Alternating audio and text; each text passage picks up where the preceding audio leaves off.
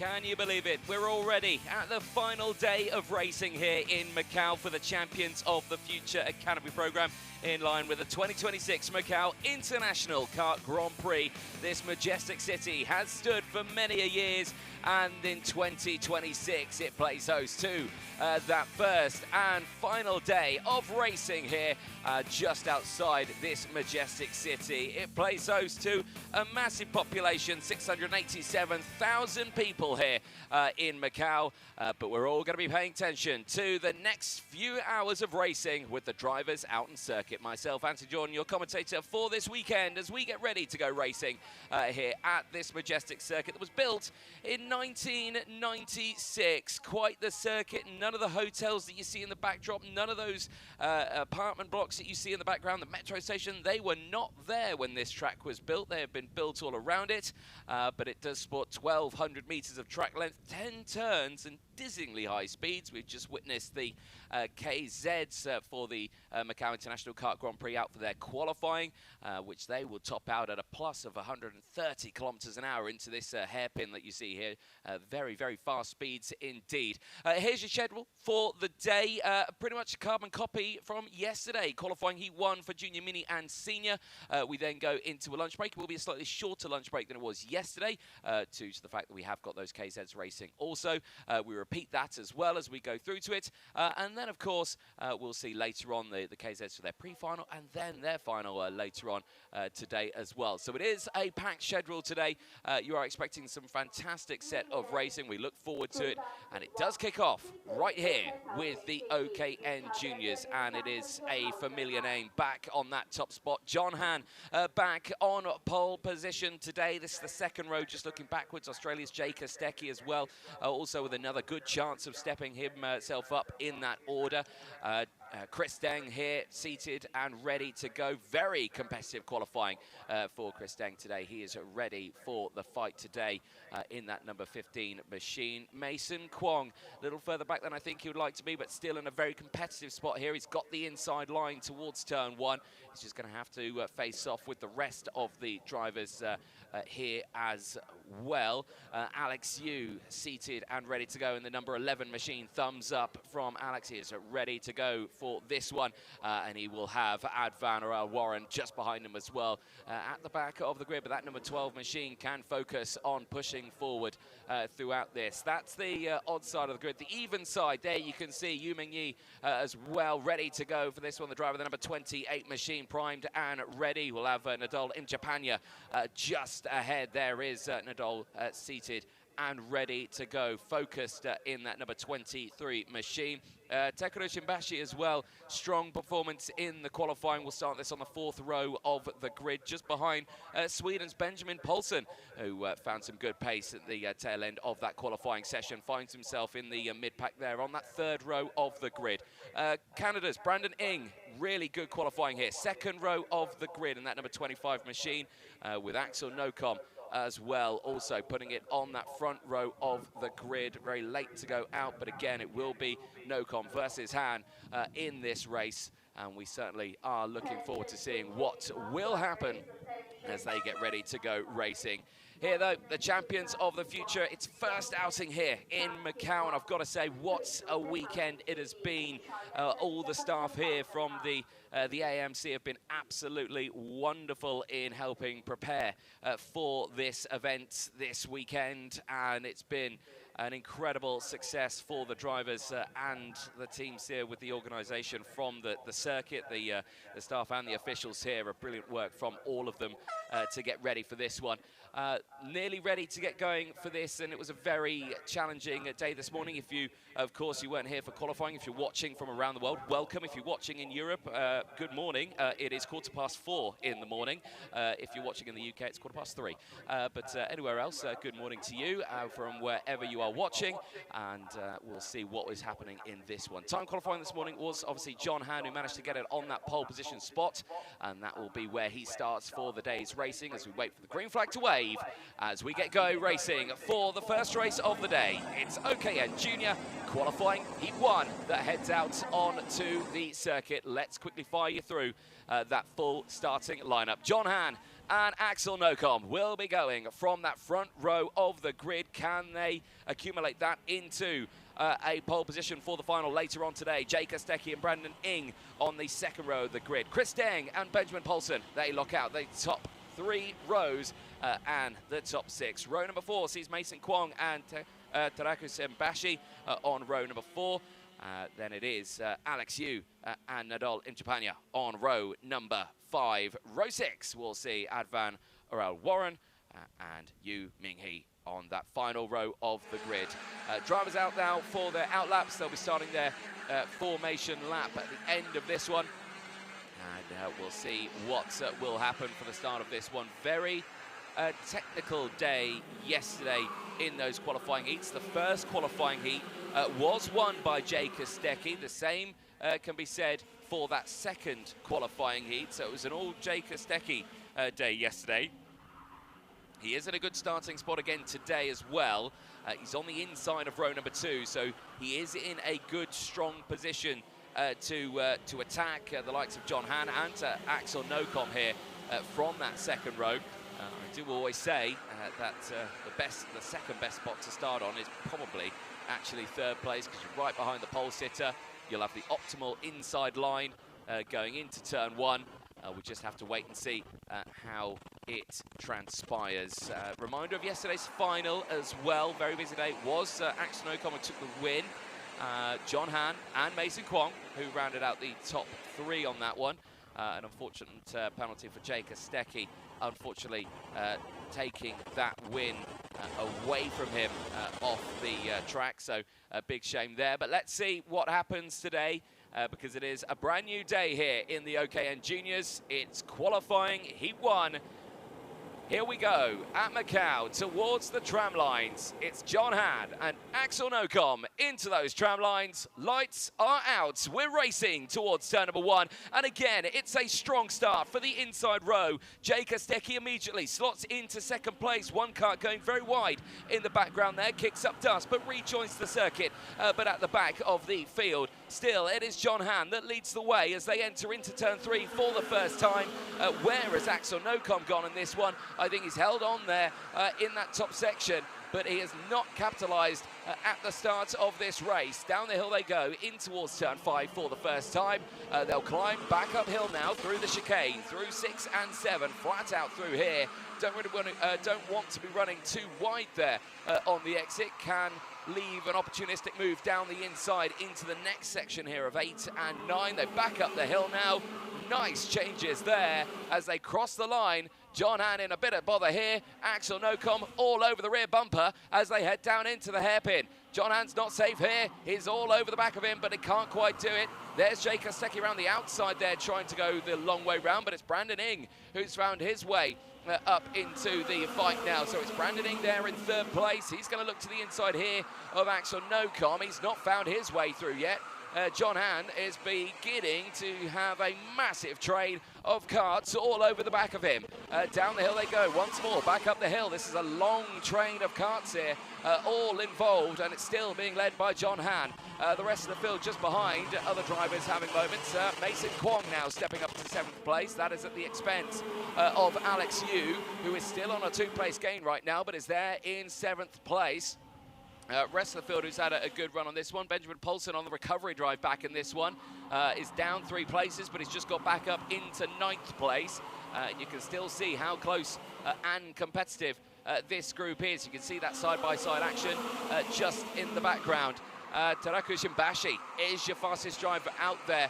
Now they are currently running in 7th place on a 1-place gain right now, but is the fastest driver out there. Looking to the inside once again is Brandon Ing. Can't quite do it as Nocom takes the lead of the race, and he steps up into P1. John Han now needs to think what he wants to do. He has seen that there is a train of karts behind him. Maybe that pace on qualifying has not transitioned into these qualifying heats because he has got that large train of karts all behind him wanting to try and get through. It is the top 6 fighting in this battle here. Incredible little fight. The second group behind is being led by Alex Yu for the moment. Nocom now with the clear air I felt was starting to break away, but John Han has kept in touch here. And as they head down in towards the likes of turns number 5, they are fighting once more. And that again, John Han trying to get that nose down the inside, just not quite close enough yet. You can see how competitive they are. That's Kostecki. Jay Kostecki down the inside of Brandon Ng. Ng doesn't lose just one though, he loses 3. Deng and Kwong both go through and they are up. So that is now Brandon Ng down to P6 now. He won't be too happy with that one, but he is still in touch with that group just behind. To the inside now, fighting going on all over the place. John Han retakes the lead of this race. So the pole sitter from qualifying back at that sharp end. That will keep everyone into play, and crucially, that is playing into Jay Kostecki's hands here. Kostecki was the double heat winner yesterday, looking to see if he can capitalise it today, and he has. He's through into second place, is the Australian, and now it's just the entrant from the Philippines of Axel Nocom that he needs to try and get past. But now Mason Kwong is back in the fight. There you can see Chris Deng in the background also has got involved. Brandon Ng is back into this fight as well, but the groups behind have also separated. Alex Yu is still fighting with Takeru Shimbashi. That's for 7th and 8th place right now. As down the inside, here comes Jay Kostecki in the lead. Nocom down 1, down 2, maybe even down 3, as John Han and Mason Kwong both try to get through, and that's round the outside for Axel Nocom, but he's not going to be able to hold on to it. He does hold on to it from Chris Deng. Deng unable to get through as Shimbashi again sets the fastest lap of the race. And look at this now for timing for John Han. We're on to lap 6 right now, and he's managed to get himself up into the race lead and is clear by a staggering 0.8 of a second as they keep scrapping in the background. Kostecki clear in second place, but Mason Kwong and Axel Nocom with Brandon Ng are fighting away. Mason Kwong now down to 5th place. Real shake-ups here in this top end of the field, but it now seems to have calmed down relatively for the front runner. John Han now checks over the shoulder, can see he's got the gap of 1 second, and can now focus that little bit. With the time that we've got remaining, I don't think there's going to be enough time for anyone to close in here. Jay Kostecki was showcasing some great pace yesterday in these sort of situations to find his way to the front of the grid. Today, it's just not happening for this moment. John Han looking very strong now at the sharp end of this field. But the rest of the field now just waiting to close in. Still, we look at those purple sectors. They are coming in. Brandon Ng looking comfortable there, still in 4th place. He seems to have found that pace and that rhythm again. And he is starting to reel in here, the 3 up ahead. But we'll have to wait and see what happens. Again, a quick check over that shoulder, just see what happens. John Han, though, taking that fastest lap away. He's looking quick at the front here, still holding a second gap to 46.467 for John Han. And an incredible start to the race for him, incredible start to the day. If he can convert that pole position into a qualifying heat win. This is where he struggled yesterday, did John Han. He still found himself on that podium in P2 in yesterday's final. And of course, the cumulative points from yesterday's final to today's final will of course find out who our overall winner from the weekend is. Final lap board is out. John Han's lead, 1.1 seconds from Jay Kostecki. Axel Nocom holding firm in 3rd place. Brandon Ng there in P4. But still unable to attack here. They had a good scrap in the first 2 laps of this race, but it seems to have simmered down now. Everyone holding firm in position. Mason Kwong still there in P5. Shimbashi holding on to P6 from Alex Yu in 7th place. But out of the final corner, for the first time this weekend, John Han will take a qualifying heat win here in Macau. It's superb for John Han. From pole to P1 in the qualifying heats ahead of Jay Kostecki and Axel Nocom. Brandon Ng will take P4 ahead of Mason Kwong. Takeru Shimbashi from Alex Yu. Chris Deng ahead of Advan Warren.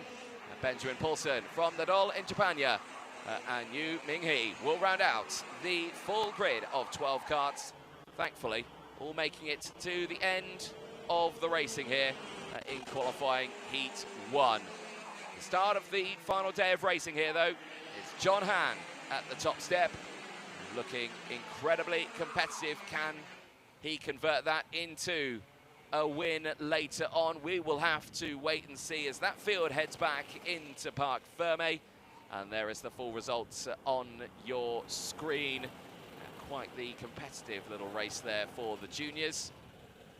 But certainly excited to see what they can do later on today. But it's going to be a bit of a wait to see them back out on track again today. The juniors for their second qualifying heat will be at around 1:30 local time here, so a little earlier than yesterday.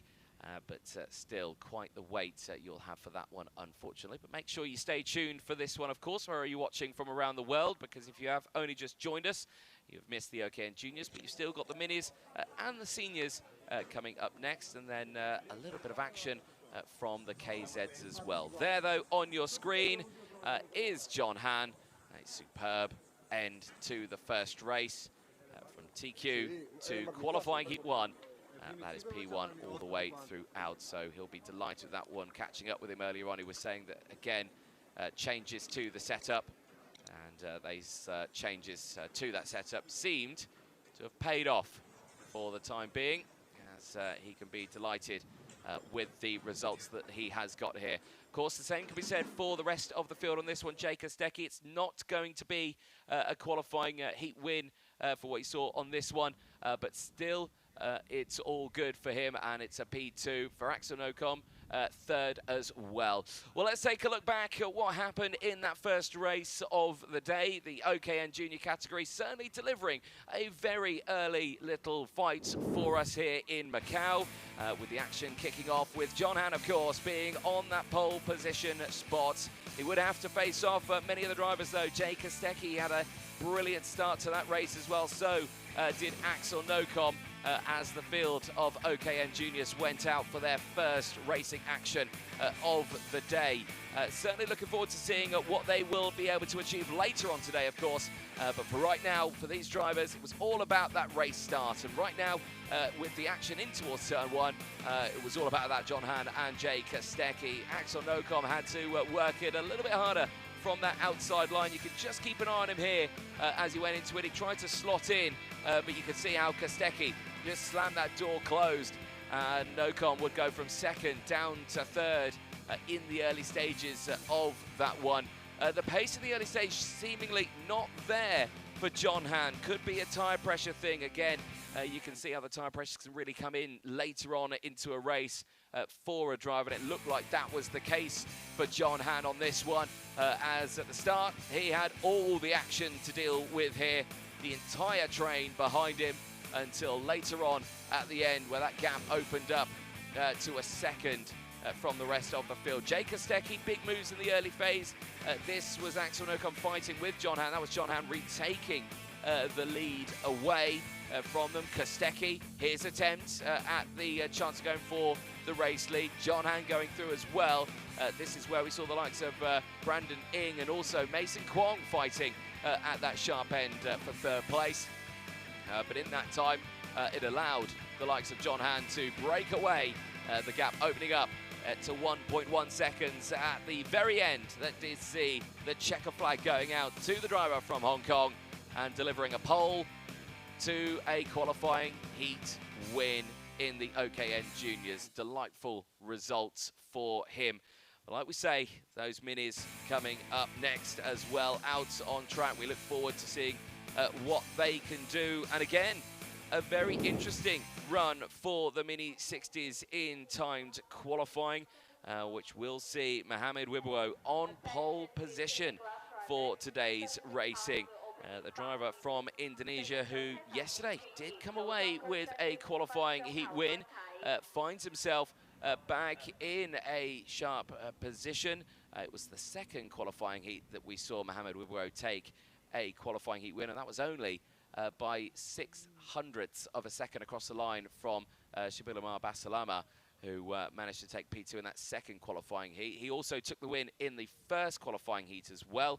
and that was by half a second, so still very competitive names for the drivers. The final yesterday, if you did miss that one, you can go back and watch that. I implore you to do that, but maybe do that after you've watched the racing today, because that was Michael Vino who took the win on that one ahead of Shabil Umar Basalama. Max Zalic did take that third place in that final, but today here in time qualifying, it is that man there, Mohamed Wibwo, taking that pole position spot. Rana Young as well, this was a really good qualifying for the young Australian. Can see what he can do from the inside of row number 2. Fifth place here, Michael Vino, yesterday's final winner, looking to see if he can push that name to that sharp end as well. So Akash Imbashi there, seated, ready to go, smiles and waves to the camera, ready for today's racing. Good to see. Edward Noon as well there from Australia, also looking forward to today, I am sure. Tough qualifying, but starting this one still in the inside row from the 5th row of the grid. Albert Poulsen from Denmark, suited and booted, ready for the fight on this one, representing Denmark, but primed and ready. Jiang Ziyu as well of China in that 4-1-0, as well as Zhao Ziyuan as well at the back of the grid in the 4-1-1 machine, also representing China here. These drivers coming from far and wide here, from some drivers from India, Singapore, the Philippines, from the Netherlands as well, and like you say, Australia and Japan and Denmark, of course, so many different nationalities being represented here for this one. One of them from the Philippines, Asha Leiko as well, here on the 416 machine. Very much looking forward to see what happens in this one. Last words of encouragement there as they go out onto the track. Starting just ahead from Singapore, Aaron Akil, visor down, focused and ready for today's work.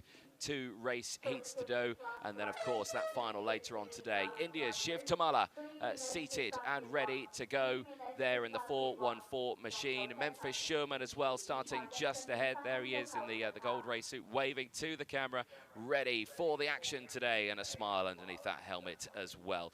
Hong Kong's Max Schilling as well, he's ready to go there. That car primed and ready in that 405 machine. Brand new tyres, of course, from time qualifying, slightly used now, of course, after that TQ session. Yesterday on the podium, this man here, Shabil Umar Basalama, pole yesterday in qualifying. Also looking forward to seeing what he can do. And of course, also on that podium, Max Zalic as well, this time on the front row of the grid for the qualifying heats today. Suit just going on as they get ready for this race. This race due to start 11:35 local time, which is in a couple of minutes time here, which gives us a bit more time to talk about the full results of what happened yesterday in that final. Some drivers having a bit of drama. One of those was Aaron Akil. An unfortunate technical moment saw him unfortunately not take part in that final yesterday. Hopefully that is all squared away, and looking forward to seeing what he can do in here. Mohamed Wibwo just off that podium yesterday. It was a P5 for him in that final race. Can he convert the pole position, though, today into a P1 at the end of that final? That was certainly his thought process into today's racing. We can see there those LeConte tyres are pretty much as fresh as they can be. They've only done time qualifying. They've still got the 2 heats, and of course that final to go as well.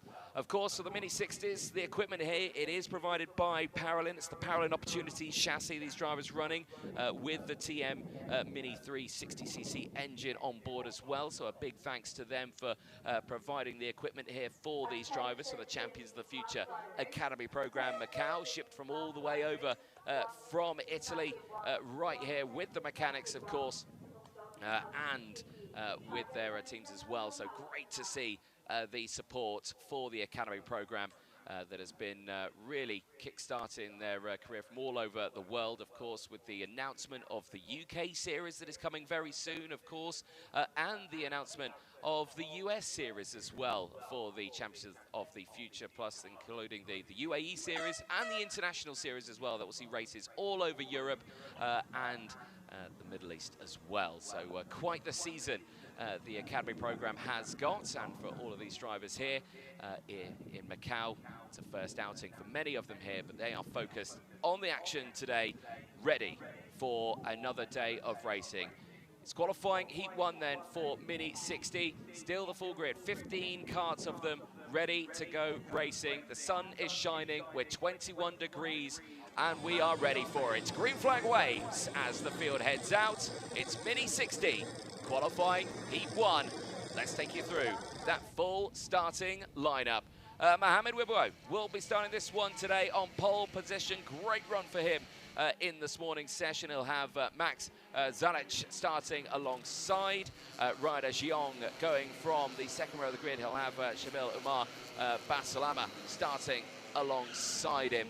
Michael Vino and Maximilian Schilling start from row number 3. They will see Sayaka Shimbashi and Memphis Sherman on row number 4. Edward Noon and Shiv Tamala go from row number 5 with Albert Coulson and Aaron Akil on row number 6. Jiang Jizu and Asher Leko go from row number 7 with Zhao Ziyuan on the final spot of the grid in P15. Looking forward to seeing what happens here for the Minis. They are certainly the youngest drivers here. This track here in Macau provides some very quick racing for them. And speaking to a lot of the drivers and, of course, accompanying parents, mechanics with them, they were saying it's the fastest their drivers have ever gone on this circuit. It's very fast indeed. It's the average speed that's also fast. There are braking zones here on the circuit, but they're not too intense for the Minis. And with the circuit being around 10 meters wide everywhere, means they can carry an awful lot of amount of speed around this circuit. So very demanding on the driver, very taxing on the ribs. The one thing that we can take away is that they are loving it. Every time I chat to one of these Mini drivers after a session, always a smile on their face, happy with the results that they have seen and happy with the circuit. You can see there the backdrop, beautiful backdrop here with the skyline, the blue sky and the sun shining down on us here. Field slowed down now as they head into the final corner. Mini 60 qualifying Heat 1, moments away as they enter into the tram lines. It's Zalec versus Wibwo, lights are out, and we are racing towards turn 1. Mohamed Wibwo holds on to the lead of this one, but again, watch the field in the background. 3 wide, 1 cut loose in the background, nearly going for a full rotation, but still all in order for the rest of the field. They head through the first hairpin unscathed, down in towards turn number 3, breakaway for the top 3 here, but it is still Wibbo leads the way as they exit out of turn number 4 and down the hill. You can see again 3 wide for the top 3. They disappear down the hill, they reappear as they head uphill into the chicane for the first time. Still a long train of drivers, everyone going for a lunge there. Is that Sayaka Shimbashi going for an early lunge there in the background? I think it is. Good start for the field. It's like everyone's going to make it out of the first lap, with still Wibbo leading the way across the line. Ryder Jiang holds on to second place in this one. Michael Vino steps up to third right now. Max Schilling there in P4 from Max Zalec. That outside line not working out for him on this one, and this is where he had the troubles yesterday, just with that outside line. Incredibly difficult for any driver with the inside line going through. Edward Noon early overtakes as well. He's up 2 places now. He's just got into 7th place at the expense of Shabil Umar Basalama, who is down into 8th place now. He was on the podium yesterday. Unfortunately not finding it here as Ryder Jiang all over the rear bumper here of Mohamed Wibbo as they make their way through the lowest part of the circuit here. They climb up the hill. Quite the elevation change here at the Macau circuit. But still, no changes for those top 2. We did see this in the final yesterday. Drivers working with each other. Now, Michael Vino is there. He's not directly in the tow. He's not directly in the slipstream. However, I think he is still in an okay spot there, and that's a good example of it. Fastest lap of the race for Michael Vino. He is keeping in touch with these 2 up ahead. Any overtake that Vino sees from these drivers will be right on the scene. In fact, he's already there. Zalec back into 4th place now. He's recovered back into this one. Calmed himself away. Now he's got Max Schilling for company in that one. They are also, in turn, closing in on this fight. As you're starting to see a group of 5 starting to form here. Ending now lap number 3, on to lap 4 of 7 here. Not long races for the Minis in this morning phase. Their final a lot longer. 13 lap final for them. That certainly is a challenge. As they head down that back straight once more, slipstream kicking in. And now you can see the group behind have also caught the slipstream now. As Max Zaric takes the fastest lap of the race. Has closed in, it's a 51.806. Group of 5 now, Max Schilling needs to be careful here. Doesn't want to fall too far back off this 4-kart row, and that's going to help him out. So Zanic down the inside, gets through past Michael Vino, sends him backwards. Good early attack there for Max Zanic, and this is what we were seeing yesterday. He was able to push his way right up to the sharp end. He has got a bit of a gap to try and close now. It's opened up to 0.4 of a second, but he has shown some great pace earlier on. And showcasing it again now, much more comfortable under braking there through the hairpin at turn 2. Looks to be for Zanic, and he's closed right in once more on this fight. And he's not going to waste any time with this one. He's going to immediately attack Ryder Xiong there, down in towards turn number 5. Steps it through. Xiong down to 3rd place now as they try to push their way forward. This is releasing Wibowo for the time being, but you do not want to be on your own in a Mini 60 race. That's the best thing I can tell you right now, because you will fall back into the field. Other drivers still fighting away. Siaka Shimbasi is holding on to the lead of that second group just behind as the fighting goes on. As Zanic now goes for the lead through turn number 1. Wibowo down to 2nd place. Door left open, and through to the inside there is Max Schilling on Michael Vino. So Max Schilling now up into 4th place, capitalising on the fighting that was going on ahead, but has opened up a bit of a gap between himself and that trio up ahead.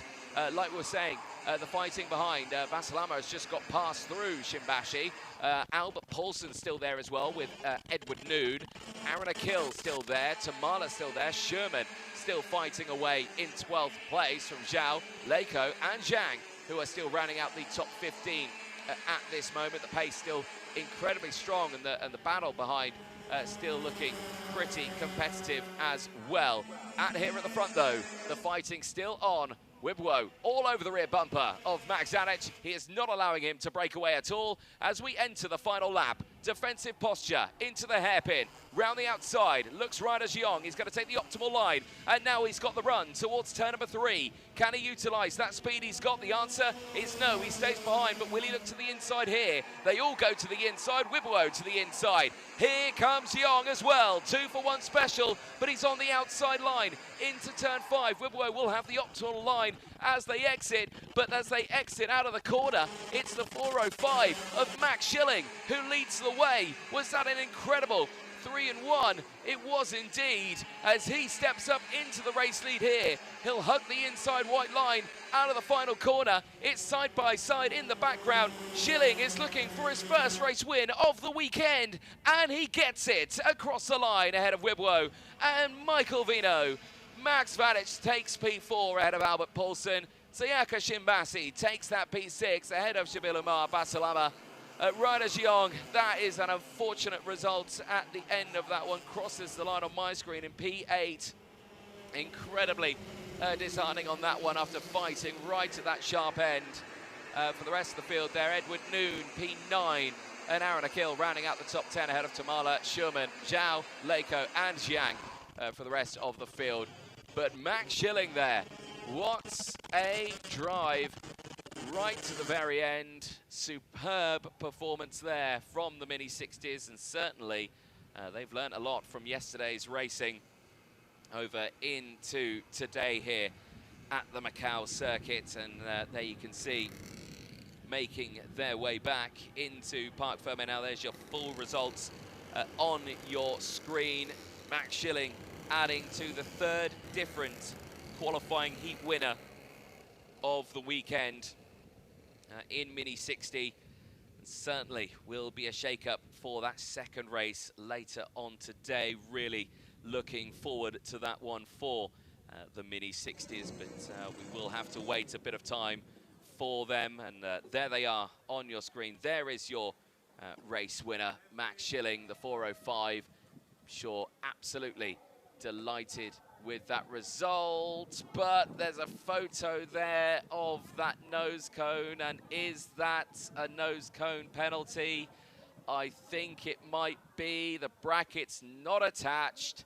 That's an in-race 5-second time penalty then for Max Schilling. Disaster for the young man from Hong Kong. The 4:05 wins on track, but will not win on paper. That is a disaster. So I didn't see if Mohamed Wibwo had one. So at the moment, the results very provisional then at the end of that Mini 60 qualifying heat, but very disaster. Great drive from him, though. You can't take it away from Max Schilling, unfortunately. That nose cone not attached, and he will step away from that race. Well, let's take a look at the highlights from that one, because quite the exciting little race. Because, well, you can see there that Max is talking about that nose cone now. But let's have a look at these highlights then, because, well, Max Schilling got to the front of that one with 5 places gained. How did he do it, though? Because that was the biggest question. That 7 laps was quite the drive as he pleads his case with that nose cone. Unfortunately, it's uncontestable. Smiles and waves for everyone at the start of this race, as everyone was happy to get going. That was Siaka Simbashi primed and ready for this one. The rest of the field also, despite the troubles in qualifying, smiles all around as they got ready to go racing for the first qualifying heat of the day. The start of it, very, very dramatic indeed, of course.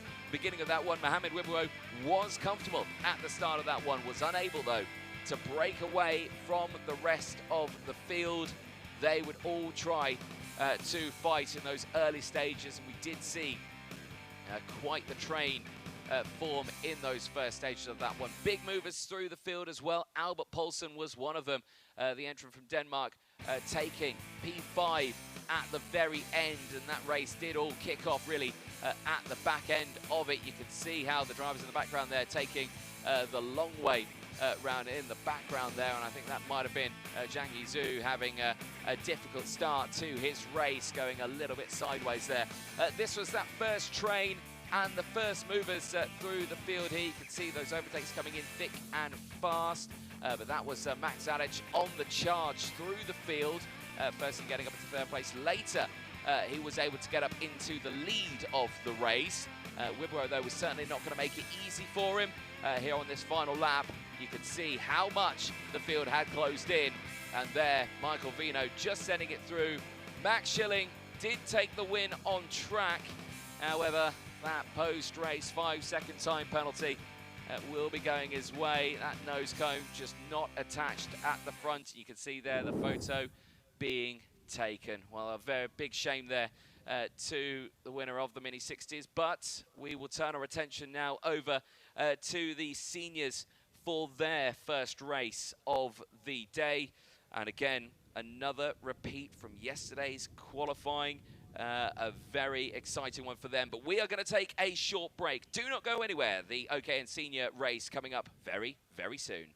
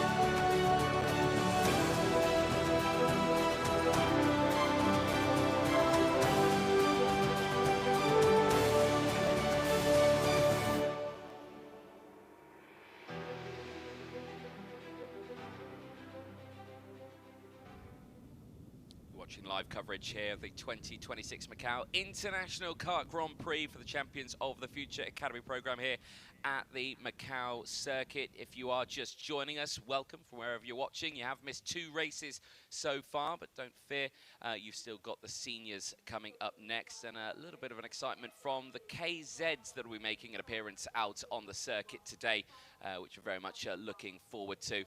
Seniors, though, very exciting and busy day yesterday from time qualifying, which saw Shun Sakaguchi yesterday take the pole position. It was a repeat today, managing to get it on pole position. The final, though, very different story. Marcus Shilkunas taking the win, ahead of sister Vanessa Shilkaneta. Shun Sakaguchi managing to come away with a podium yesterday in that first final, looking to see if he can better that performance today. Qualifying Heat 1 yesterday, again, was a very interesting story. We saw a very competitive race all the way throughout. Did see Marcus Shilkunas take the win from Sakaguchi. Shilkaneta taking 3rd in that one. Jamie Ambrose overall taking P4 ahead of Sarah Kojima. Sarmiento from Inomi. Then it was Zhang Jiyu as well, and Warapong Invichan, who rounded out the top 9. The top 10 rounded out by Enrique Borges, who did take a P10 finish in that first qualifying heat, and looking forward to seeing what he can do in this one. Today's qualifying results, though, incredible speed that we saw from some drivers in this one. Shun Sakaguchi, as we mentioned, did find himself back on that pole position spot, joined by yesterday's final winner, Marcus Shilkunas, who will be starting on that front row of the grid.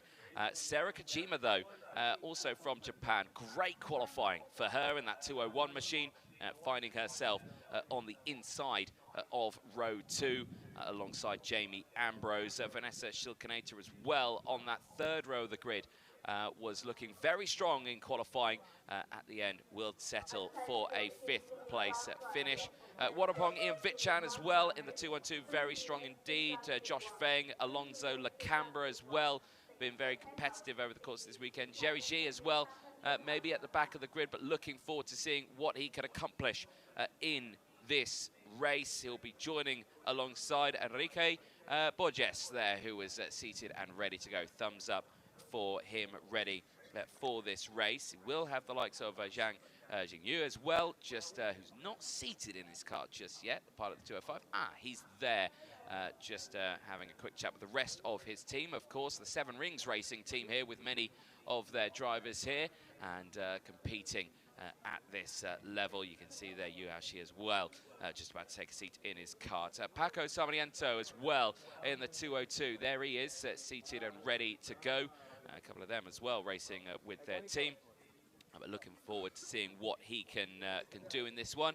The 211 machine as well of Me. He's getting ready to take a seat as well. His mechanic just not to be seen, but again, strong qualifying here today for the driver from China. He'll be starting, like we say, just behind the driver from Great Britain, Jamie Ambrose, who has also taken his part in the racing here today. It was a tough day for Jamie yesterday, but like we say, today, brand new day for him, and let's see what he can do. We're starting right behind Marcus Shilkunas as he gets ready for this fight. Certainly going to be a challenge for them, and as mentioned, this race due to start around 11:55, which is just in about a minute's time, and everyone will be getting ready for this one. Last few words of encouragement to the entirety of the field. There is Shun Sakaguchi back on pole position after a great qualifying yesterday, and bringing that over into today as well.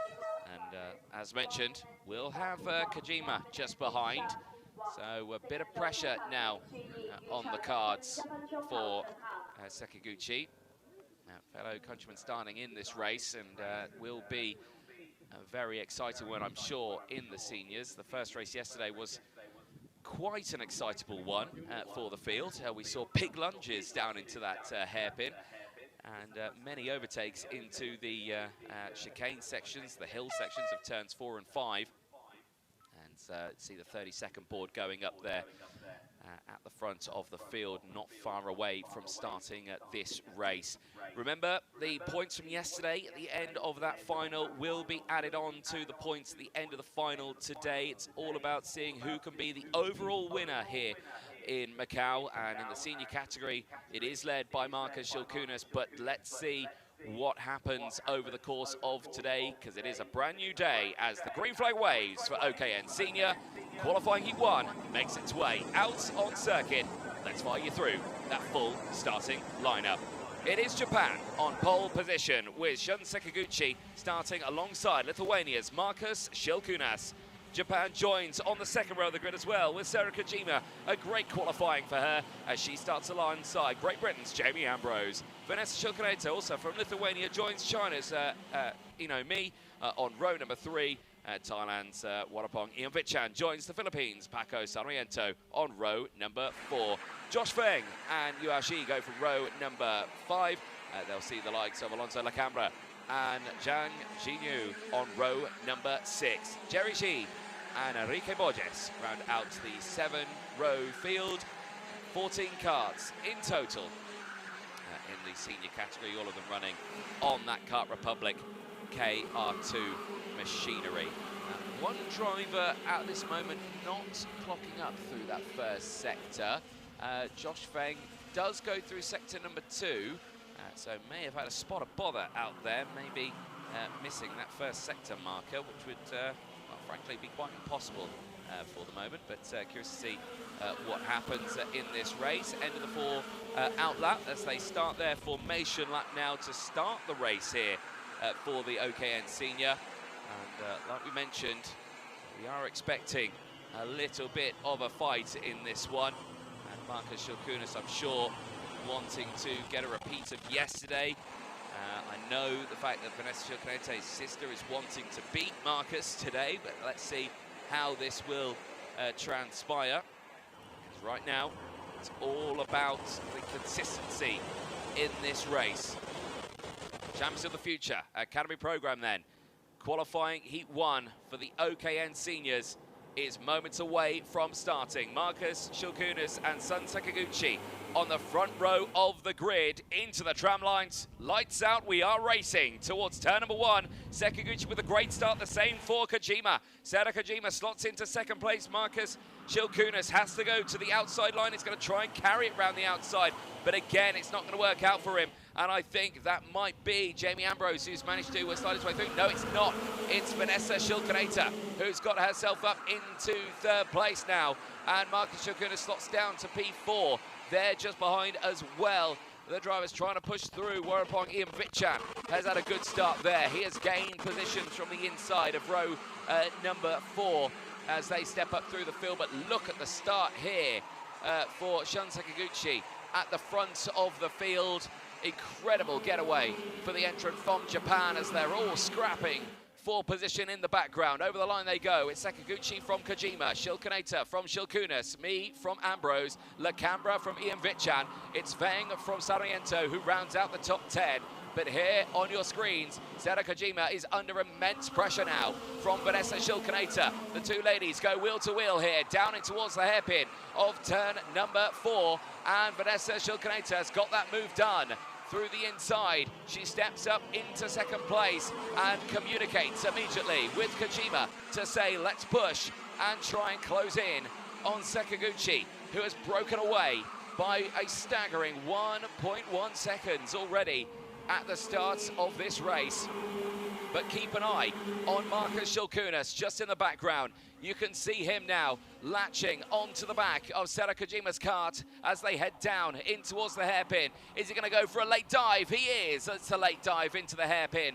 And it's a clean move to the inside into 3rd place. Sarah Kojima has to settle for P4 now as they head once more into the 2nd sector.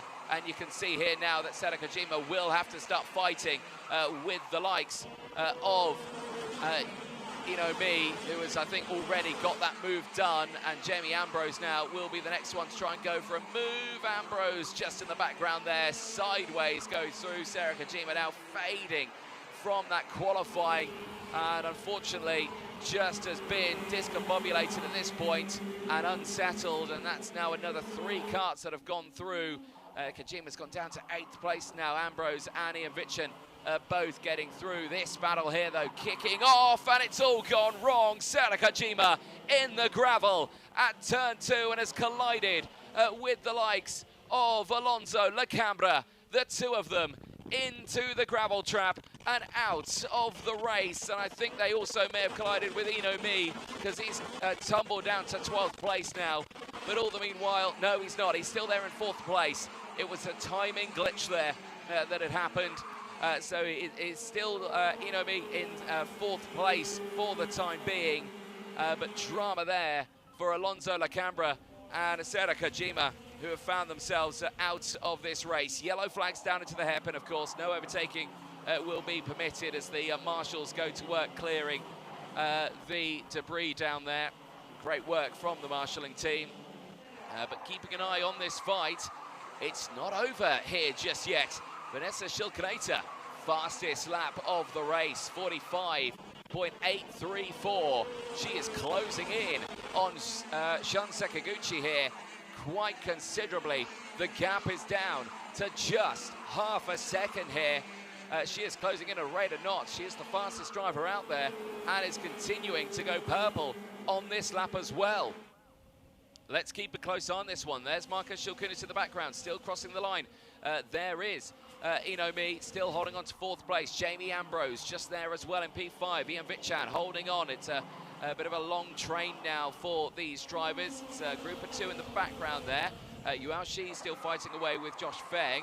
Paco Sarmiento still involved in that fight as well. Jerry Shi and Enrique Borges still in this race as well. They managed to avoid that collision at the hairpin at turn 2. So great to see. Eyes on the front 2 though. Look at this. Sakaguchi under pressure now from Vanessa Shilkinator, but has pulled the pin again and has improved the time. And Sakaguchi, I think, has been told that the gap is closing and needs to push, and he opens it back up to 0.4 of a second. Well, pushing hard in the background there was Marcus Shilkunis. I think he pushed a bit too hard there. He set the fastest lap of the race on that last lap, but he runs wide out of the hairpin and pushes his way through. And is this the replay of what happened there? So if you can see, yeah, it's Sera Kojima to the inside. Oh, just outbrakes herself, clips the front wheel of Alonso Lacambra there. And the 2 go off the circuit. You can see the frustration there on Sera Kojima. I think she pushed hard there to try and gain back any places. And I think just clipped that front wheel of Lacambra, which unfortunately put them both out of the race. This, though, starting to close back in again. We're on lap 8 of 12. Still ample time here for anything to happen between these 2. Sakaguchi's been looking strong over the course of this morning. Great running qualifying, but it's just slowly been reeled in here by Vanessa Shilkinator. And she did say one thing to me at the start of this weekend, the one thing she wanted to achieve, and that is to beat her brother in karting before he goes on to race in Formula Racing later on this year. And right now, well, she's doing that, but I think she meant in the final. But for the time being, we can count this one as a stepping stone for her. Sakaguchi, though, very, very competitive still, though, at the front of this field. The gap holding 0.4 of a second. You can see how much they're pushing, the tyres squealing as they push these LeConte tyres to the very edge of adhesion, but still in control at the front of this field. Another purple sector number 1 there for Shilkinator. She is trying her hardest to get involved here, but she doesn't want to push those tyres too hard. Remember, these tyres can get in an excess of 110 degrees Fahrenheit as they go through, or 110 degrees Celsius, I think it is actually. Very hot temperatures indeed. These tyres can reach around some of the fastest corners here. A corner like here, turn number 3, they punch it through the outside temperature, really forcing the tyre The air temperature, of course, as well, being involved in that one. Only 22 degrees, hottest conditions we've seen. We've seen these tyres racing in conditions such as mid-40 degrees Celsius, so they can withstand quite the force. Still, the groups in the background trying their best to close in. Me fighting with Jamie Ambrose still for 4th and 5th place. It's been a bit of a drama out there with one of the carts. I can see a lot of arrows going backwards on this one, but I think that may just be a moment out there. So Ian Vichan still battling away with Sarmiento. Yuan Shi fighting with Josh Feng as well. Same with Zheng Yu and Jerry Ji, they're fighting. Enrique Borges still holding on to 12th place for the time being. Marcus Shilkunis now the fastest driver, sitting there in 3rd place. Again, trying to close in. The smallest the gap has been at the front here. Vanessa Shilkunator is digging deep here to try and close this gap on Shun Sakaguchi, who has done a brilliant job at the front of this field. Final lap board is out. Surely, will there be an attack on this lap? They're not close enough just yet, but still, they push to try and close in to Sakaguchi at the front of this field. The gap is 0.2 of a second. Shilkunas sets the fastest lap of the race. Is the pressure getting to Sakaguchi, or will he take this to the very end of the lap? It's only the first qualifying heat of the day, but can he convert a pole position into a qualifying heat win today? It looks so as they exit out of the final corner. Shun Sakaguchi makes it to the line. Qualifying heat winner in Q1 for Sunday's racing, ahead of Vanessa Shilkunator and Marcus Shilkunis. Ambrose and me cross the line. Me there taking 5th place. Ian Vichan takes 6th from Sarmiento. It's Yuan Shi finishing in P8 ahead of Josh Feng. Zhang Jingyu as well takes P10 ahead of Jerry Shi. And Enrique Borges takes P12. Superb drive to the end. The unfortunate retirements there, unfortunately, for Alonso Lacambra and Sera Kojima, who unfortunately both retiring from their first race of the day. But still a very strong performance for them indeed. There is your full results on your screen, and a strong performance at the front of the field as well. Shun Sakaguchi coming away with a qualifying heat win on Sunday. Great job. It was a tough day yesterday. Took that 2nd in qualifying heat 2. Took the win in qualifying heat 2 yesterday, and has converted it to a qualifying heat 1 win today as well. They are back to the weighbridge, making sure they're all good, but it's a calm and controlled race for the driver from Japan. I'm sure he will be happy with that one. Great result for Vanessa Shilkunator there. That's a 3-place gain. Tough qualifying to start the race in P5, able to convert that into a 2nd place. I'm sure she will be delighted with that result. Same for Marcus, the brother, also happy with that one to finish in a P3. But there, Shun Sakaguchi, pole position to a qualifying heat win, but as he mentioned, that is the start of the day alone. We have to wait and see what happens in that final later on today, but certainly a strong start to the day. Let's have a look at some of the highlights from that race, and there you can see Vanessa Shilkunator saying hello and good luck to all the drivers in this one. Great sportsmanship here in the Academy Program, which is what we like to see. But as she got herself ready to go racing, little did she know she was going to be gaining 3 places to finish in that 2nd place. Enrique Borges as well, good performance there, 2 places gained, and managed to avoid that moment there at the hairpin between Alonso Lacambra and Sera Kojima. Tough race there for Kojima, really strong qualifying for the young lady from Japan. Unfortunately, didn't go her way in that race. The rest of the field, though, still a strong performance from them. Jamie Ambrose, good positioning there. Didn't gain or lose any places, but held on to a a strong P4. This was the start, and a good getaway for Sakaguchi and Kajima. You can see how they were able to hold on to P1 and 2. Marcus Shilkunis tried again to go that long way round the outside.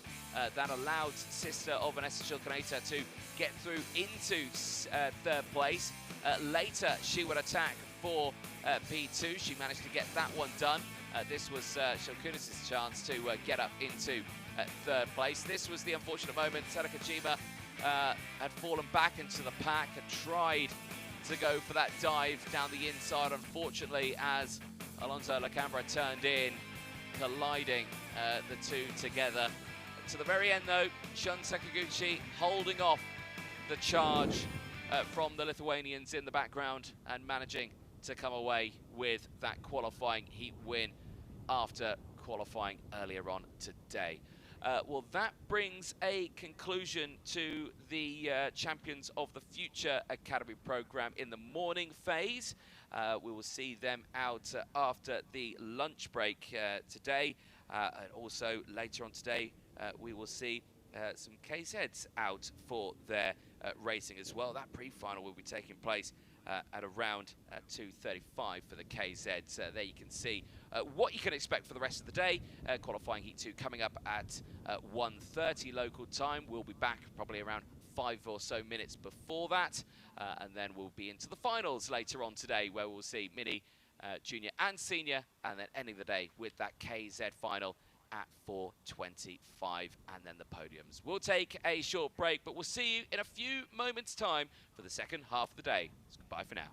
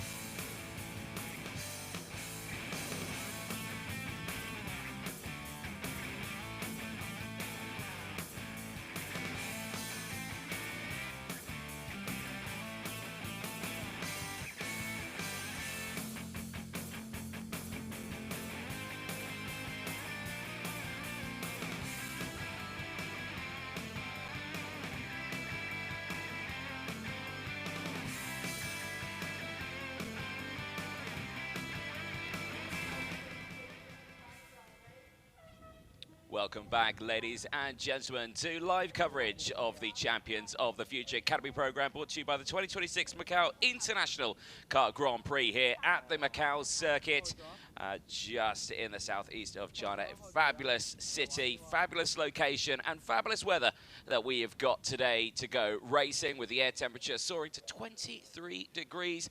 But the drivers don't need to worry about that one, because they are focusing on their next race, and it is the Okean Junior that'll be heading out for the second race of the day for this class, and a very exciting first race we saw earlier on, which saw John Han take the win after a very deserving and quite busy opening part of that race, which saw at least 6 karts all fighting for that top spot, but he was able to take that spot away right at that very end. Jay Kostecki taking that second place spot, and then moving on to Axel Nocom, to Brandon Ng and Mason Kwong, who did take that top 5, who also gained 2 places in that race there. Again, smiles all around. You can't take a smile off that young man's face as he gets into this race. Certainly looking forward to seeing what he can do with all the field primed and ready to go in this one. The juniors, of course, very busy race early on.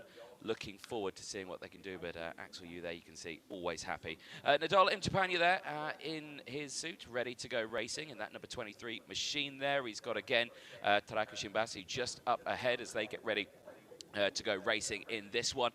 All drivers primed and ready after a very busy race earlier on, which did see all 12 finish that race, which is good to see. But like we say, was quite a busy one, and no reports of any penalties coming out of that one, which is also a very nice thing to see. Just going past your screen there, Benjamin Paulson in the number 14 machine. He is ready to go there as well. Brandon Ng on the outside of row number 2. And again, we'll have some work to do from there. Axel Nocom on your screen had to settle for a 3rd place earlier on at the outside of row number 2, but was in a prime spot yesterday. But the eyes will be focusing on John Han here.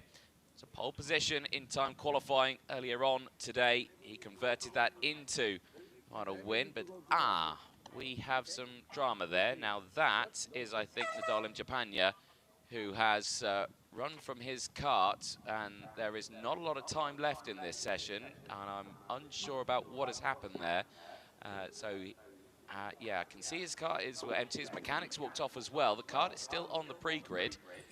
Driver no longer with it, and trying to figure out what has happened there, because the 30-second board went out. The only thing we're waiting for now is the green flag, which we are going to get. So that is going to be Nadal Imchapanya unable to start this race for the time being. We have to wait and see what happens there. Okean Junior qualifying heat 2 is now underway. The field make their way out onto the track. Let's quickly fire you through that full starting lineup. John Ham and Axel Nocom go from row number 1. They will have Jay Kostecki and Brandon Ng on row number 2. Chris Deng and Benjamin Paulson go from row 3. They will have Mason Kwong and Tarako Shimbashi. Alex Yu will be, at this moment, alone on row number 5. Nadal Imchapanya's machine still stationary on the pre-grid.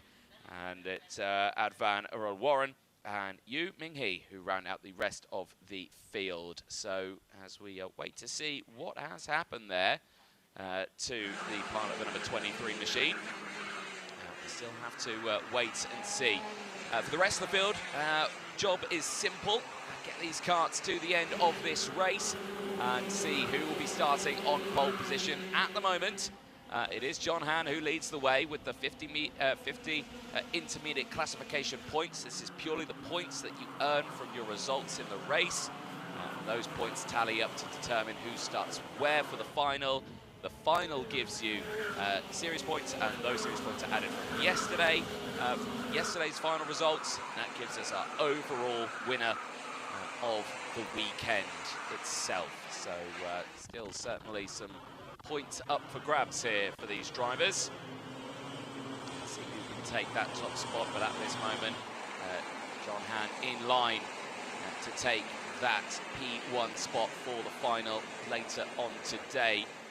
We shouldn't have any more gaps in the schedule today, you'll be happy to know. So if you're watching from around the world as Europe begins to wake up now, it's 6:30 in the morning. out in Europe, if you're in Spain, France, Germany, Italy, anything like that. Good morning to you. Welcome to the racing here in Macau. Here we go then. OKN Junior into the tram lines. Lights are out. We are racing towards turn one. Nice start for the Rose at the front. It's a sweeping start for John Han, who holds on to it. Axel Nocom does slot into second place. I can see there Jake Ostecki in third. It's a relatively decent start. Thankfully, I can see that Nadal Njapanya has managed to get started in this race. He did have to start from the pit lane. But luckily, he's not lost out on too much there and he's already gained one spot and into 11th place in the background. The rest of the field, though, exits out of turn number 5, up the hill through 6 and 7 and into sector number 3 to complete their first full lap of the circuit. 9 laps these races before they go into a much longer final later on of 15 laps. Out of the final corner, still John Han, who leads the way for Hong Kong. Followed by Axel Nocom. Jake Ostecki third from Brandon Ing. Mason Kwong holding to P5. He's had a 2-place gain. So has Alex Yu gained 3 places. One of the biggest movers in this race alongside Advan Orowaran, who is pushing through nicely. Here though, as they head down in towards turn number 4 once more. It's again another similar story to what we saw in the first race. A breakaway, but not of just one, of 3. Han, Nocom and Kostecki all trying to push away. Again, they will have pushed those tyres pretty hard in that first session. They do only have the one set that they use per day here, so the tyres that they used yesterday, they are gone. This is a brand new set from this morning's qualifying. So this has already done that qualifying session, plus the first of those qualifying heats. Heavy on the brakes there, down into turn 2. And you can just see how close they are getting to each other. Very pinpoint precision here from the juniors. Jake Ostecki, though, on that final last lap with the fastest lap of the race. Little mistake there, but is he going to look for the move down the inside? I think he was, and he has done it. Jake Ostecki up into second place and gets that move done nicely. Now, it looked to me like he had made a mistake out of turn 4 there. He ran wide, but it was just lining up the inside move there. But Nocom will have to go back to the drawing board here. John Han already has opened up a lead of 0.6 of a second after that overtake. Now, can Kostecki close in that gap? You would like to think yes. Brandon Ing is now starting to close in on this top 3 as well, so we'll keep a close eye on that one. You can see Mason Kwong just behind, and I've got to say, for John Han, what timing that is to set a fastest lap of the race. As soon as Kostecki made that move, absolutely pushed it in those final sectors, managed to break away. Benjamin Paulson looking pretty quick right now. He's not at the best start. He's down 2 places. He just got up into 7th again. Purple in sector number 1. The pace is there for the young Swede. See him continue to push through a little further at the back of this field here. Nocom again, trying to take that wider entry line there in towards turn 1, sweep through the corner, try and close in. It's working to stick with Kostecki, but at this moment, John Han seemingly in control of this one. See there with the fastest lap of the race for Axel Nocom, so again the pace is there. Again, Brandon Ing also starting to reel this lot in. Further behind, all drivers still in this race, which is good to see. Nadal Njapanya has managed to get back up into original starting spot. Still unclear about what actually transpired there on the pre-grid. We'll have to work that one out a little bit later on today. But still, good to see that he's managed to get back out on that circuit there and stayed focused in this one. And so we've got everyone in this race now as well. And good to see the sporting names out there. Still, the rest of the field now pushing hard. John Han again, fastest lap of the race. 46.337. Gap's about 0.6 of a second now. Is holding, it's not opening anymore. Eyes really focused on these second and third place battle here between Kostecki and Nocom. Nocom not seemingly going for the move here, and I think that's a smart choice at this point of the race. A little wobbly out of the corner there for Nocom as they climb up the hill. lost a bit of time as they went over the start-finish line, but he keeps himself focused. Brandon Ing in the background as well. Just hanging on here to pick up any pieces that may come his way. Action in the background there as Mason Kwong now under pressure from Takeru Shimbashi, who is fighting away. Good to see the fight for 5th place is on. Fight for 11th is also on as well. He fighting away. And fighting away with Alex Yu in this one. Unfortunately, Alex Yu has not had the race he would have wanted in this one. They are continuing to fight away for 11th and 12th place. They're having a good little scrap in the back of this field, just behind Nadal in Japan. Still, Chris Deng holding on to 9th place. Also a very tough start to him. Still here at the front. Nocom falling off the back now of Kostecki. This could be giving Kostecki the breathing space he needs now. Fastest lap of the race for the young Australian. And the gap has come down now to 0.4 of a second. Could he be the one to bring the fight to John Han as they push through? There is the 5th place battle just behind Mason Kwong and Takeru Shimbashi. They continue to fight their way through. Front fight here, still raging on as they exit out. There is that 5th place battle. Beautiful stuff here as they go over the line. Final lap board is out. This is your top 2. Gaps opened up again though. John Han responding there with a fastest lap of the race, 46.241.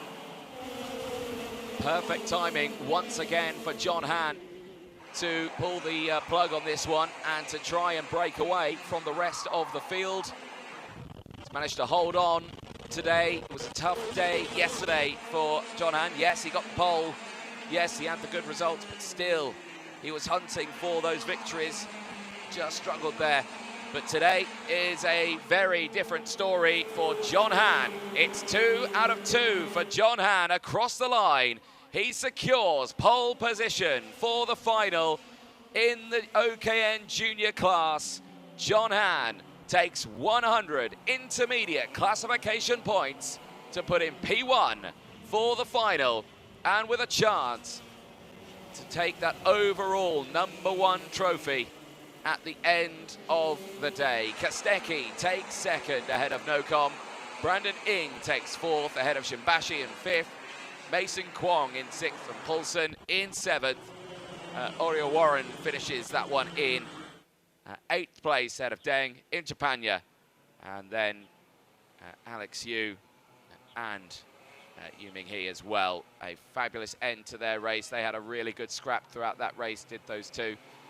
So fun race for all drivers there as they make their way back to Parc Ferme. There's a look at your full classification at the end of that one. Provisional, of course. But still, a calm and collective race there for the juniors. We look forward to seeing what their final can bring later on today. Well, that brings a conclusion to their qualifying heats until that final. Make sure you stay tuned for that one. That'll be heading out on track at 3 o'clock local time for the juniors. There, though, on your screen, John Han just comes onto the weighbridge, checks it all over. All good for John Han, and he can be happy with that result. That is 2 wins out of 2. Cool, calm, and collected. Happy with that one, I am sure. Rest of the field there as well. Jake Kostecki, good points there. He'll secure a front row start for that final later on. Nocom 3rd will be now starting. Yes, okay, maybe 1 position down from where he was originally starting. But now, crucially, he has the inside line in towards turn 1. Of course, everything I say here is provisional, pending anything. Brandon Ing as well, looking at a 4th place start. Mason Kwong. Here's the highlights from that race. Really good one, actually, for John Han. No dramas for him over the course of this one. That is 2 out of 2 now for him.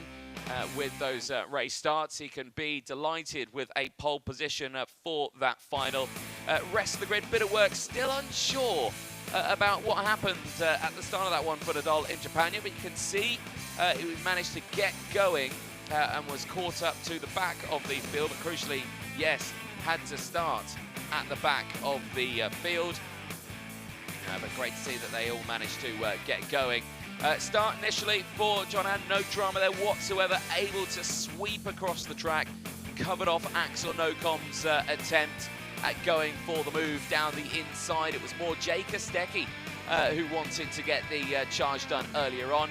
He was looking at those moves thick and fast, later getting up into second place. Thought he was going to close in for a potential race lead, but John Hahn did everything he needed to do to take that victory on circuit and to claim the 100 points that would put him on pole position for the final later on today. Looking forward to seeing how that one will transpire. Make sure you stay tuned for it. As mentioned, that will be coming up at 3 o'clock local time today.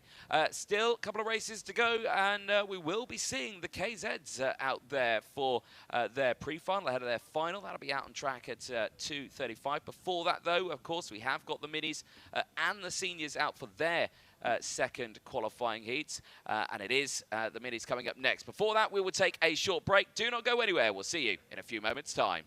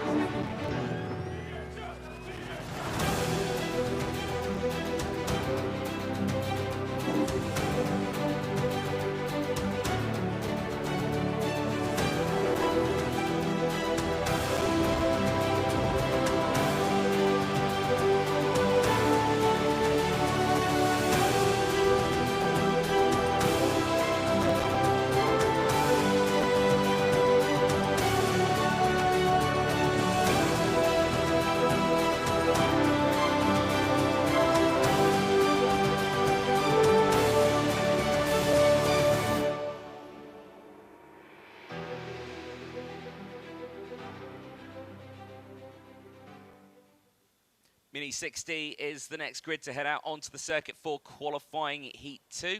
And that should be in around 5.5 minutes time for that race, which gives us plenty of time to go over what had happened earlier on in the classes. And again, we spoke about, of course, non-qualifying practice. Really good, strong start for the driver from Thailand, Max Alic, who took that P1 spot in the non-qualifying practice. Time qualifying, very different story. Mohamed Wibowo would have taken that pole position start, which he will have again for this next race, and continued that trend into qualifying Heat 1 as well. Mohamed Wibowo taking the P1 only by 1/10 of a second, though. Michael Vino had a great race in that one, 3 places gained, but he wasn't the biggest mover. That went to Denmark's Albert Poulsen. Great race for Albert Poulsen, 7 places gained, just put him inside the top 5.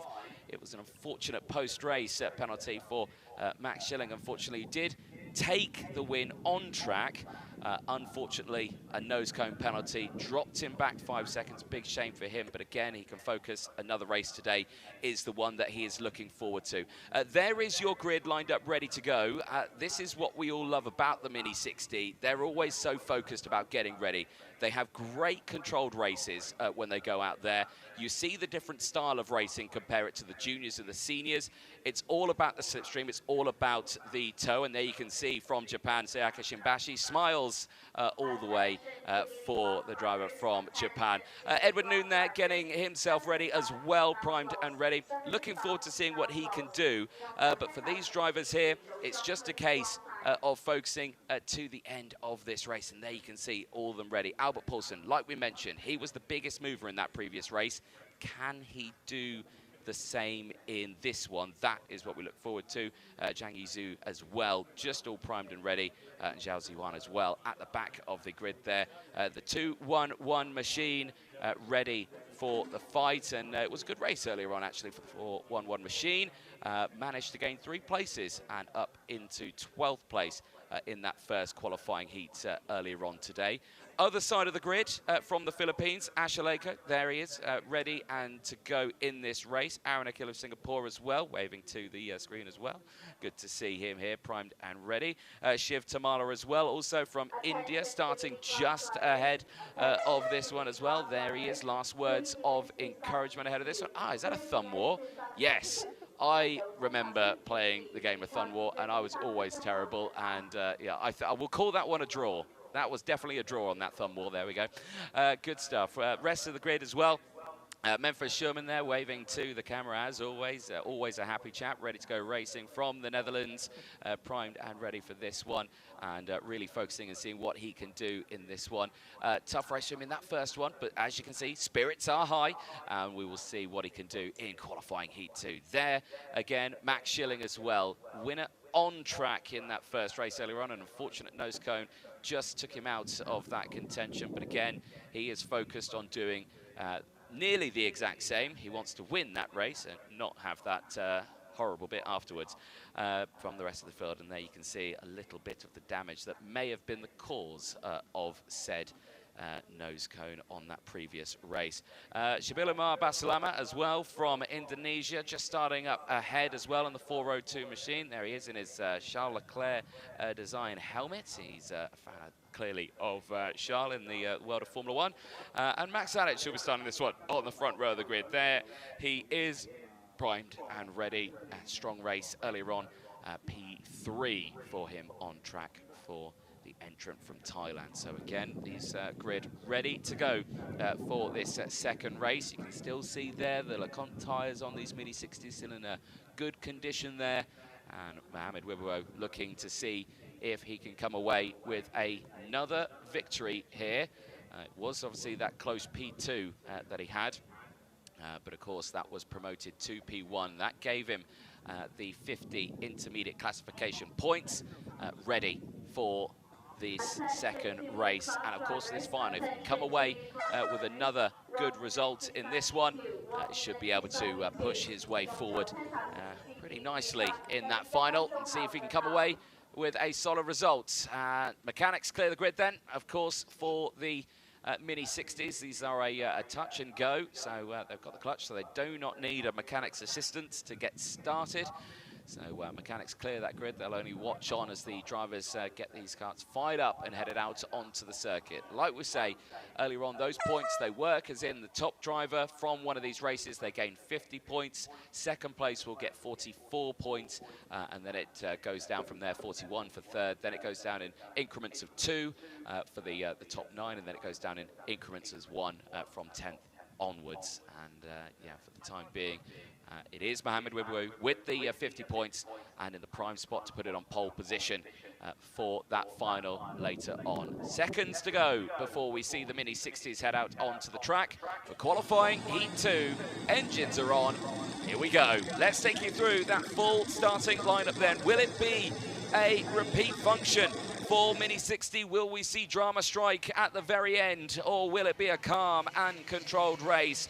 Well, for Mohamed Wibowo, he's got one thing to think about, and that is push forward and go for that checkered. Max Alic starting alongside, and we'll be thinking exactly the same. Ryder Jeong, great qualifying from the Australian. Can he change that into a race win? Shabilamar Basalama of Indonesia goes from row number 2 alongside. Michael Vino and Max Schilling will go from row number 3. They'll have Sayaka Shimbashi and Memphis Sherman on row number 4. Edward Noon and Shiv Tamala go from row number 5 with Albert Poulsen and Aaron Akil on row number 6. Zhang Yizhu and Ashaleko go from row number 7 with Zhao Ziyuan on that 8th row of the grid. P15, all drivers nearly out there. There is Edward Noon, and there's 2.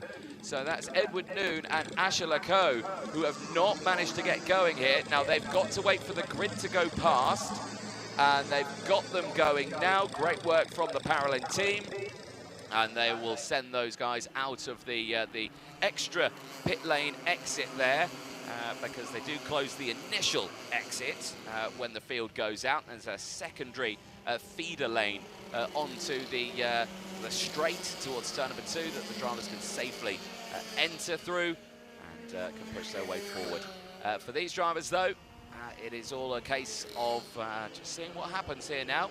Think about what you can do. The points are going to be important to go into this one. And remember, from that final yesterday, the driver who's got the best shot of taking that overall spot is Michael Vino. He took that win yesterday. He is currently second in the points now with 44 points to his name. A win here, if Mohamed Wibbo was to finish second and Michael Vino would finish first, it would still be Wibbo on pole position. But Michael Vino would be the highest ranking driver with the best possible chance of starting and finishing that top spot overall. Lights are out. We're racing in Mini 60 towards turn 1. And again, it's a solid start for the field as they all go through. They all stay within the island there as they head down in towards the hairpin for the first time. They disappear out of view. Everyone gets through it. It's a long train of karts, but it's all clean and it's all good for the front runners. No overtakes in the top section there. Still Wibbo who leads the way until now. Down the inside, that's Ryder Jeong into the race lead. Solid start there as they push forward. Max Zadich trying to get involved in this one, but he can't find it, and that's Wibbo holding on to second place. Like defensive line early doors in this one. But again, at Mini 60, you don't want to try and break away by yourself. Down the inside is Shabil Basalama. He's pushing his way forward. There you can see just in the background, Michael Vino not having the start. Brief moment there of contact through the final corner for some of the runners in the background there. I think that might have been the likes of Shiv Tamala there with Zhang Yizhu fighting away, but they've managed to square it away now, and they've managed to sort themselves out. At the front here, it is Ryder Jeong who leads the way from Mohamed Wibbo. Max Zadich there in third. Max Schilling holding on to fourth. Good start for Max Schilling. He took the win on track earlier on today. Was taken away though. As mentioned, can he close that gap to the three drivers in front? He will have to defend from Sabilumar Basalama, who is once more all over that rear bumper. Michael Vino there as well. And again, as mentioned, Vino want to be pushing forward there. Edward Noon and Ashaleko, of course, they had the drama right at the start of this race. They're still circulating in 14th and 15th place. And they whiz past the start-finish straight down towards turn 2 once more. Big looks to the inside in the background there. Albert Poulsen on the charge once more. Already gained 3 places in this race. He was looking for more there, and he's managed to find another one, and he's up into 7th place. The same for Shabilumar Basalama and Michael Vino, both of them getting past Max Schilling. And they, again, now lead that second train of karts. They need to push through, but look to the inside there. Michael Vino not wasting any time. He wants to lead that second train. And he wants to try and close that gap up. And again, now they've done that, they need to really start to think about working together. They're 1.2 seconds off the back of third place. You can see the top 3, they are not fighting at the moment, touch wood.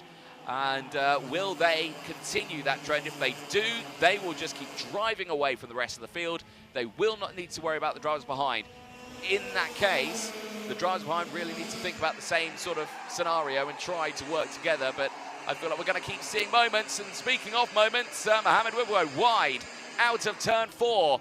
And he loses a lot of time there. Surely Max Zadich is going to have to try and go for the move here into second place. He's not going to try it there. Down in towards turn 8, he stays behind. And now they try to convene themselves. They know they're going to catch up to Ryder Jeong again. They know they're not going to fall off the back of him. It's too difficult, especially on a circuit that is so open, so fast, so demanding on a driver that they will not be able to lose touch with them. And already, despite that mistake earlier on in sector 2, he has managed to square itself away. Second group behind, they don't seem to be working as well together. Vino's still leading that one. Basalama is still there. Schilling has now found his way back through. So has Albert Poulsen. So Poulsen now on the charge on a 5-place gain. He's the fastest driver out there. Albert Poulsen here is looking really, really strong. Might be even looking at an improvement in his starting position. He started these races P11 in his qualifying heats. He's looking to increase that to a P5 start if he stays where he is. but if he keeps gaining places, that might be even more. Still, over the line. These top three, absolutely super glued to each other. No room given whatsoever. And you can just see how smooth they are on the brakes there. Riders Young just looking just that fraction more comfortable into that heavy braking zone at turn number 2. But you can see here the slipstream and the toe works out for them. Both of them going for the move at the same time. Wibowo down the inside. Zadic follows. Young down to 3rd place now. He won't be happy with that one. And they felt they just had the momentum there to go for it. And now, well, Riders Young's in a tricky spot here. Well, he won't be tricky now. Max Zadic takes the lead of this race. Wibowo tries to retaliate in the next corner, but he can't quite do it, and that's brought him back into play here. Time is running out because the drivers now will see the last lap board. Will we see Poulsen? Will we see Michael Vino? Will we see the likes of Shabil Umar Basalama close in on this fight? To the outside line goes Riders Young. Down the inside goes Wibowo. He takes the lead, but Riders Young takes them both. It's Riders Young back into the lead of this race. The Australian leads it in towards turn 3 as the two behind are side by side. Wibowo to the inside. He makes contact. Here comes Poulsen. Poulsen now involved. He's going to try and go to the outside here. It's now 4, 5, 6 karts for the race lead on this final lap, and it's still being led by the likes of everyone. But here comes again Wibowo to the inside. Zaric leads the way. He has not taken a heat win so far this weekend. Can he take his first in this? And in doing so, promote himself to the front row for the final. He's going to do it. It's Max Zadic across the line. He wins that second qualifying heat for the rest of the field. Mohamed Wibowo will take second. Riders Young will take P3 ahead of Max Schilling. Poulsen takes P5. It's still a good result for Albert Poulsen, and I will say he is going to be one driver to pay attention to in that final. He has put his kart from P11 on the grid. He'll now be starting P4. Provisionally, of course, for all of these results that I say out for Albert Poulsen. He has stepped it up massively in this one. And that is certainly going to be an exciting final later on today. But for the rest of the field, Shabil Umar Basalama taking P6 on that one ahead of Michael Vino. I can imagine Vino's not going to be too happy with that one. He is still up there in the order, but he's now been pushed to 3rd. So crucially, he'll have the inside line for that final. But still, tough race for him there to finish in P7. Sayaka Simbashi finishing in P8 ahead of Mensa Sherman, who will round out the top 9. Shiv Tamala holds on to P10. Aaron Akil, Medward Noon, Zhao Ziyun and Asher Lako. Zhang Yizu rounds out the 15 kart field. Fabulous to see there the competitive nature of the field. Calm and collected though for Max Zadic at the front of that field. Was able to close that gap, was able to find himself in the right place at the right time to take that win. Absolutely deserved win there in Mini 60. Of course, we did see that drama early on, but does still confirm, though, with that 2nd place. Mohamed Wibowo would be on pole position for that final, but there, thumbs up for Max Zadic. That's a smile on his face, and that is a good result in his last qualifying heat of the weekend before he has that final to deal with. And a quick check of the old tyres there to make sure they're all good. Oh, it's still pumped up. Don't worry about that. You've not got a puncture. I think he's all good there, but clearly showcasing that it was very, very robust racing for the minis there, and it shows how quick, how it can change. We always do say it. Yes, you may have a 2-second battle buffer between the leading group and the group behind, but as soon as you start fighting, those gaps disappear. Certainly brings a very interesting dynamic to the racing style for Mini 60. Here's the highlights from it. Certainly a very exciting one at the very end. Did have to wait for it, but smiles all around for Sayaka Shimbashi of Japan. all ready for the racing. But the question was, who was going to take that win? Mohamed Wibwo or Max Zadic on that front row of the grid? Could it have been Ryder Jiang or Sabilumar Basalama? They were all fighting for that top spot early on in that race, and great to see how quick it could all change, and great to see that they were all happy going into that race. Certainly quite the race it was as well. Memphis Sherman as well. Good, strong performance, top 10 finish. Did only drop down one spot in that race, but still a strong position for Sherman. He'll be starting that race still in a very similar spot for the final. A couple of car troubles there in the background. I believe that was Edward Noon and the likes of Ashley Coe. Just having those dramas at the start. They did manage to get going, and they managed to join the back of the grid for the start of that race as they entered into those tram lines. The start here was vital, and really actually a good start here for Mohamed Wibwo. No real drama whatsoever. Ryder Jiang as well, strong start. It is that outside line, of course, but this time around Max Zadic made it work for him this time around. He managed to latch on to the back of that lead group, that second group behind, fighting away. Max Schilling, Albert Poulsen, Sabilumar Basalama fighting in that one. This is where it really started to kick off.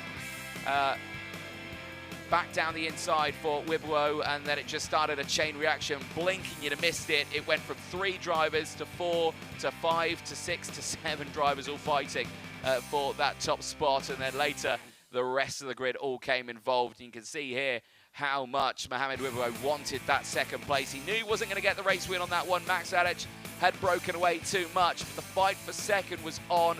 Ryder Jiang, brilliant job there. The same for Max Schilling, another 2 places gained. And of course for Albert Poulsen, that P5 still a 6th place gain.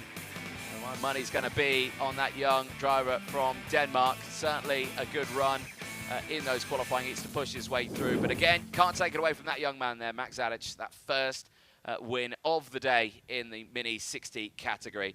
Well, we've still got a couple of races to go before we head to the finals. We will take a short ad break. Make sure you stay tuned, because it will be the seniors coming up next.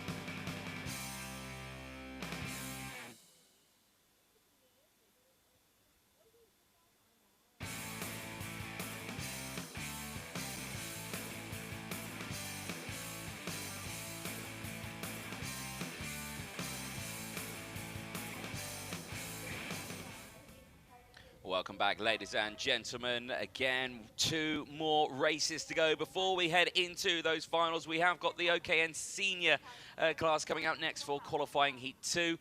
After that, we see the KZs out for the first time on screen. They were out earlier this morning for their qualifying. They were out earlier on in the weekend as well. Where they had a 50-minute free practice session as well to get themselves up to grips and temperature out on the circuit. Here, though, at the OKN Senior Race 2, quite the roller coaster in the first race. We did see, of course, Shun Sakaguchi take that win from pole position. Great race from Vanessa Shilkaneta, 3 places gained from that position of P5, able to get up to P2. Marcus Shilkunas as well, just finishing behind there in 3rd place. Jamie Ambrose, good result there, 4th place for him as well in that first race. Me finishing in 5th place. Ian Vichan taking the P6, all of these drivers gaining positions. Some dramas for other DNFs for 2. Lacambra and Kojima had those dramas there on your screen, just going fast. Enrique Borges as well. Good run for him as he gained 2 places to finish in 12th place there as well. All these drivers, of course, still fighting for that overall trophy here this weekend. At this moment, still those 50 points will have gone to Shun Sakaguchi. He is in line to take that pole position from the rest of the field for that final. But again, a lot of work needs to be done before that can happen. And everyone else will be looking to see what they can do. There is, me there priming himself ready to get going for this one. But everyone else going through. First DSQ of the weekend, unfortunately, for that first race. Sierra Kojima, unfortunately, that accident that did take herself and Lacambra out, unfortunately, did result in that DSQ. But again, they'll be focusing on this first race, or second race of the day, I should say. There, Marcus Shilkunas back on the front row of the grid. The outside, of course, of row number 1 is challenging from there. It's not easy. Speaking to the drivers, they were saying that, trying to carry that speed around the outside, it is quite difficult. Trying to find the gap as well to come into the inside line, also quite challenging. You can see full tank of fuel on board there for Shun Sakaguchi, and that will be, of course, to make sure that he is over the minimum weight while they end this session. So you can see fully brimmed, ready to go for this one, but he is primed and ready. OKN Senior certainly has been a challenging class for the drivers here this weekend. So the pressure is on for the senior class. It's qualifying Heat 2, and it's green flag as the engines fire up. The field make their way out onto the circuit.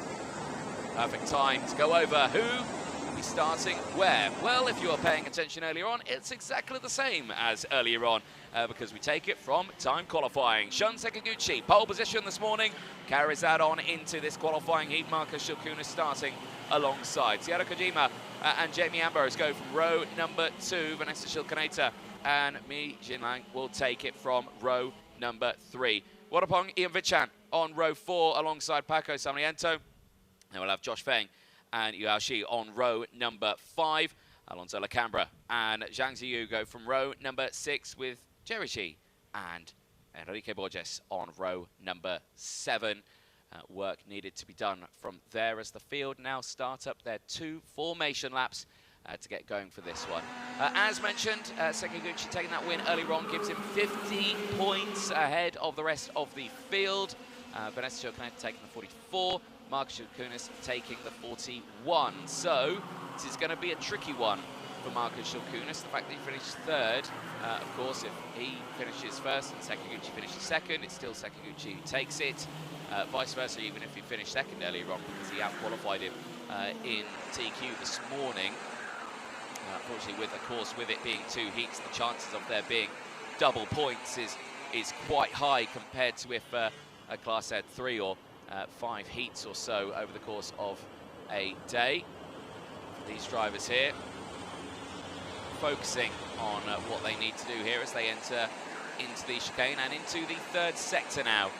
Last qualifying heat of the day for the seniors before they head to their final.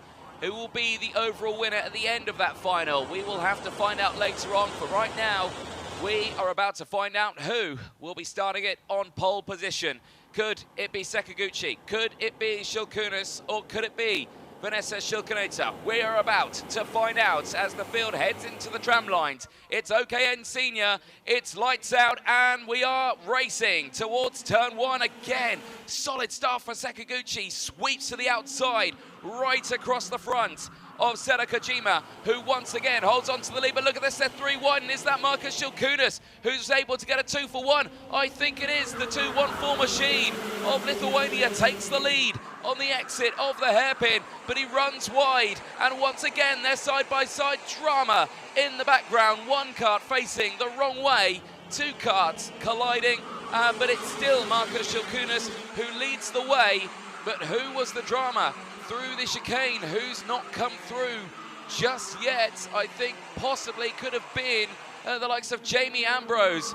Is it the driver, the entrant from Great Britain, who has found himself out of this second race? And I think the answer to that is yes, and that's a huge shame for him. Great result earlier on. Here comes Vanessa Shilkaneta down the inside. Contact made with Sakaguchi, and he will not be happy with that one. And they hold position now. Kojima goes through. Seta Kojima gets through into second place as she retaliates on the rest of the field. Sakaguchi down to P4 at this moment. This puts Shilkunas on pole position for the final. But this is really starting to kick off now for second place. Kojima holding on to it here. But for the time being, they are losing track of Shilkunas further up the road. Over the line they go. And it's still Shilkunas from Kojima. Shilkaneta from Sakaguchi. Ian Vichan from Feng. Sarmiento. Zhang from me. Lacambra still holding on to the top 10. Here down the straight. Little wide there in the background for P6. Josh Feng just keeping his card on the straight and narrow. Eyes on this top fight here. Marcus Shilkunas utilising the clean air at the front of this grid. Breaking away now, clear by half a second now from Kojima. There in second place. This will be a great result for her, but it's a bit of an awkward line there, out of turn number 9 and into 10. Now Vanessa Shilkaneta might see an opportunity here down into the hairpin. Is she going to look to the inside here? The answer to that is yes. Squeezes her way through, and that is nicely done. Vanessa Shilkaneta now can work on trying to close in to her elder brother there as she sets the fastest lap of the race. Here comes Sakaguchi now, down the inside of Kojima. This is going like the carbon copy of what we saw in that first qualifying heat for Kojima here. Great qualifying pace, but just as soon as one gets past, the rest seem to follow through as well. Ian Vichan, the next driver just behind. See a much tighter exit on the corner there out of turn 9. You can see the pressure starting to build there for P4. At the front here, Shilkaneta, I've got to say, I think she's closing in here. Yes, it is. 2 purple sectors there and a new fastest lap of the race. That last lap alone, 2/10 faster than Marcus Shilkunas, and the gap down to 4/10 of a second, and you can visibly see the gap diminishing here. And if you are Shun Sakaguchi, I would say be ready here to pick up any pieces that may happen. These two have been fighting all the time here. They fight with each other in the paddock. Nice fighting, though, I will say. They always have something to say. They are a brother and sister. But the one thing they always say is, no, I'm going to beat you. No, I'm going to beat you. And now, as they get ever closer now in this second qualifying heat, as Marcus knows, it's Vanessa behind. Oh, dear, as she sets another fastest lap of the race as well. This could kick off some fireworks here. And there is she going for the move. Is she going for the move? She is, down towards turn number 5. She's done it. She's through past Marcus. Marcus looking like he may have given that one there. And now I think it's going to become a rear gunner here, potentially. Have they dropped the sibling rivalry? And now is Marcus going to allow Vanessa to break away here at the front? Because he took a defensive line there. Sakaguchi had to back out of it. And Sera Kojima now is all over the rear bumper, and I think could go for something here, but no, it's thought against it at this halfway point. We are lap 7 of 12 here. And Vanessa holds firm at the front of this grid. That's the one thing she wants to do is, yes, it's good in a qualifying heat.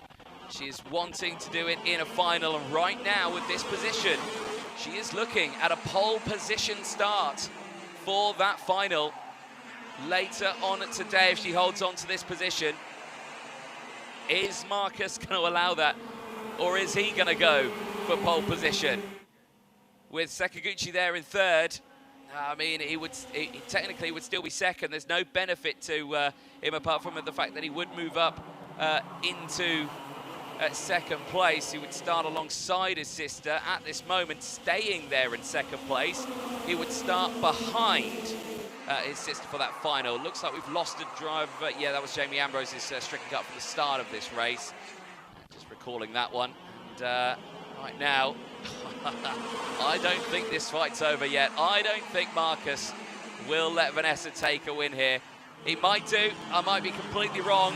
We'll have to wait and see. But they talk tough in the paddock. The sibling rivalry continues here, but they're well known in the paddock, of course, with their racing. But this is great stuff. And you can see here, they are pushing hard to try and break away from the rest of the field, and they are doing so. Shilkinator in control here at the front. Shilkunas following. Sakaguchi holding on to third place from Kojima. Ian Vichan up 2 places, has latched on to P5 now. Josh Feng and Yuashi holding firm as well. Inomi as well in a good spot. Paco Sarmiento holding on to 9th from Zheng Ziyu, holding on to P10. And Alonso Lacambra and Jerry Shi. Enrique Borges also holding on to 3rd place. Time being pace is good. Still just a few seconds off the back of that train. On to lap 10 now of 12. And these two here, seemingly unbothered of each other. Looking to get to the end here. The pace is quick. And both of them here just seemingly looking to get through. They do need to be careful, though. Sakaguchi, now the fastest driver out there in 3rd place. 45.823. Now he was 10th faster than the 2 drivers ahead here. If he closes in, there might be some fireworks here. Of course, he's looking to see if he can try and take that pole position away. He is currently 2nd in the points with 91 points to his name, ahead of Vanessa Shilkinator's 94. That 2nd place earlier on has really put her in a really good spot here with this race win. Last year, she was one of the Discover Your Drive Initiative drivers in the Academy Program, the International Series. See her sporting that fabulous F1 Academy race suit there. So right now, seeing what she can try and do against her elder brother, who later this year will be looking to see the world of Formula 4 racing. Not yet looking to the inside, but Sakaguchi begins to close in. Sakaguchi in 3rd, starting to be a bit of a danger to the 2 up ahead. Final lap board is out. Will there be fireworks between these 2, or will they make it to the very end? 1,000 meters, we'll find out. Unfortunately, retirement there for Zhang Ziyu. He's out of this race, retiring into 13th place. But for the front of the field here, Shilkinator and Shilkunas. Line astern, up the hill for the final time, through 6 and 7. 8 and 9 come quickly. No looks to the inside just yet. No looks to the inside through 9. Out to the final corner. It's absolutely line astern. It's sister and brother across the line. It's Vanessa Shilkinator and Marcus Shilkunas 1-2. Shun Sakaguchi takes 3rd, but it's a secured pole position for the final for Vanessa Shilkinator here in Macau. An absolutely deserved drive there, and she says thumbs up to Marcus. Thanks him as they finish their second and final qualifying heat of the day as the field makes their way back to Parc Ferme. It is Vanessa Shilkinator, P1 from Marcus Shilkunas. Sun Sekiguchi takes third ahead of Sarah Kojima. A staggeringly better result than what she suffered in that first qualifying heat earlier today. P4 for her. Warapong Ian Vitchan takes P5 ahead of Josh Gven. Inomi finishing in 7th ahead of Yuao Shi. Alonso Lacambra and Paco Sarmiento finish inside the top 10. Jerry G takes 11th from Enrique Borges, who rounds out the finishers in that race. Tang Xinyu and Jamie Ambrose, unfortunately, both retiring from it. But there, Vanessa Shilkinator, job done. Pole position for her, and a well-deserved win. And I'm sure she'll be delighted with that one. She'll make her way back to the paddock. There is Marcus. Very close second place, and he will start third on the track for that final. That'll be directly behind his sister, and it'll be Shun Sekiguchi, who will be on the outside of row number 1. Certainly is going to make for a very interesting final later on. Looking forward to that one. So for Vanessa, that is a job well done. There she is, helmet's off now as she gets ready for that final later on today. And that will be, of course, after both the junior and the mini finals. And there you can see the carts getting refueled. Here is the look at the highlights then from that race. Field was ready to head out onto the circuit. Again, spirits high for the senior class as they made their way out onto track. For Shun Sekiguchi, really great starts he has been having over the course of this one. The first thing he immediately does is sweep across the front of Marcus Shilkunas, but it was the start here from Marcus Shilkunas that was so impressive. The 2 for 1, the up and under. Watch this into the hairpin. You can see how Sarah Kojima was there.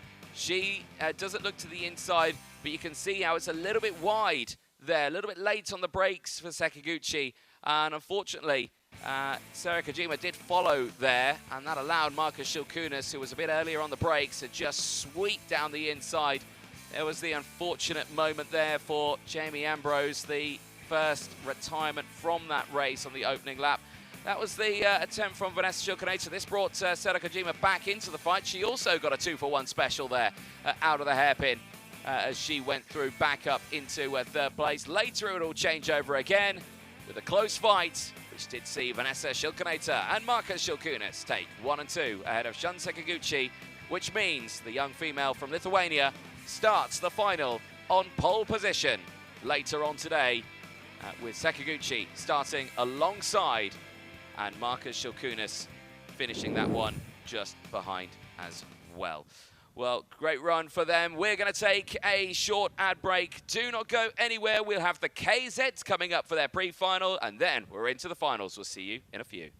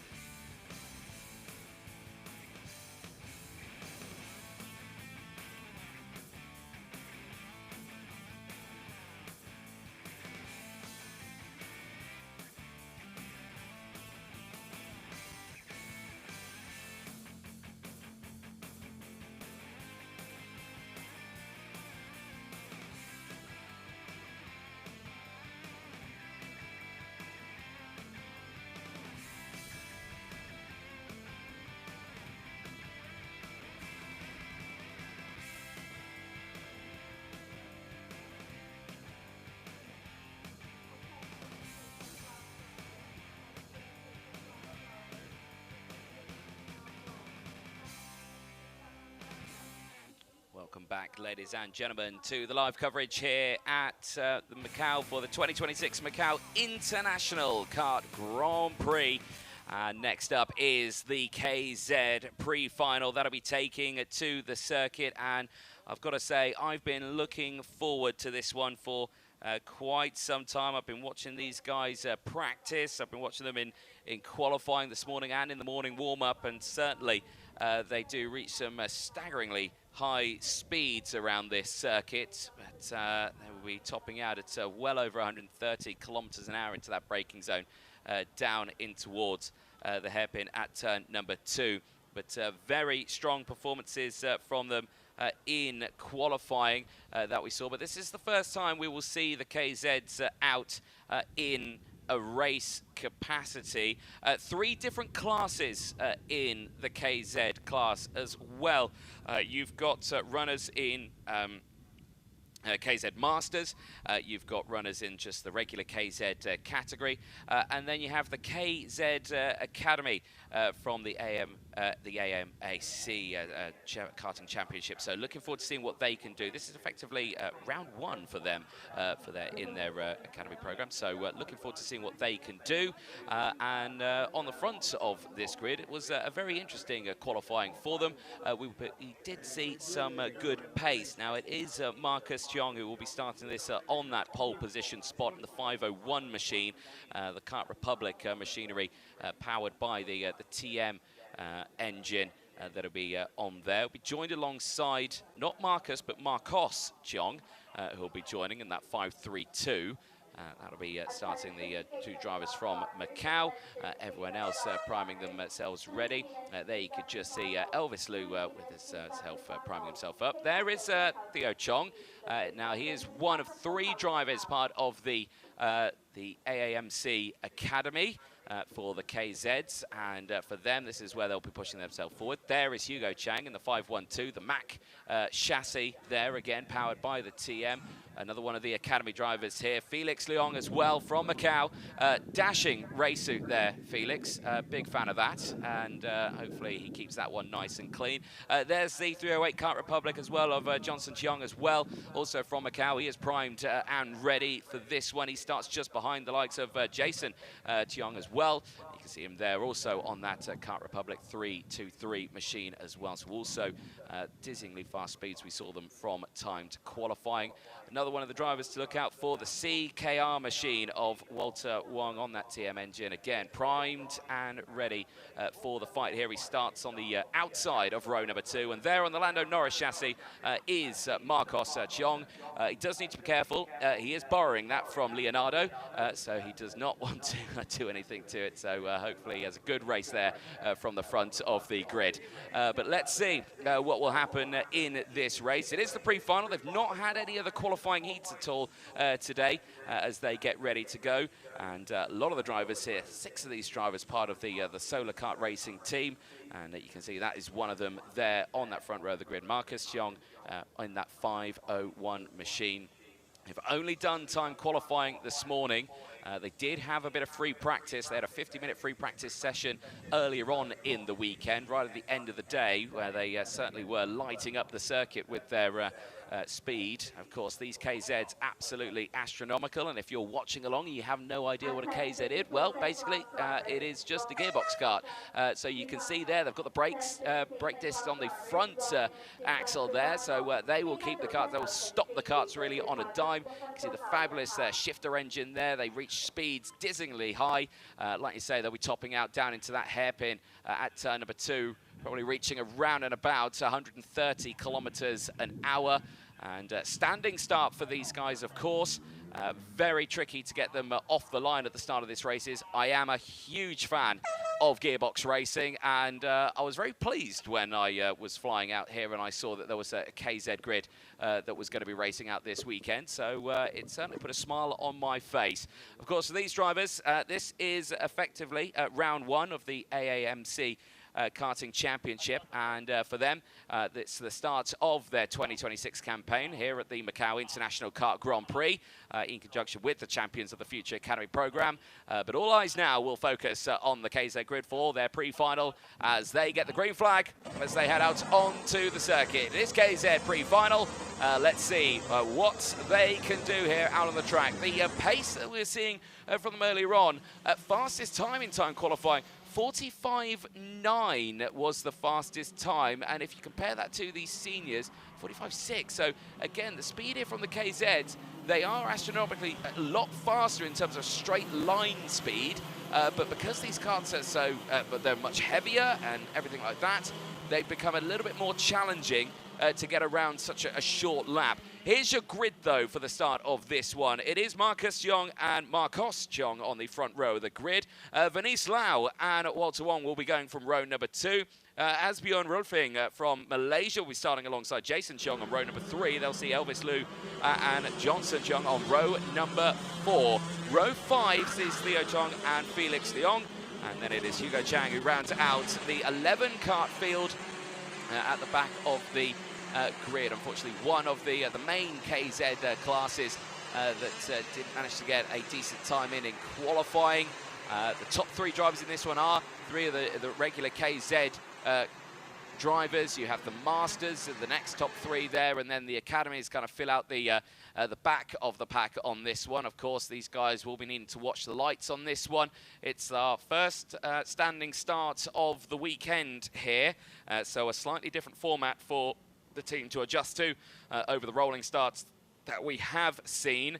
But it's all about your reaction times on this one. You've got to look at the lights, but look, but don't stare, as it was once famously said, as we get ready to go racing in the KZ class. Green flag waves at the back of the grid. We are ready to go. Flag all clear at the front as we start the lights procedure here for the 2026 Macau International Kart Grand Prix. It's KZ, it's pre-final, it is lights out, and away we go, and it's not a great start there for the Tony Kart. Venice Lau stalls off the line, contact in the back from Absion Rolfing, who was able to get going, but that may have caused a nose cone penalty right at the start of this race, and that would be a disaster for the CRG that is now sitting at the back of the field now as they get going. The rest of the field now will try to break away, but there are 3 different classes running in this one. Of course, you've got the normal, the KZ category, you've got the Academy, you've also got the Masters, and that, unfortunately, is one of them going no further. That is Jason Cheong from Macau, and that Kart Republic, unfortunately, he's going no further. One of the Masters out of the race, and that is a big shame for him. There'll be yellow flags in that sector, and that is a huge shame for him. The first retirement of the race, and Venice Lau has got going again. Unfortunately, she just didn't get that kart off the line. Very easily done on these ones, and of course, if you get it stalled, it's not easy to get it going. You can see the yellow flags are out. The kart is in the barrier there. It's on the exit of turn number 3 there. Unfortunately for Jason Cheong, who was thankfully all okay up and out of the kart. So at the moment, it is the 501 of Marcus Cheong who is leading the way overall. This is going to be a change for second place, but in theory, no change at all. Because that is Walter Wong still in the lead of the Masters now through there, as we have gone slow procedure by the looks of it. Yes, we have. So first slow procedure of the weekend, speed slowed down, so any advantage that Marcus Cheong will have had at the start of that one, that will be for that stricken KZ in the barrier there, I am sure. And it's in a rather precarious spot there, unfortunately, so they'll have a bit of time to close this one up. Good to see, though, that everyone else has got themselves going again. This is, thankfully, playing to the hands of Venice Lau on this one in the 510 machine. From that tough start, she'll able now to get back and join this group with a rolling restart on this one. So field slowed down to a positioning, and Marshall's at the scene on the exit of turn number 3. Obviously, they've got to get that kart into neutral first of all. Slightly different. Here's the replay of that start, and there you can see bogged down. That's so unfortunate there for Absion's Rolfing as well, who just collided straight into the back, and that potentially caused a nose cone penalty to come out on this one. So big shame for him on this one, but thankfully all okay. Marshall's done a great job there. They have cleared the track there quite nicely. Managed to get that kart rolled off the circuit, and with the track all nice and clear now, hopefully we should be seeing a restart anytime soon. Longest race that we will see for a non-final. Just the pre-final for the KZs here. 15 laps, currently on lap number 4 right now. But still, looking forward to seeing how this one will transpire at the end of it. Right now, for all of these drivers here, just a case of focusing now, waiting for those lights to go out. They cross the line there. They're now on to lap number 5. The race still does continue under the slow procedure. And there you can see now the flags have gone static out there, indicating we are ready for a restart here. And you can see how the driver's trying to keep the temperature into those tyres. Cold tyres are a driver's worst nightmare, the same as cold brakes as well, of course. The KZs with the front brakes as well as the rear. They really can be a lot later on the brakes into a lot of these corners. A lot more weight, though, to try and slow down that heavy gearbox engine. A lot heavier than a regular direct drive engine. It's just basically a accelerator and breaker. No gears to deal with on this one. And that's certainly quite the challenge for them. Looks like we're going to be ready to go then for the restart. Marcus Chong pounces as we go green and racing once more in KZ pre-final. He loses the rest of the field there, and Marcus Chong is right there once more in second place in that 532 Lando Norris machine. Squirrely under braking there. It shows you how intense it is to try and stop one of these karts into one of the corners there.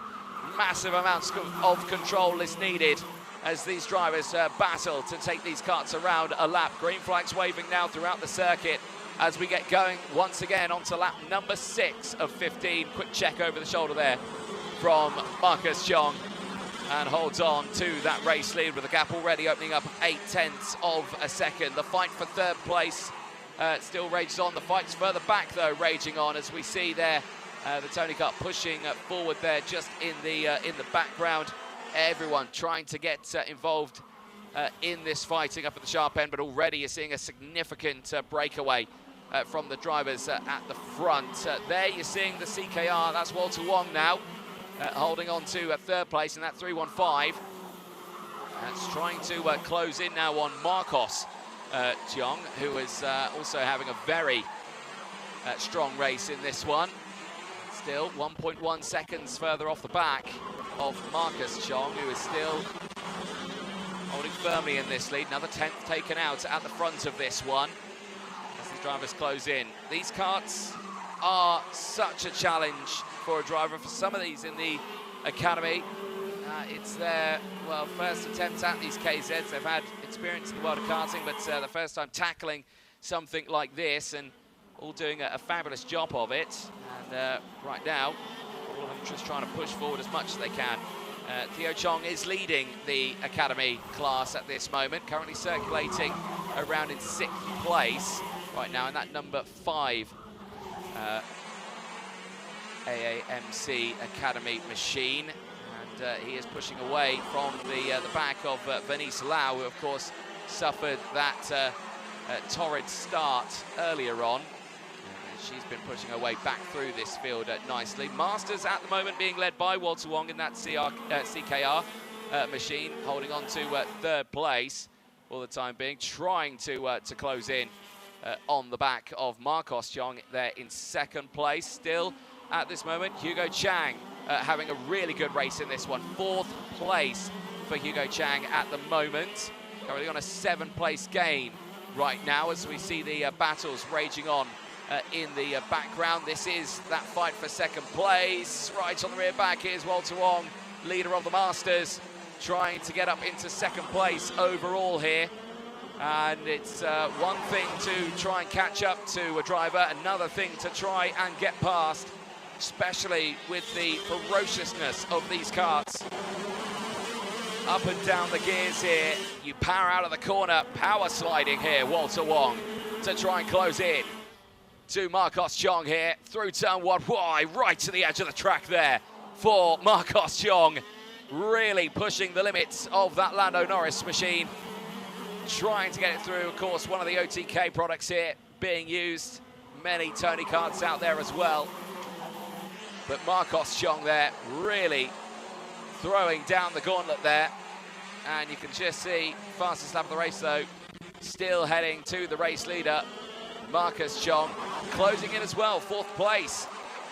Esbjørn Rolfing also very competitive here, despite that drama at the start, unfortunately, where he went into the back of Venice Lau at the very start of that race.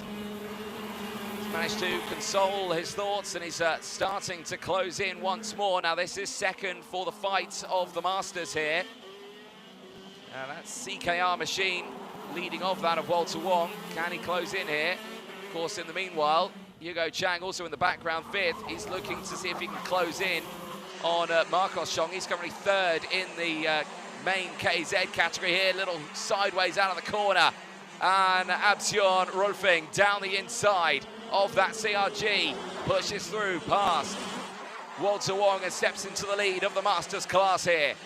Superb little overtake there, and now fights for 3rd place, and you can see here now trying to close in on the rest, and I think they've now latched on to the back of some of the back markers here. Is there a blue flag out there, or have they just got involved with another fight here? Or is that the driver behind starting to close in? No, it is. That's the Mac machine right now that's getting involved. Now, is this Hugo Chang? It is indeed. Hugo Chang on his charge may have not had a decent qualifying, but he has latched onto the back of this one. So this is the battle for 4th place now starting to rage on. You can see how Esbjørn Rolfing has broken away now to try and close in to Marcos Chong up ahead. The fight behind, though, Walter Wong now having to deal with one of the main KZ class. This is for overall position, of course, but as in class as well. Well, let's see if it's going to attack even more. No, I don't think he will. He's backed off now on this one. Lap 13 of 15 we're on for the time being. Seeing behind as well that we are seeing the likes of Theo Chong still having a good race, holding on to 7th place, a 2-place gain right now ahead of Elvis Liu. They are 1st and 2nd in the Academy right now. Felix Leong holding in 10th place right now. Johnson Jiang as well, holding on to 9th place overall. 3rd in the Masters. Of course, one of the Masters has retired. Jason Cheong as well out of this race.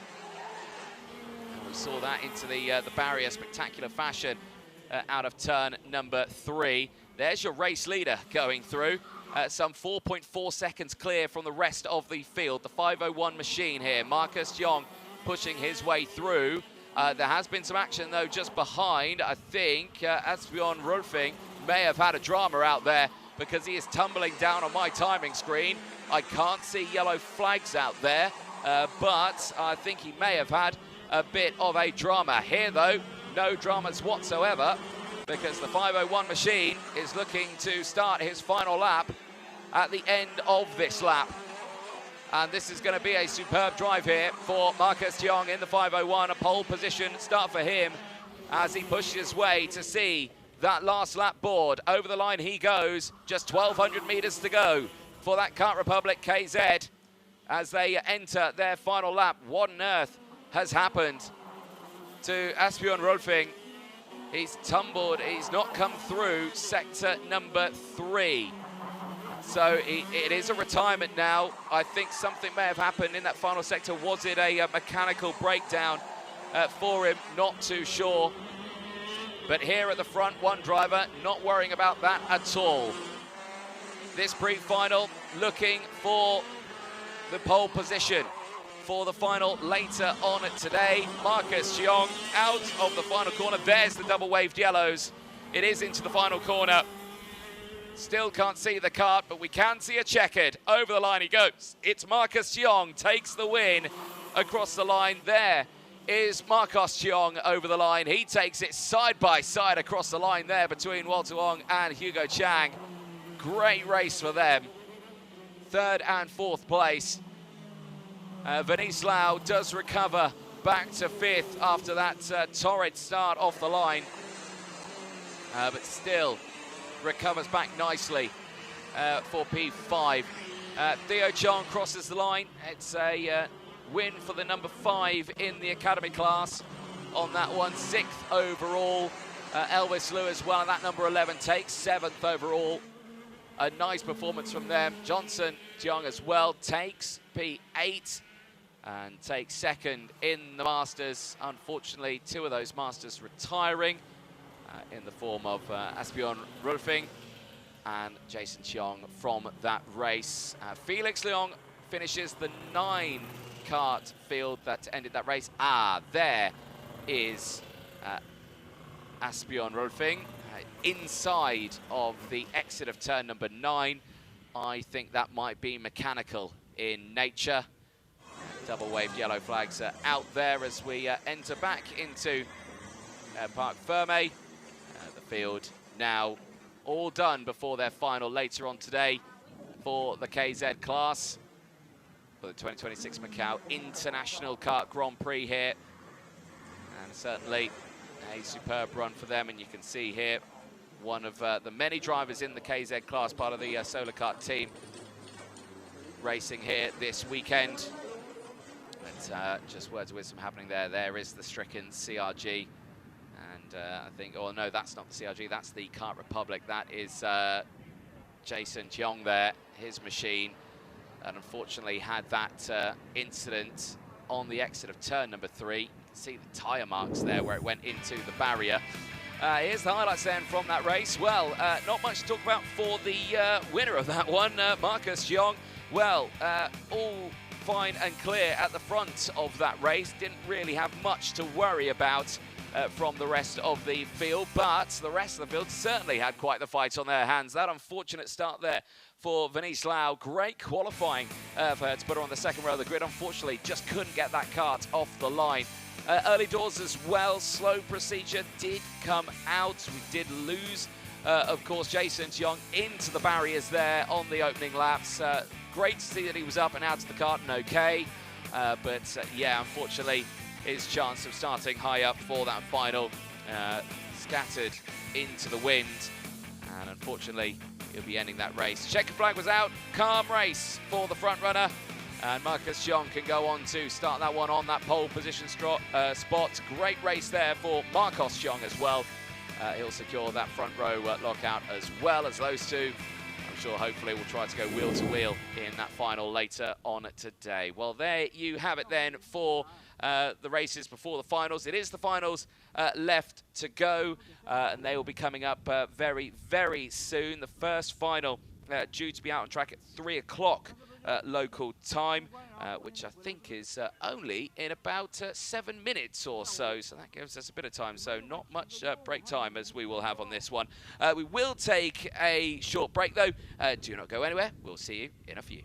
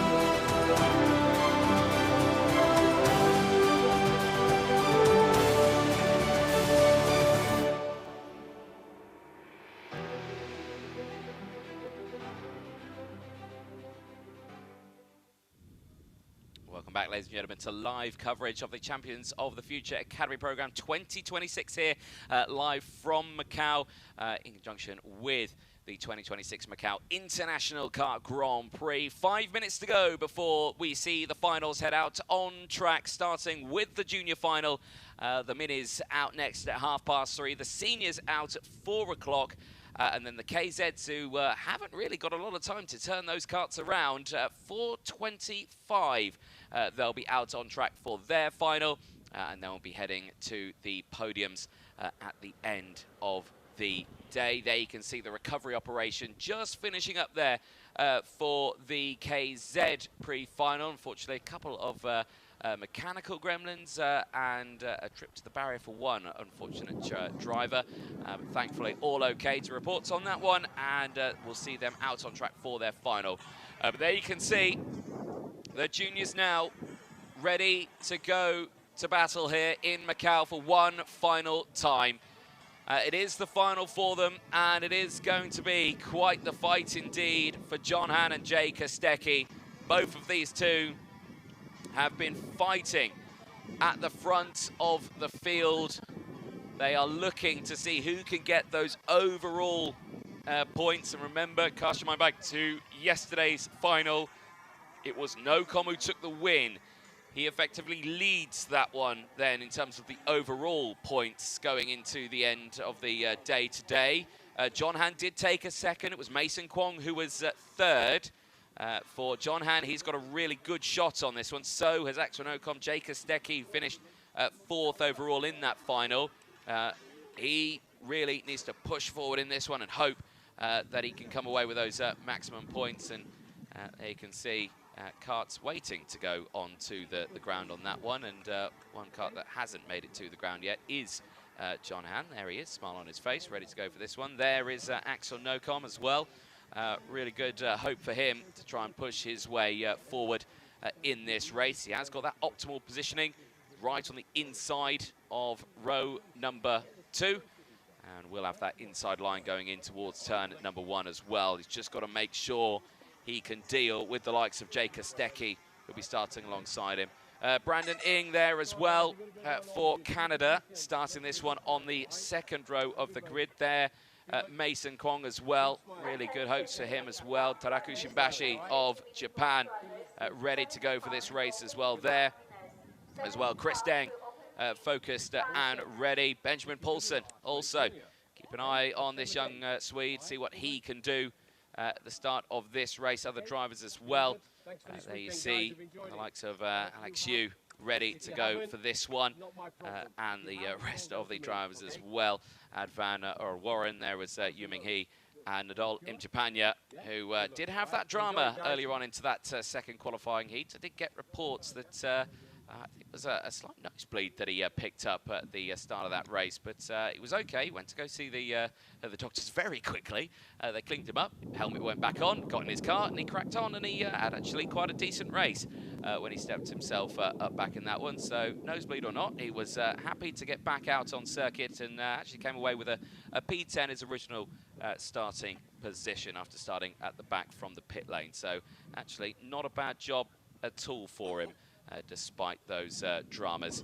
Rest of the field, though, is ready to go. And like we were mentioning from those results yesterday, really strong performance. And again today, strong performance as well. For John Han, 2 race wins out of 2. For Jay Kostecki, 2 second places today. He wants to convert that into a win. Brandon Ing there, 2 fourth places earlier on as well. So again, working hard. There is Taraku Shimbashi, 5th and a 6th over the course of this one. So again, showing progress throughout the course of that race. There is the number 15 going through of Chris Deng. Had a 8th place in those first heats. Then confirmed that into a 9th place in that second one. Unfortunately, just losing out on a few of those positions. Like we mentioned, John Han, 2 race wins. Axel Nocom, 2 third places over the course of the day today. So curious to see if he can change that into a top running spot as well.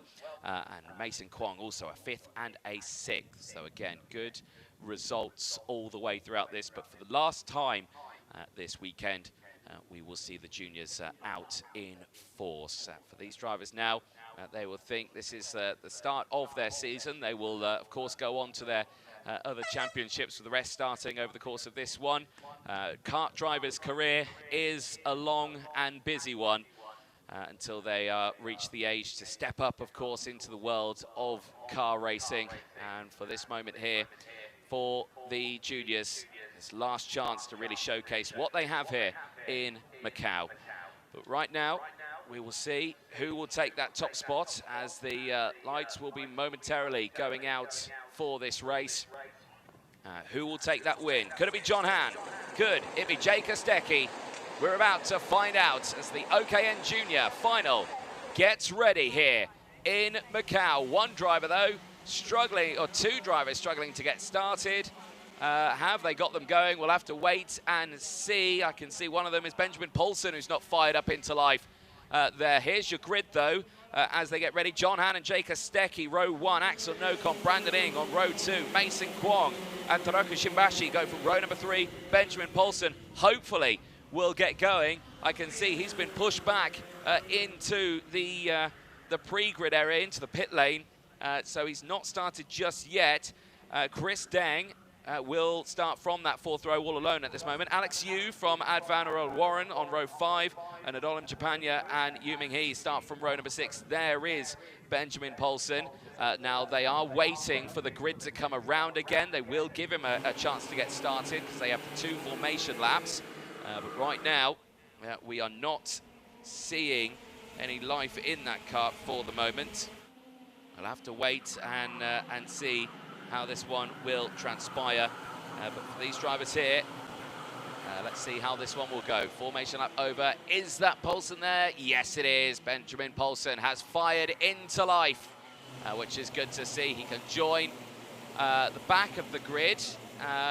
If he reaches the grid before the red line, he might be able to get himself into position.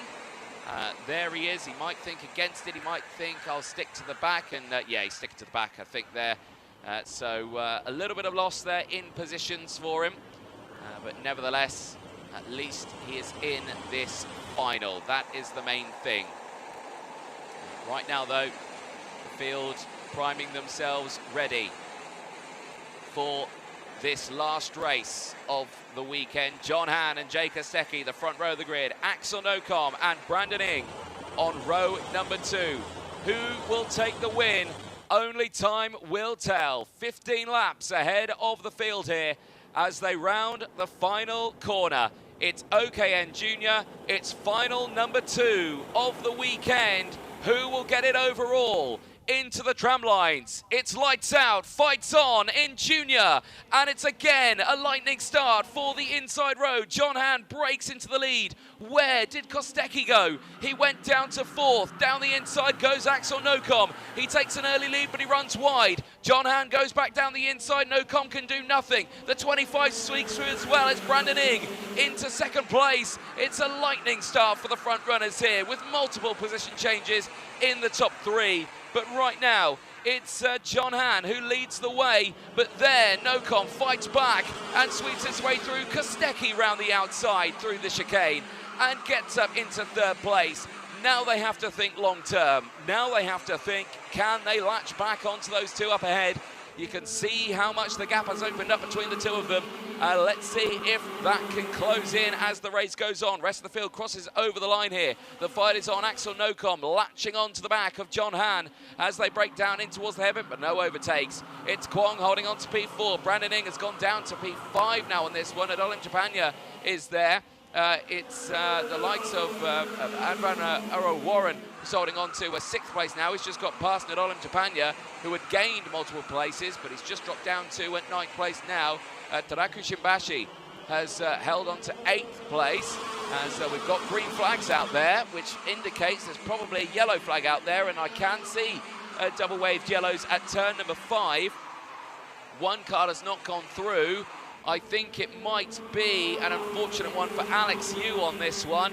Alex Yu in this final, I think, is out at turn number 5, and that is a huge shame for the entrant from China.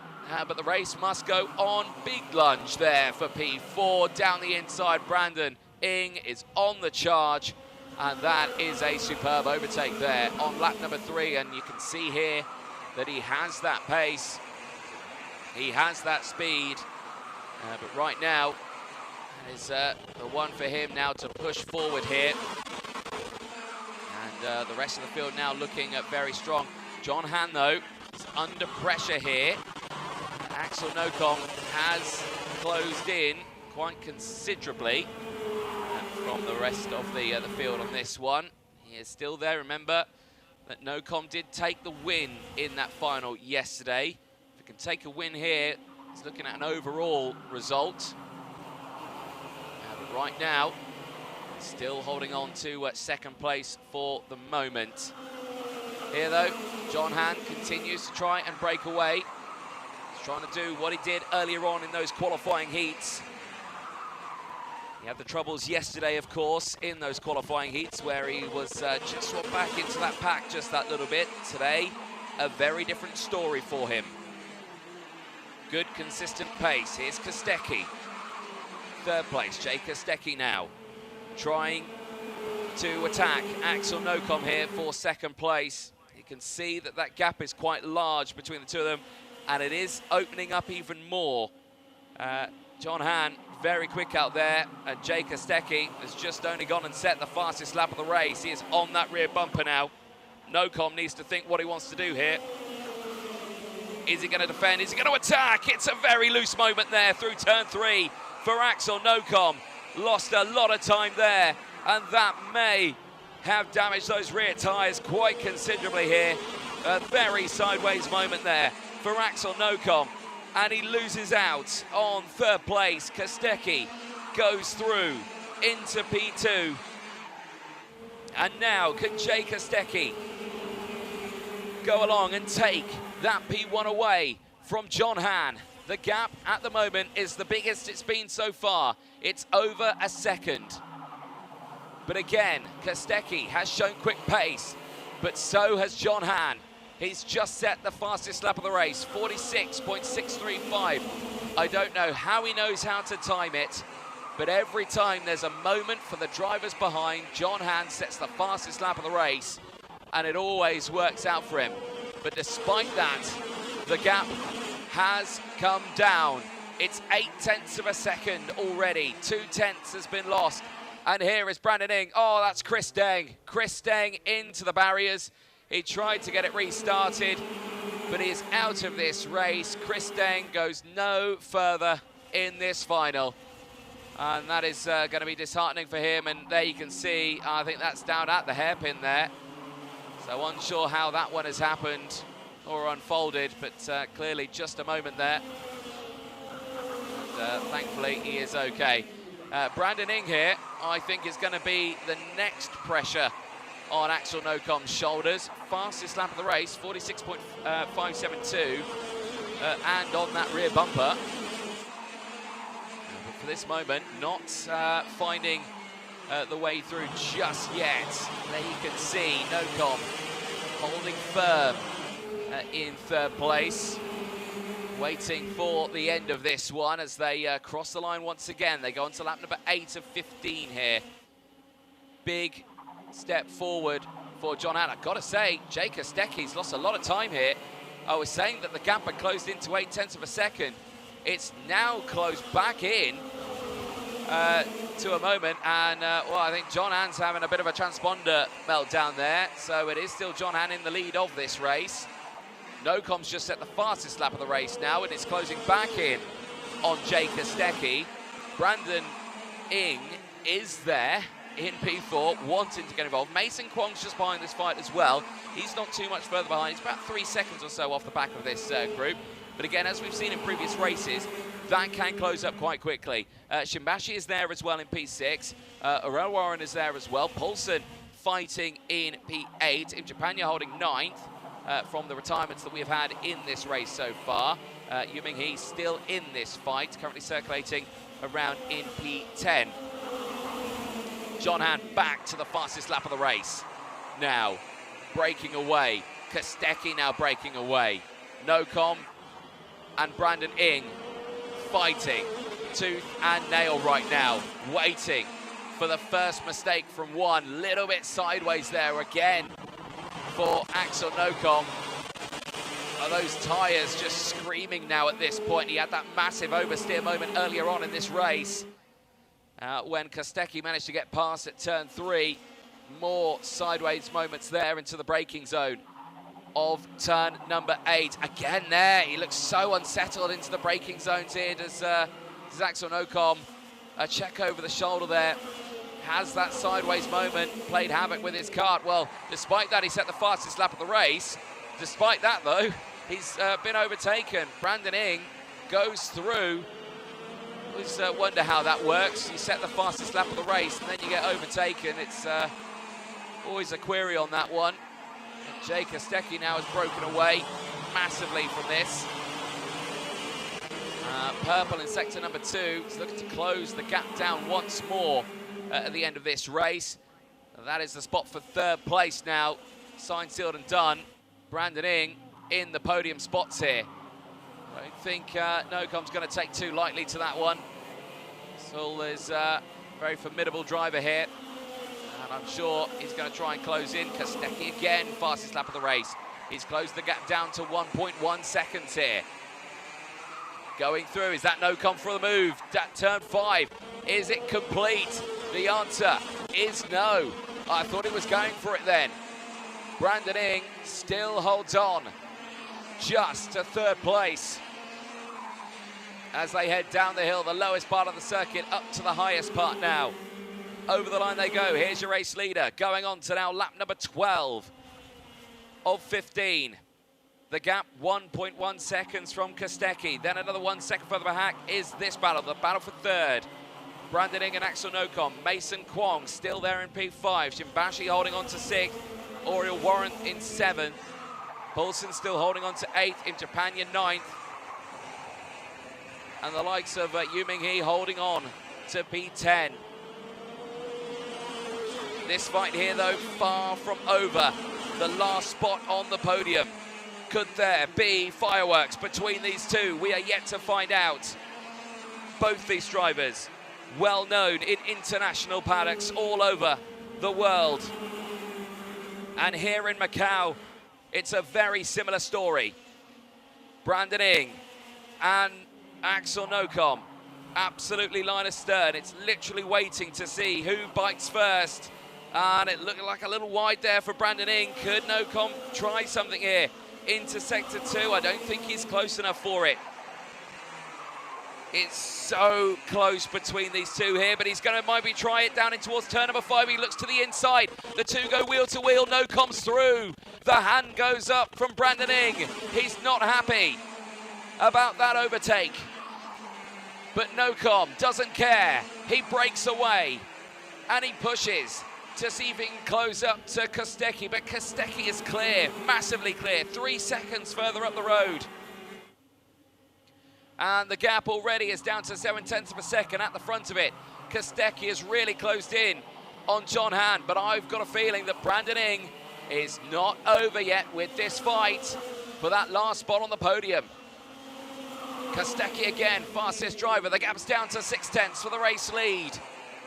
It's all kicking off now for the final podium spots here. Can Brandon Ing do anything about Axel Nocom? Can Jay Kostecki do anything about John Han? The two groups will fight. There's the leading gap. It's still holding at 0.6. But they're going into the final lap now. 0.6 is the gap, but John Han is pushing, but so is Kostecki. Purple sector 1 and 2 on that previous lap. Kostecki's going to dig deep here to try and close in, but John Han just needs to focus. Defensive is the battle for 3rd. Nocom defends from Brandon Ing. And still the two battle for the final spot on the podium. The gap's down to 0.5 for Kostecki and Han. I don't think it's going to be close enough. He's tried so incredibly hard, but the performance from John Han has been exemplary over the course of today. We polled it in qualifying. 2 qualifying heat wins, and John Han can add a final win to his name. John Han wins the final here in Macau, ahead of Kostecki. Nocom will finish third ahead of Brandon Ng in P4. Mason Kwong finishes fifth, just ahead of Shimbasi. Oriel Warren and Imchapanya waits across the line. Warren crosses now. Imchapanya close to the likes of Yu Mingyi. Benjamin Paulson at the end of that one drops to P10, unsure what had happened there. But elation for John Han, frustration for the others at the end of that final. But there it is, job done. Provisionally, of course, these are your results. We wait to see what happens after they go through scrutineering, or maybe any reports to the stewards, but still, for the juniors, a solid drive to the very end. No change for the top six in the end of it. Despite the overtakes at the start, John Han takes the win from Jay Kostecki. Axel Nocom finishes that one P3 out of Brandon Ng, Mason Kwong, Taraku Shimbasi, and Advan Oriel Warren. Nadal Imchapanya from Yu Mingyi finishes in P9 out of Benjamin Paulson, who rounds out the top 10. There, your race winner, the number 24, John Han from Hong Kong. A deserved win there. Pole position in qualifying. A tough day of qualifying heats yesterday and that final. Still good results though, but today, a stark difference now with those victories all the way throughout it. An absolute perfect day for that young man there. A well-deserved victory as he heads onto the weighbridge now to make sure that he is all in compliance, and that looks to be all good to me. So John Han can celebrate there. Let's have a look at how that all transpired. Well, yes, the results at the end, the top six didn't change, but they certainly did change during that race, with the names going up and down the order. The last few words being said there at the start of this race to the drivers, wishing them luck into this final. And of course, here at Macau, it's been a fabulous venue to go racing on. Facilities top-notch, staff incredible here. The work from the team, especially with the AAMC as well. The Macau Federation here done a fabulous job preparing the circuit. Of course, the brand new tarmac that was laid back in November. This moment here, what a drama for Benjamin Paulson. Not what he wanted at all ahead of this final. You can see how they had to push him back quite some way. Second attempt to get it started, kicks into life, and away he went. Started at the back and did progress up into that field, but unfortunately did fall back down to P10 at the end of that race. This was the start of it though, and again, great start for the field. John Han holding on to the lead of that one. Keep an eye on Axel Nocom though. You can see him there in second place, and then watch here right round the outside, Jay Kostecki going for the move. There was Nocom down the inside. John Han fighting back into the fray on this one. Kostecki in the background, and then through goes the 26 there, Mason Kwong. Brilliant start to that race. There was the moment for Axel Nocom, sideways out of turn 3. Incredibly close. There was the drama at the hairpin, unfortunately. Chris Deng into the barriers, into the dirt. And a very tough one for him at the end of that race. The rest of the drivers here all seemingly carrying on. The fight for third was certainly an exciting one. Didn't go their way though for the rest of them. Nocom managing to get back up into third. Brandon Ng held on to P4. Kostecki did his level best there to close in towards John Han. The gap was getting smaller and smaller, and it's that classic old saying, if I had 1 or 2 more laps, I guaranteed I would have caught him. And that could have been the case here. Unfortunately, there wasn't enough laps, and John Han went on to take the last final win of the weekend for the OKN Junior class, and he will stand on that top step of the podium later on today. All of that provisional, of course, with the racing going on. We're going to take a short break. Do not go anywhere. It's the mini-final coming up next.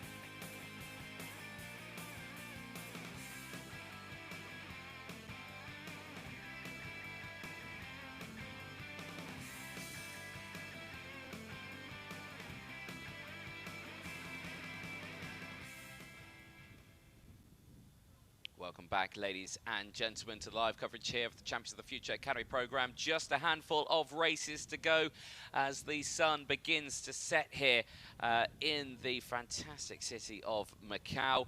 It will be the minis coming out next onto the circuit, and on cue, there they are, making their way out onto the track, and a bit of a shake-up on the order of this one. Penalties happening in the post-race for some of them have switched around that order just a bit, which sees a front row now start for Max Adic on that 403 and Michael Vino on that front row of the grid. Looking forward to seeing what they will be able to do in this fight, but certainly a very dramatic start to the final already.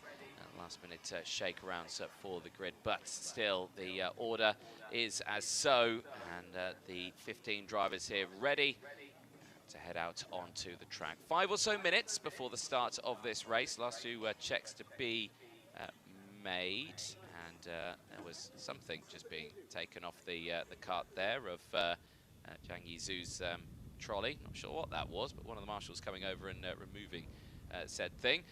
Phil, for this one, of course, quite an exciting day they have had, all the way from time qualifying up until this very moment here, where Mohamed Wibowo took away that pole position spot away from the rest of the field.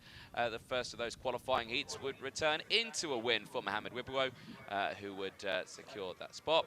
But that was ahead of Michael Vino, who'll be starting this one on the outside of row number 2. There is Mohamed Wibowo, who'll be starting this one now on the second row of the grid. An unfortunate post-race penalty would put him on that second row of the grid initially, so a bit of a tough one for him there with that nose cone penalty. Unfortunately, that went his way. Other drivers as well. There is Riders Young as well from Australia. Great running for him over the course of the 2 races. 7th in his first race, not the best result for him there. Really came back in the second race, converted that to a P2, as there is Max Adic's pole sitter. I think just a little word there to race director Martin Bean, but all good. There is Shabil Omar Basalama. Again, good results for him as well, 5th and 6th place there. Always a smile on Siaka Shimbash's face as she gets ready to go for the racing on this one. There, the rest of the field primed and ready to go. Max Schilling starting this one on the 4th row of the grid. Shiv Tamala as well of India starting just behind of that one. Memphis Sherman always ready to go racing, and then starting alongside Memphis is Edward Noon as he gets ready to go for the racing. And rightly so, yes, indeed. One more race ahead of this one. There, Zhao Zihuan as well, ready to go. And always ready is Ashaleko. He had that drama earlier on, but focused on this one now as, oh dear, it's a very close-up of Martin's watch there. At least we know what the time is. There, Zhang Yizu at the back of the grid, but still focused on the racing for this one and ready to see what they can do from the back of that grid. But, like we say, it's all about focusing for that race win. And the drivers here at the front have got a really good spot of getting this one done. Max Adic promoted to the front of the grid. That unfortunate penalty demoting we were backwards onto the second row of the grid. It promoted Michael Vino to the front, and that certainly shook things up. Riders Young as well, though. Keep a close eye on him. Very competitive. One driver really to keep an eye on, I would say, is that 404 machine there, just on the right-hand side of your screen. Albert Poulsen of Denmark, great results. 2 4th places earlier on after he was starting after qualifying 11th place.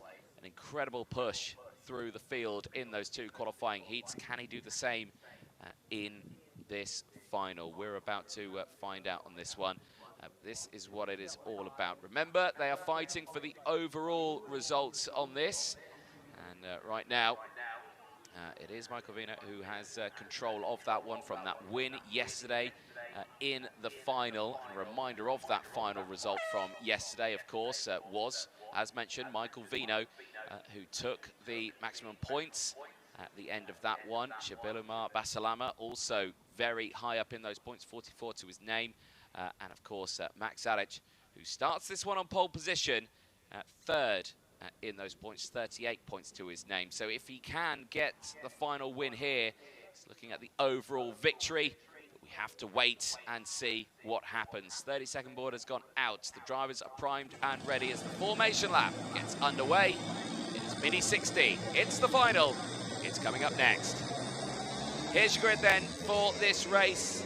Slight change with penalties going out, but it's Max Vanich who will start it on pole position, joined by Michael Vino on the front row of the grid. Mohamed Wibuo and Ryder Jeong go from row number 2 with Albert Poulsen and Shabilumar Basalama on row number 3.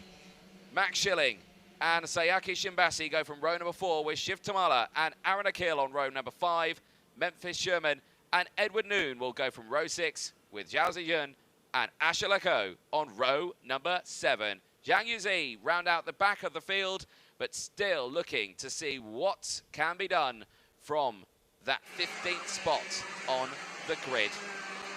Like we've already mentioned, we've mentioned those champions of Macau, those points that these drivers are trying to get on board with. We've spoken about the intermediate classification points that has earned them their right to start in the positions that they are doing now from the qualifying result that they had earlier on today. There's only one thing left to do, and that's start this final and see who will be the victor at the very end of this racing weekend. You can see the street action just behind there, where it's so incredible, the position of this circuit. There is a high street literally right next to the back straight there. Pathways, roads, buses, cars, people walking to work, etc. And alongside is this racing happening right in front of their eyes. A beautiful backdrop here. The golf club in those trees there, a massive 18-hole golf course. Unfortunately, I didn't get any chance to play around, which is a bit of a shame, but hey-ho. We get ready for the racing, and well, Michael Vino seems ready to go racing. The rest of the field don't seem too ready to go either, so they're slowing him down. Something tells me we're going round again, and yes, we are. Yellow light flashing, indicating false start, and the field goes round again. And you know, thankfully to report, we've not had many false starts over the course of this weekend. So an extra formation lap then for the drivers, just to get an extra bit of temp into those tyres. Not sure what had happened there. Michael Vino seemed pretty confident about the speed he was going. Max Vanich there, just keeping the speed even lower there, kind of left him behind, so maybe forcing a extra formation lap. Just to get some temp into those tyres, but a driver would never dare do such a thing, I'm sure. But here right now, we focus on that race. So hopefully the pack slows down now. It's nice and steady. Here we go. Oh dear, drama in the background. One kart round, thankfully, has kept it going, but will fall right to the back of the grid. The rest of the grid is all good. I am not sure who that is. I can't quite see the kart number, but it looks like we're ready to go racing. Lights out, fights on here as they go through. Who does not come across the line? It's Zhao Ziyun who's gone round. He starts at the back of the grid, but the rest of the grid is all good as they head down in towards turn 2 for the first time. All of them hugging the white line on the inside of turn 2. All of them making it around 3 wide for 4th place as Michael Vino slots into 3rd place. It's there, you can see Mohamed Wibuo trying to get into the race lead of this one, but Max Vanich holds on to the race lead for the moment in this one. He's got an entire train behind. If he leaves any gap open, the train will go through. He hugs the middle of the circuit there, takes a tighter line. He does the same here. He's got a defensive posture at the start of this race to back the pack up into each other, and it seems to be working. Michael Vino goes down the inside of Mohamed Wibuo, and he takes that 2nd place away, and it looks to me like Ryder Jeong has gone through as well. He has. He's up to 3rd place, and now we start to see the gap, the battle go through, but Michael Vino wastes no time of going to the lead here. And that's Michael Vino now in the lead of this race. Ryder Jeong into 2nd. Max Vanich now drops to 3rd. Max Schilling is having a great start on this one. A 3-place gain. He's up to P4. Pushing through the field. The rest of the field, they're all dying to get involved in this one. Shabillamar Basalama is fighting in 5th place ahead of Albert Poulsen, who has dropped down 1 spot in this one into P6. But still, we wait to see what the Dane can do. Up the hill, round the final corner at turn 10. Back onto the start-finish straight. Over the line they go. Still Zhong, now Zanic. Vino from Schilling, Basalama, Poulsen, Wibwo holding on to the top 7. Sherman from Tamala. Shimbashi holding on to the top 10 here. Down the back straight they go. Ranajong, fastest driver out there now in the lead of this race, utilising the clean air. But he needs to be careful. If he finds himself on his own and the drivers behind work together, he'll be reeled in incredibly quickly. But it doesn't seem to be the case. He seems to have a rear gunner here. Max Vanic holding on to 2nd place. And is purple in sector number 2. And is closing the gap on Ryder Zhong. Now, is he going to try and go for a moment here? I don't think he will on this one. No, he's staying behind for the moment. He could work with him. We saw this yesterday in that final. We saw how much they work together to break away, to open up what I like to call the battle buffer for the rest of the field. Here we go for Poulsen, fastest lap of the race. We were expecting this from him. He showed great performance in that early stages today, with him going from 11th to 4th in 2 races. But this, there's nothing he can do about this, because look at now, there's all the investigation flags going out in this race right now. And it's Michael Vino under investigation. The driver in 3rd place. Under investigation is the 407. No idea what it's for, but it's all we know for the time being. He'll have that on his conscience all the way to the end of it. And Poulsen's thinking, right, well, if he's under investigation, I think it's time we started to go for the moves. And he's done that through past. He goes. Max Schilling closes in now on Michael Vino. They've got to think of the bigger picture. Is he going again? He is. Poulsen to 3rd. Look at this pace from Albert Poulsen right now. He is pushing into P3. Now the question is, can he look to see what he can do in this one? But right now, he is trying everything he can to try and close in on this group ahead. But look at this one. Wibwo's making it really difficult. Mohamed Wibwo fighting back through. And now, Shabillamar Basalama is starting to just have to think what he wants to do here. Look at this, Schilling down the inside of Poulsen. Takes that position away. The fight is happening for 3rd, but in the meanwhile, 1st and 2nd is going. Poulsen tumbles down to 12th, 13th, 14th. Has something happened to Poulsen, or has he had a timing problem out there? Because he's tumbled down to 15th place. But no, I think he's still in this race, so we'll try and figure that one out. Yes, he is, he's fine. Poulsen's still there in P6. So just a timing glitch there, and he's still good in this race. May have just missed the timing loop on that back straight, but look at this now. Oh, Ryder Zhong and Max Vanic breaking away here. But again, we saw this yesterday. We saw 2 drivers breaking away at the front. We saw how competitive they were from the rest of the field. And then into the last couple of laps, we saw them fight. And then all of a sudden, there were 10 karts fighting for 1st place. Look at this, Wibwo's broken away. The fight for 4th place is on. Look at this now. Schilling having to defend the entire rest of the grid here right now. Through the corner they go. It is Shabillamar Basalama who's got himself back to the front of that group now. He's brought Poulsen along for it as well. Poulsen now pushing through. But look at this for a scrap, 4th place onwards. Michael Vino, under investigation, is now down to 7th place. Still no change here at the front. Rana Jiong and Max Zaric continue their charge away from the rest of the field. The gap is 2.2 seconds now from Mohamed Wibowo, alone in 3rd place. If the group behind in 4th, 5th and 6th onwards, they start to work together now, they will close in on Mohamed Wibowo, and then they might be able to fight for a podium spot here. If they continue to trip over each other, a driver on their own can easily break away.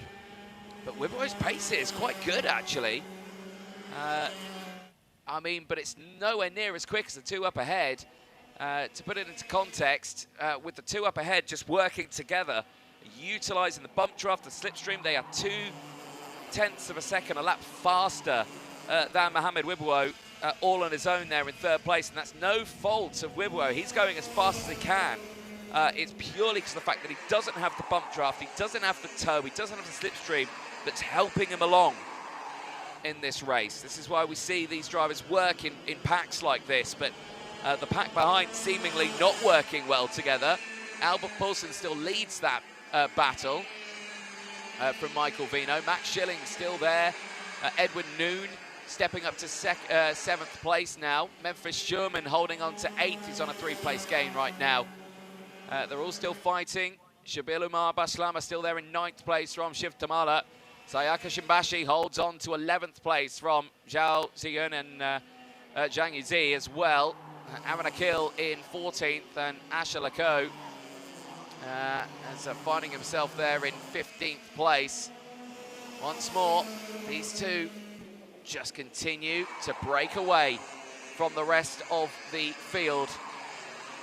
I am still amazed at this point that Wibowo's held on to 3rd with that big group behind, but I think it is benefiting him that they are fighting still.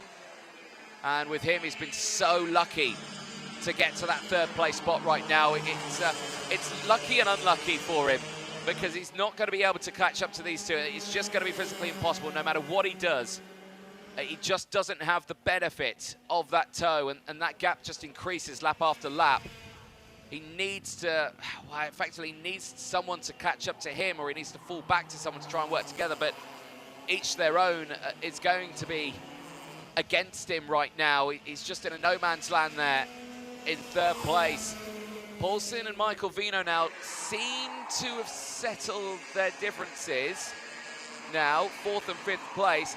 6th and 7th are still fighting. Edwin Noon has just made it up now into 6th place, past Max Schilling. But there, at the front, they continue to just stay line astern here. We are on lap 11 of 13. The race is nearing its conclusion, and you will expect at some point one of these drivers to either lunge or defend. Who will break first? Will it be Ryder Zhong? Will it be Max Zaric? Well, I can tell you now it's going to be Max Zaric, because he goes down the inside at the hairpin, and he's through into the race lead, and already he's opened up a gap. But again, for these drivers, Ryder Zhong will have the benefit of the toe from the slipstream if he can latch onto that rear bumper. This is the chance now that Mohamed Wibowo wanted. This is the chance he needed, but the gap, I think, is too big. The last lap board will be out this time, and Max Zaric has timed that overtake to perfection. He has pushed his way through, and he has put his name at the top of the board. They see the last lap board now, and at this moment, Max Zaric leads the way, not only on the track, but also in the points. He's got 89 points to his name. He's looking at an overall victory here and a #1 trophy at the end of the day. But will Ryder Zhong say anything about it? He closes. Zaric goes defensive. I feel like that was unnecessary. I don't think he needed to do that, but he did it anyway. And Ryder Zhong is all over the rear bumper now as they head on this final lap and into sector number 3. It's Max Zaric, Ryder Zhong, 1 and 2. But who will stand on the top step of the podium here in Macau? Out of the final corner, it's going to be a run to the line. But I think Max Zadich has done enough here to claim the #1 spot here in Macau. He wins the final and he takes the #1 spot at the end of the weekend. Mohamed Wibawou takes third place. He will get to stand on that podium. He will get to enjoy the spoils at the end of a race weekend. You can still imagine there's disappointment on his face, but the control and the racing craft from these drivers have put them where they needed to be. Zadich 1, Xiong 2, Wibawou takes 3 across the line. For Albert Poulsen, a superb drive for the Dane. He finishes in 4th place with a 1-place gain. He finishes ahead of Michael Vino, who is under investigation. Chibilumar Basalama takes P6 ahead of Max Schilling. Edward Noon, what a race that was for him. 4 places gained to finish in P8. Memphis Sherman, also great race. 2 places gained to finish inside the top 10. Shiv Tamala rounds out that top 10. Shimbashi finishes in 11th. Zhao Ziyun as well. Zhang Yinzu, also a good run. Aaron Akil and Asher Lako round out the field. There is Max Zadich. Well, he heads straight back to the paddock, and he is not sticking around at all for that one. Let's take a look at the highlights from that race. Well, tensions were high going into it because last-minute swap with that post-race penalty that went out earlier on, but it was calm in the minds of the drivers. All bar one that had the spill at the start. The first start was a false one. We had that moment there in the background as well. I think that was Zhang Yizu as well, who did manage to get back into position. But yeah, very tough start for that race. For the rest of them, though, pretty solid for the drivers. Early doors investigation flag going out to Michael Vino, so may not be out of the woods yet from that race. It'll be a visit to the stewards, I can imagine, after the race.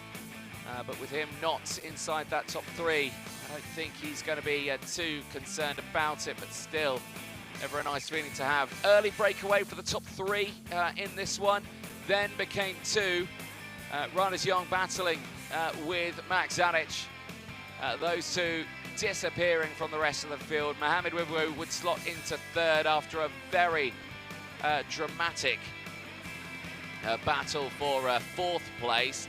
This was the first attack here for Max Zadich down the inside. He gained a considerable amount of time there with that overtake. Reiners Young in the next lap, seemingly having that chance to go for it. The defensive posture there for Max Zadich. I think it was needed at that point, but of course he may not have known. He was thinking he was right on his rear bumper and thought it's probably the safest thing to do. Turn actually made him even closer. Had to fight for the rest of the lap. The checker flag would go out, and Max Zadich of Thailand will stand on that top step of the podium, not only for the final, but overall as well.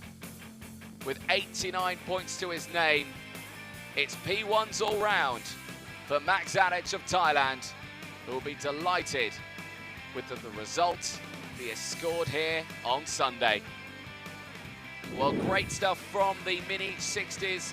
2 finals to go. We're going to take a short break. We'll see you in a few. Seniors and KZ coming up next.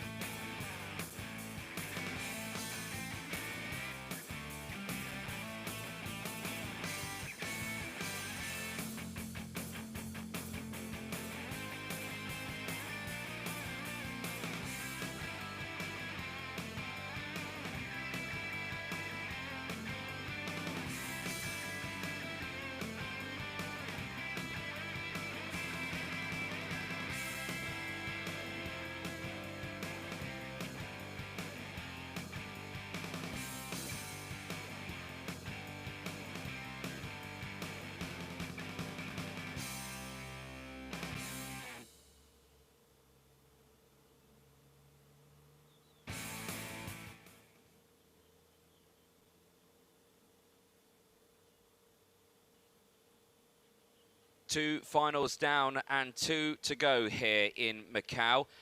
We're yet to see the seniors and the KZs out for their final here at the 2026 Macau International Kart Grand Prix, including the champions of the future Academy Program. The seniors are out on circuit next, and this is going to be an interesting one.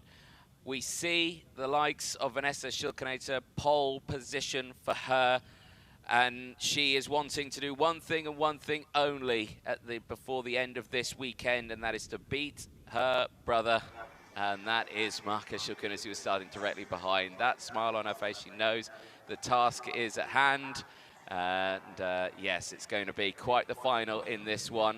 I'm sure an exciting one is ahead of us, but of course, Shun Sakaguchi will have something to say about that one, I am sure. There we go. Yes, yes, Marcus, I know you can hear the PA. I know you'll be watching as well. We'll see what happens in this one. But Shun Sakaguchi also could have something to say about this. He's on that front row of the grid. He's shown great pace today, great qualifying, back-to-back poles over the course of the weekend. And he very much deserves to be on that front row of the grid. A win and a third place for the driver from Japan. Can he put his name on the top step of that podium at the end of today? That is the question. Or will the sibling rivalry break through the rest of it? We will have to wait and see. Another driver as well who's had a superb run today after time qualifying. Wadapong Ianvichan starts this one on the second row of the grid alongside Marcus Schilkenater. And that is certainly going to be an interesting one. The challenge that they have got, though, on that outside row, of course, is the fact that they're on the outside row. They've got to try and find a way through to the inside. You've been watching the starts from Sakaguchi, and he's just been pushing his way to the outside line, taking the optimal line. This time he's on the outside. He's got that drama to try and get now to the inside. That's what he's going to have to deal with. For the rest of the field, it's all about pushing forward. Here, though, Wadapong Ianvichan as well. Great performance from him, as we mentioned. 6th and a 5th for him puts him quite far up the order. This one here, Inomi, great running for the 2-1-1 over the course of this one. 5th and a 7th over the course of this. Curious to see how he's going to get on with fighting at the sharp end. The same could be said here for Josh Feng from China. 3rd row of the grid as well, primed and ready to go. Jamie Ambrose here. Work to do from the 4th row of the grid. Had an unfortunate moment in that first race, but the driver from Great Britain digs deep, I'm sure. See what he can do. Yua Shi as well here of China, again, part of the 7 Rings racing team. So many drivers here from that team being represented here this weekend. Other drivers as well pushing forward as well. There is Paco Sarmiento getting himself primed and ready. Sarah Kojima, great qualifying for her at the start of the day. A bit of troubles in the first race, but certainly pushed forward again in that second race. Puts her back to this spot, but still keep a close eye on her to push through the field. There is Alonso Lacambra, also caught out in that first race, but again, fighting fit to see what he can do in this one. Jerry Shi starting alongside on that 6th row of the grid with Zhang Ertiyu and Enrique Borges on the back of the field there. Tough work to be done, but spirits high at the back of the field as it's a thumbs up for Enrique as he gets ready to go racing in this one. You can see them on that 7th row of the grid, and there once again Martin Bean saying good luck to all the drivers ahead of this final.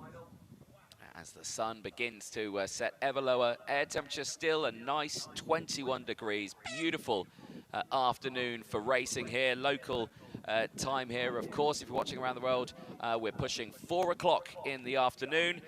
And if you're watching at home in Europe, it's now 9 a.m. in the morning.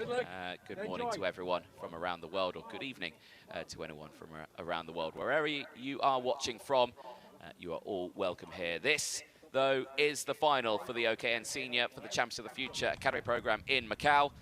And Vanessa Schilkenater here has a real shot of not only taking the final win, she has that shot of beating her brother, and also standing overall winner of this weekend. That second yesterday, accumulating with a win today, could do good things for her on that podium. We'll have to wait and see. It's a long final 16 laps here. And you can imagine the pressure is high for the drivers right now. Here we go. It's the OKN Senior Final. It's the one we've been waiting for. How is this one going to transpire? Well, I just saw there out of my commentary box position, Shun Sekiguchi, a bit slow off the line, but has got it started, so hopefully he can get back to the front of that grid. Here is your grid as well. Vanessa Shilkaneta and Shun Sekiguchi on the front row of the grid. Marcus Shilkunis and Warapong Ian Vichan joining on that second row. Inomi and Josh Feng go from row number 3. They'll have Jamie Ambrose and Yuao Shi on row number 4. Paco Sarmiento and Sarah Kojima go from row number 5. They'll have Alonso Lacambra and Jerry G on row number 6. Zhang Ziyu and Enrique Borges goes from row number 7. 14 kart grid here of seniors. Ready for this final. Over the line they go. The out lap completed. They begin the formation lap here. And I can imagine the pressure on the shoulders here of young Vanessa Shilkaneta here on the front row of the grid. The one thing she has wanted to do is to beat her brother in a final. And right now, she has got that opportunity. And, well, there you can see communication happening. I think she's got the full support here of her brother, saying, keep pushing, warm those tyres up, keep going, don't slow down yet. Get the temp into those tyres. But they have to slow down now because the back of the grid is not formed up at all. So let's see how this one will go. They head into the tram lines. The front looks good. And let's see if we're racing. Very late to the scene at the back there. Into the tram lines. False start. They're going around again. So back of the grid not formed up there. And they'll send them round again. So a little quick throughout the rest of that one. Extra formation lap in then for the seniors. But it all boils down to this one. Like I say, the points at the moment from yesterday's final results, it is Shilkunis, Marcus Shilkunis with the 50 points. Vanessa Shilkaneta has the 44 points. Shun Sekiguchi is third at the moment in that with 38 points. So a bit of work has to be done there. Ambrose currently fourth in those points with 35. Then you see the likes of Inomi currently at fifth in those points. Sarah Kojima sixth. Ian Vichan seventh in the points from Sarmiento.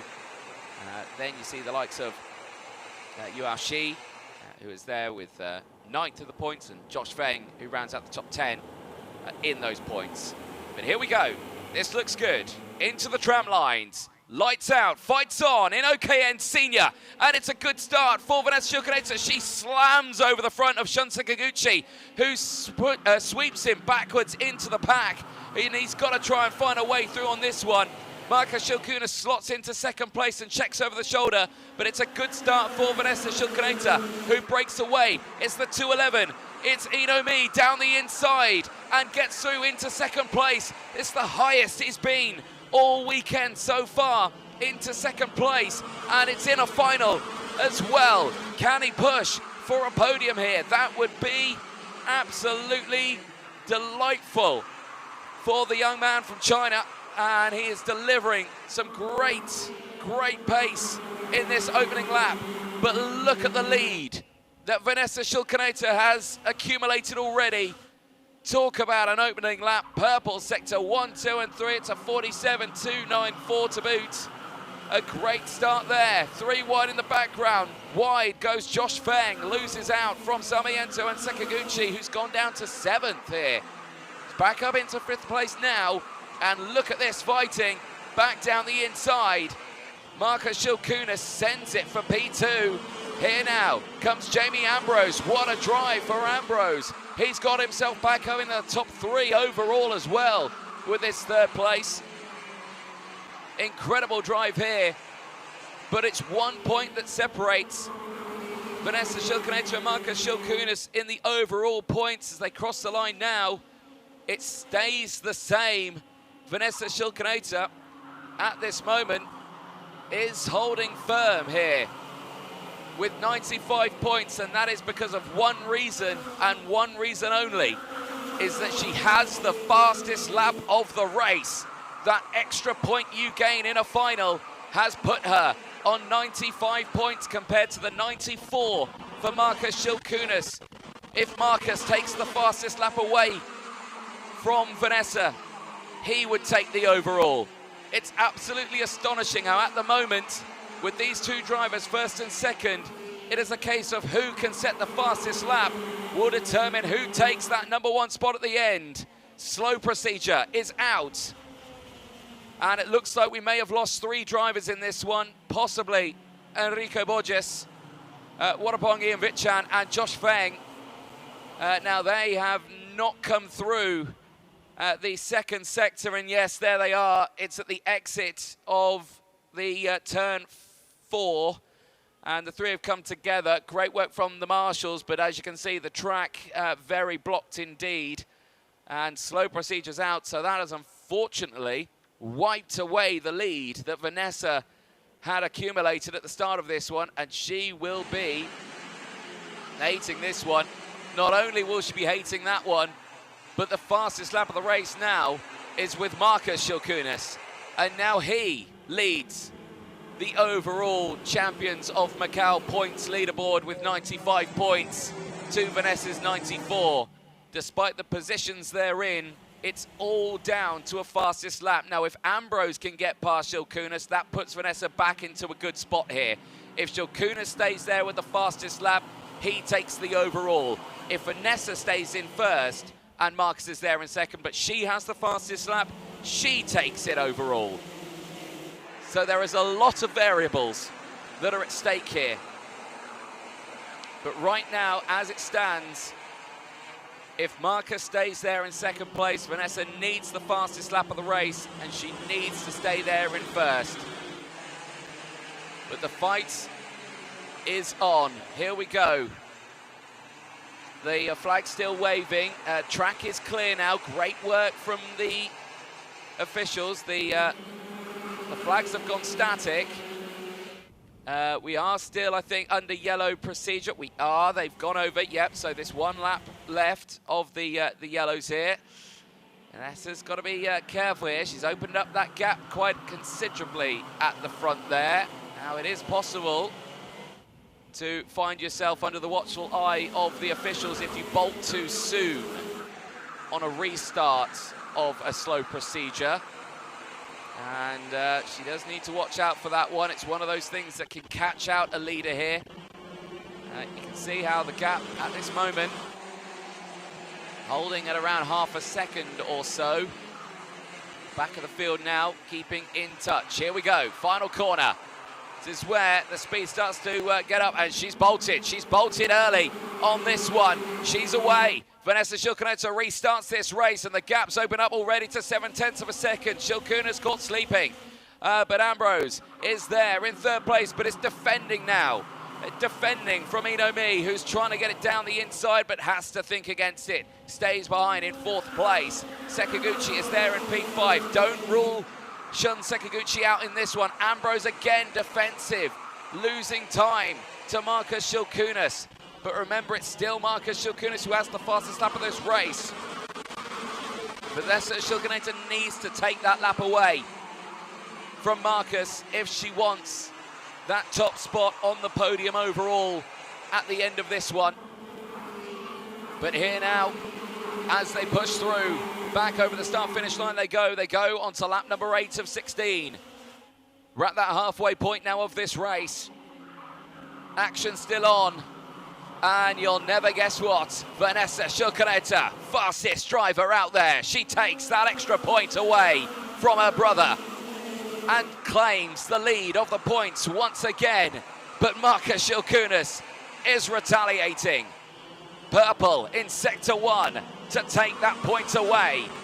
Jamie Ambrose holds on there to third place as action happens in the background. Sarmiento past the camera. He's up in a 7th place. Kojima is still there in P6 behind Sekiguchi as they push forward. Look at this fight going on over the line now. Great little scrap here behind the front runners. Sekiguchi now up to P4 and is fighting now. There is Ambrose up ahead. Ambrose is the next target. Shun Sakaguchi here has pushed hard over the course of this weekend with his pole positions, showcasing that speed, and there again, fastest lap for Vanessa. Securing at this moment that run. Oh dear, Paco Sarmiento, warning flag in this race. And that's not going to look too well on his race result, I'm sure. He's got to be careful here as the race progresses. Over the line they go. Gaps at the moment. Ambrose, what's his gap like to Marcus at this moment? Well, it's 0.7 of a second. Was purple on that last lap. So was Vanessa, another fastest lap of the race. If ever there was a confidence boost right now, that would be it. Oh dear, I think maybe dramas have happened out there as well, or is that again a transponder moment? Me seemingly looking like he has tumbled down the order now into 10th place. No, he's still there in P5. So again, just a moment there, but he's still in this race. And at this moment, oh, that's a moment there. Sarakajima going through. Beautiful little overtake there, reading the road fantastically. The young lady from Japan. That steps her up into 5th place now.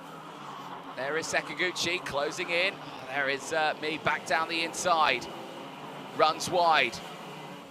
Kojima can't fight it. Stays behind, slots back into P6. Sakaguchi, though, closing in on Ambrose. Fight for 3rd is on. Ambrose here. Really tough day yesterday for the young Briton. Struggled with post-race penalties, but today, thinking about what he can do ahead. This fight here is not over as well. Inomi fighting with Sera Kojima. Kojima wide out of the final corner. She lost a lot of time there, unfortunately. Trying to push through. So easily done there.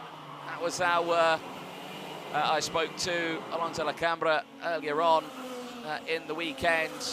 He had a spill in qualifying at that very corner. I said to him, what happened there? He said, oh, unfortunately, it was just a little bit wide out of the corner, and I oversteered it into the gravel trap. It's very easily done here.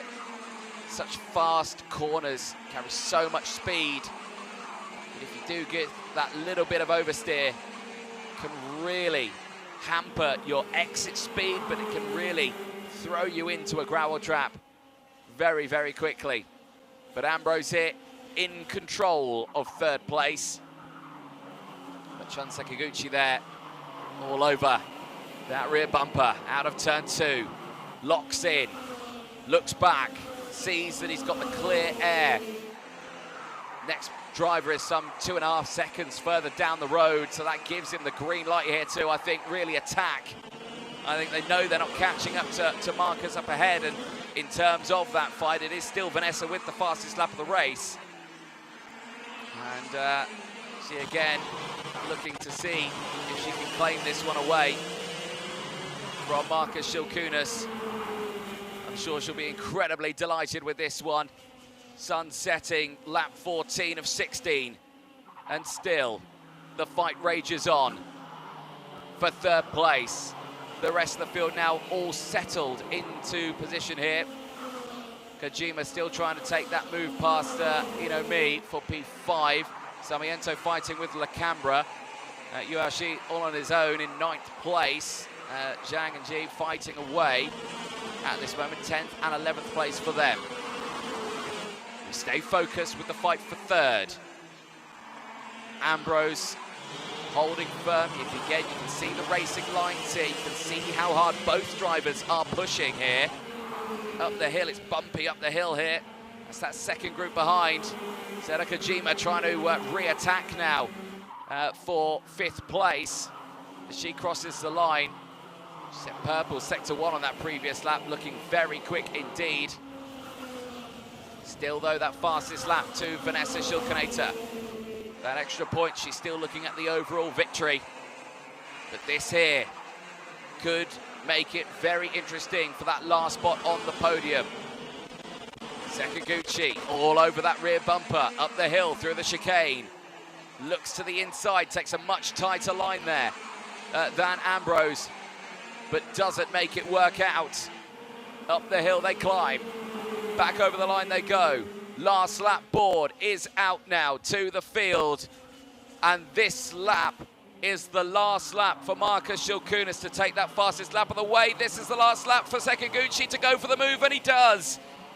Shun Sakaguchi down the inside at the hairpin, takes third place away from Jamie Ambrose. Ambrose will retaliate.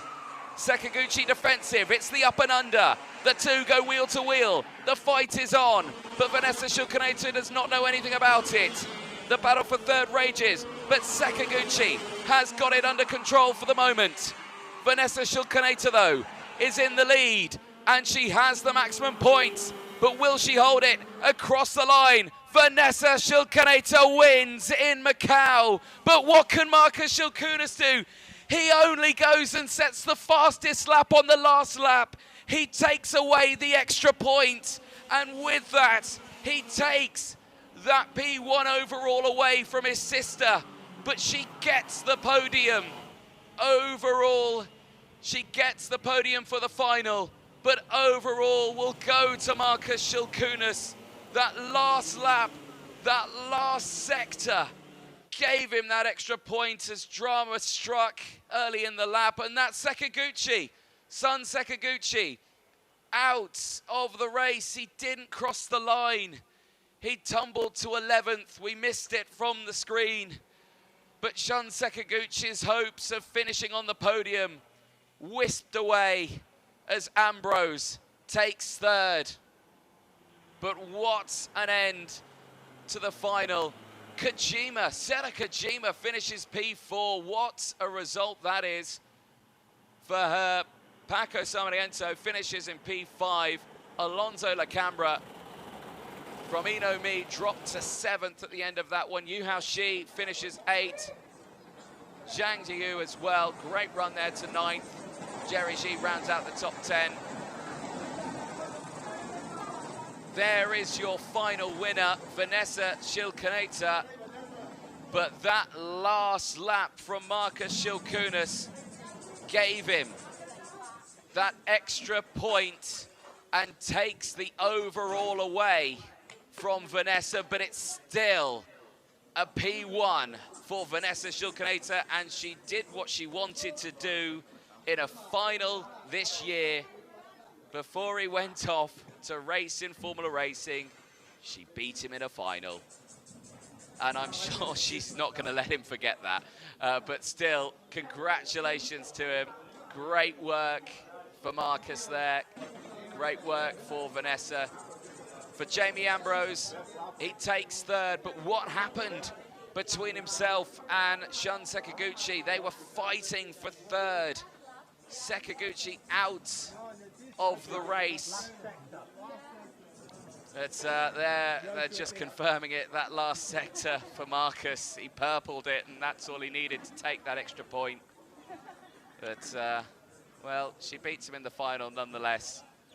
But Marcus didn't want to give the overall to Vanessa, and yeah, that's a tough one. Here's the highlights from it. Well, what a race it was for the seniors. Nail-biting to the very end for the results of the top three, but we still have to wait and see what happens. All the results you see right now, provisional, of course, until we see the results at the end of the day. But a strong result for Vanessa Shilkunas for this one. You can see she was psyching herself up ready for that race as she got going. Brother starting directly behind, Shun Sakaguchi starting alongside as well. Had a bit of bother getting it started as they went forward. First attempt was a false start. They went round again, second attempt, and that was when they went racing. And it was a lightning start for this one. And for Vanessa, you can just see how focused she was. Watch the start here. Sweeps across the front of Sakaguchi and nearly makes contact there. And you can see how he just had to slide down the order. I think he dropped quite considerably in that early phase. Shilkunas to the inside, straight away up into second place.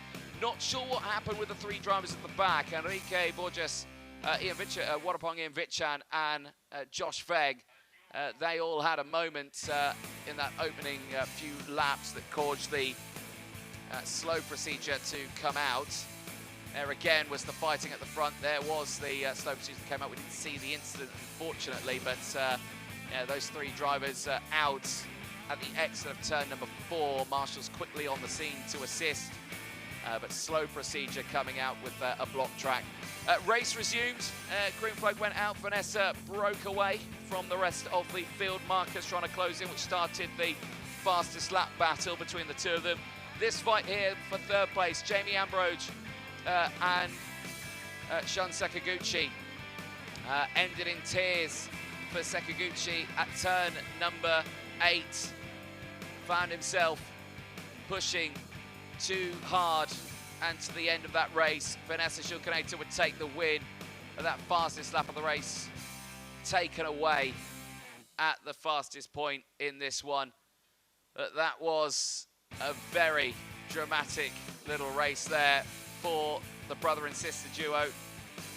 Very dramatic indeed for third, but still, what a final we can take away from that one. Well, one more race to go. KZ is coming up next for their final. That will be the longest race as well of the weekend so far. We look forward to that one. We'll take a short break though. We'll see you in a few moments' time.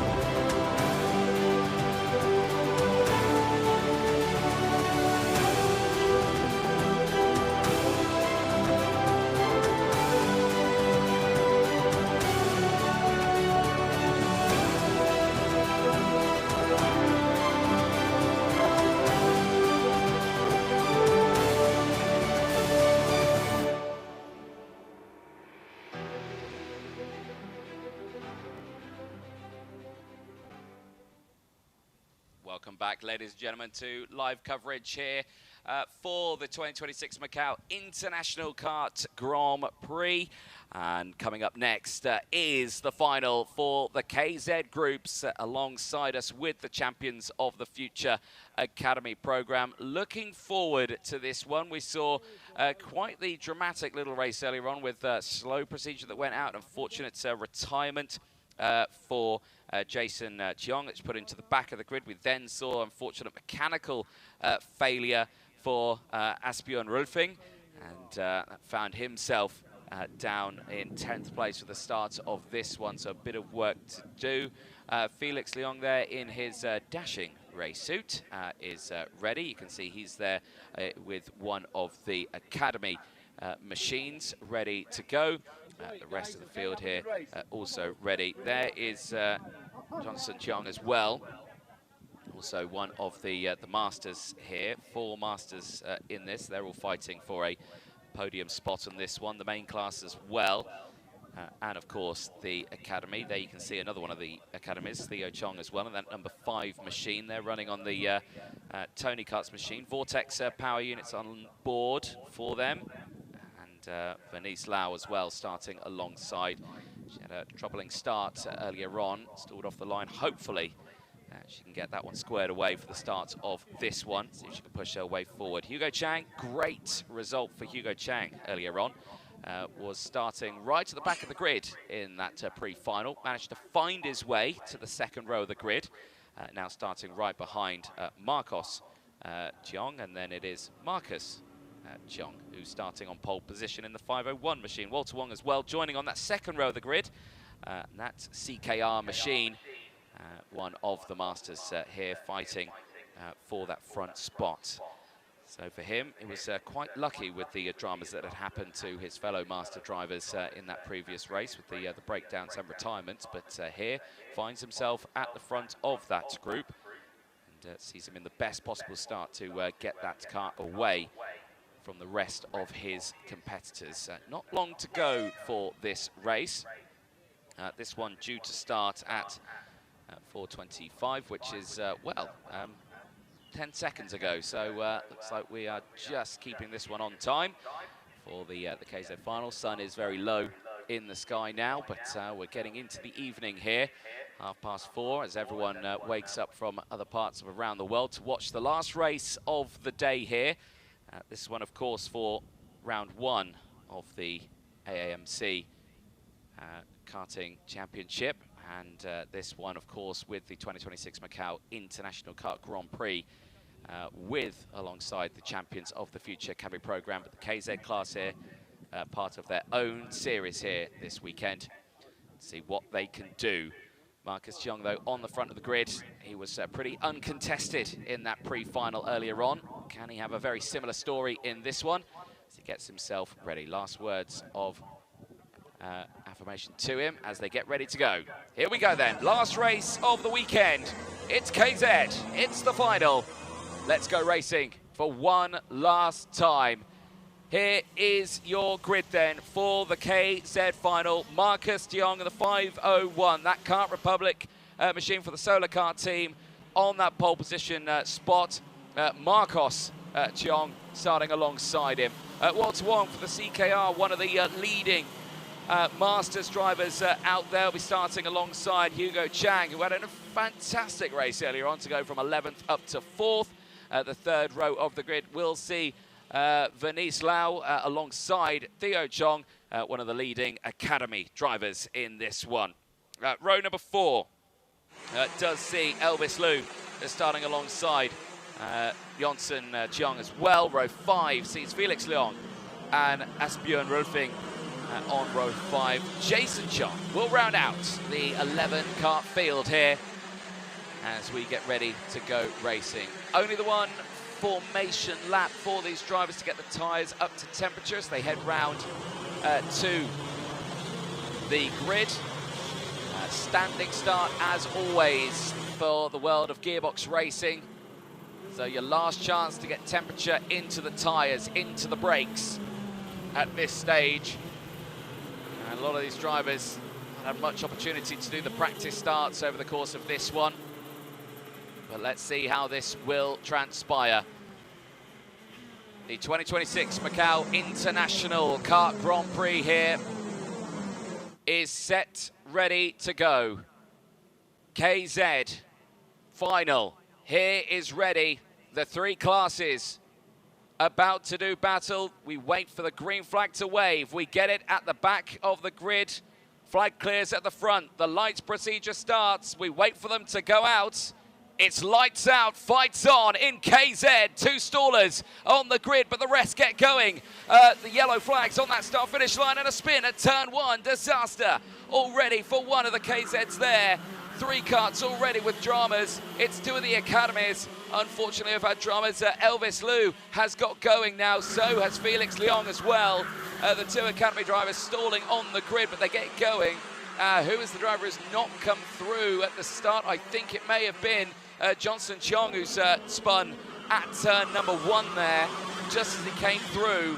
So disaster there. This final 17 laps, the longest race that we will see for it. And you can see already the breakaway that these drivers have had. Very wide there for some of them, but as they cross the line now, let's count them through over the line. It is the likes of Marcus Cheong leading the way. Walter Wong up into 2nd place. Marcos Cheong there in 3rd place, ahead of Asbjørn Rolfing, who has got up into P4 on a 6th place gain. That mechanical failure he got earlier on seemingly has disappeared as he now tries to close in on his fellow Masters driver, who is there in 2nd place on that CKR machine.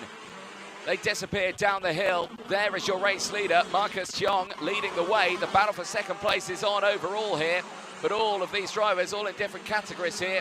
You've got Masters and you've got the regular KZ class here. all fighting in amongst each other as they push through.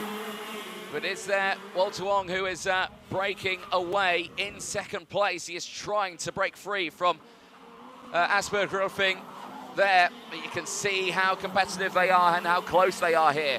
Just behind as well, Hugo Chang. Do not rule him out. Very quick early on, seemingly on that back machine. Big lick of oversteer there for Rolfsson as he tries to sneak his way through. But there you can see how Walter Wong making it very difficult there. So is the likes of Marcos Young as well. Still Hugo Chang right to the back of that group. You can see him there on that Mac machine, trying to get a move done. Not going to happen though. Jason Cheong as well in this one is on a good charge on a 5-place gain. Could be able to close in on this one. He was at the back of the pack, of course.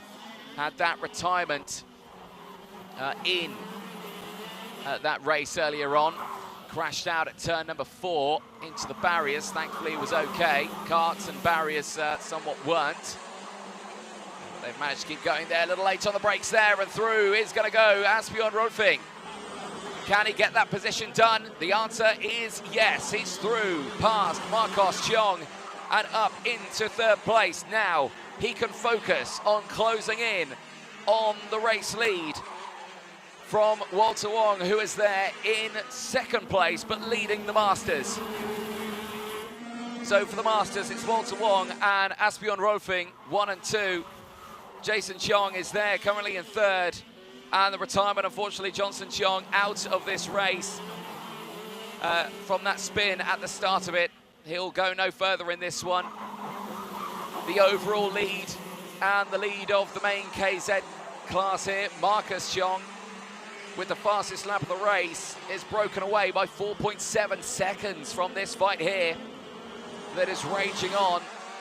Marcos Cheong holding on to 2nd in that group. Hugo Chang currently 3rd, and they're close to each other here. So is that lead battle for the Masters.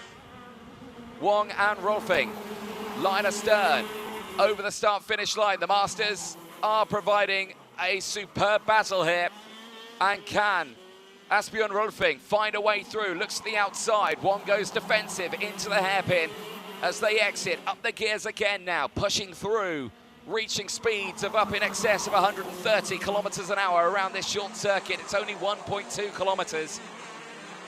Really is a quick lap for these drivers, but it's so physical. It's so demanding for them, especially with changing gear. Unlike the direct drive, which is just accelerate, brake and steer, these guys have got to think about braking later with the extra brakes they've got, changing the gears, not missing a gear. So physical on a driver here, and Asbjørn Rolfing once more continues to pile on that pressure. Shaky is Wong out of turn number 1. Looks to the inside, does Asbjørn, but can't quite do it. Slots back into place. Here now comes Chang. Hugo Chang has closed in. The fight for P2 in the KZ class is on. Marcus Cheong is holding on to it, but he's made a mistake there. They're wheel to wheel for 2nd place in the KZ class here. But that Lando Norris chassis of Marcos Cheong is holding on here. Remember, it's a Puro chassis as well. That's Alessandro's chassis that he's got there. As unfortunately, another retirement there. Felix Leong out of the race in that number 17 Academy kart. He will not see the end of this race. But here, though, this fight for 2nd place. Can we clarify as well, the race leader right now is some 9.1 seconds further down the road from this. This is the overall fight for 2nd place. And also 2 battles for 2nd and 3rd as well in class. But right now, well, Walter Wong here is doing a brilliant job of fending off all of this, but look at this super glue to that rear bumper is Asbjørn Rolfing. But right now, he just can't find a way through. Beautiful setting here in Macau. That sun, golden in the sky, shining over the KZ drivers here in Macau. A majestic circuit built in 1996, and look at this now to turn 2. It's Absion Rolfing to second place overall, and now leads the Masters. We've had to wait till lap 9, but finally, Walter Wong had to concede the spot, and now settles for second in class. Jason Chong is still holding on to third overall in the Masters. He's 6th at the moment on track. But now not only has Wong got to think about where he wants to finish in this race, he's also got to think about the fact that he's got a battle for second and third right behind him. Marcos Yong and Hugo Chang fighting away for second and third in the main KZ class here. And for the third place spot overall in the race. Exit out of turn 2, up the gears they go. Absolutely astronomical speeds there around turn number 3, but look at them all closing in once more under braking through turn 4. No room for error for these drivers. No room for a mistake. You don't want to miss a gear. And look at this now, the up and under. Beautifully done there for Marcos Yong. And now through goes Hugo Chang as well. Chang goes through on that Mac machine, steps up into 4th place. And now Marcos Yong third overall. Is there time for Asbjørn Rolfing to close in on Marcus Yong though in the overall race lead? Well, we're lap 11 of 17. The gap that was over 10 seconds is now down to 8.2. Now, race leader currently is going into the final corner right now. Second place overall, Asbjørn Rolfing currently exiting out of turn 9 and into the final corner. It's quite a significant gap that they have got at the moment. But I don't think it's going to be possible at this point. We'll keep an eye on it. 7.7, it's coming down at a fast rate of knots here. Maybe there could be something here for Asbjørn Rolfing for the overall victory. You can see how much he's broken away, but it's still a tremendous gap that he's got to close. And here, I just don't think there's enough time left in this race. We're lap 12 of 17.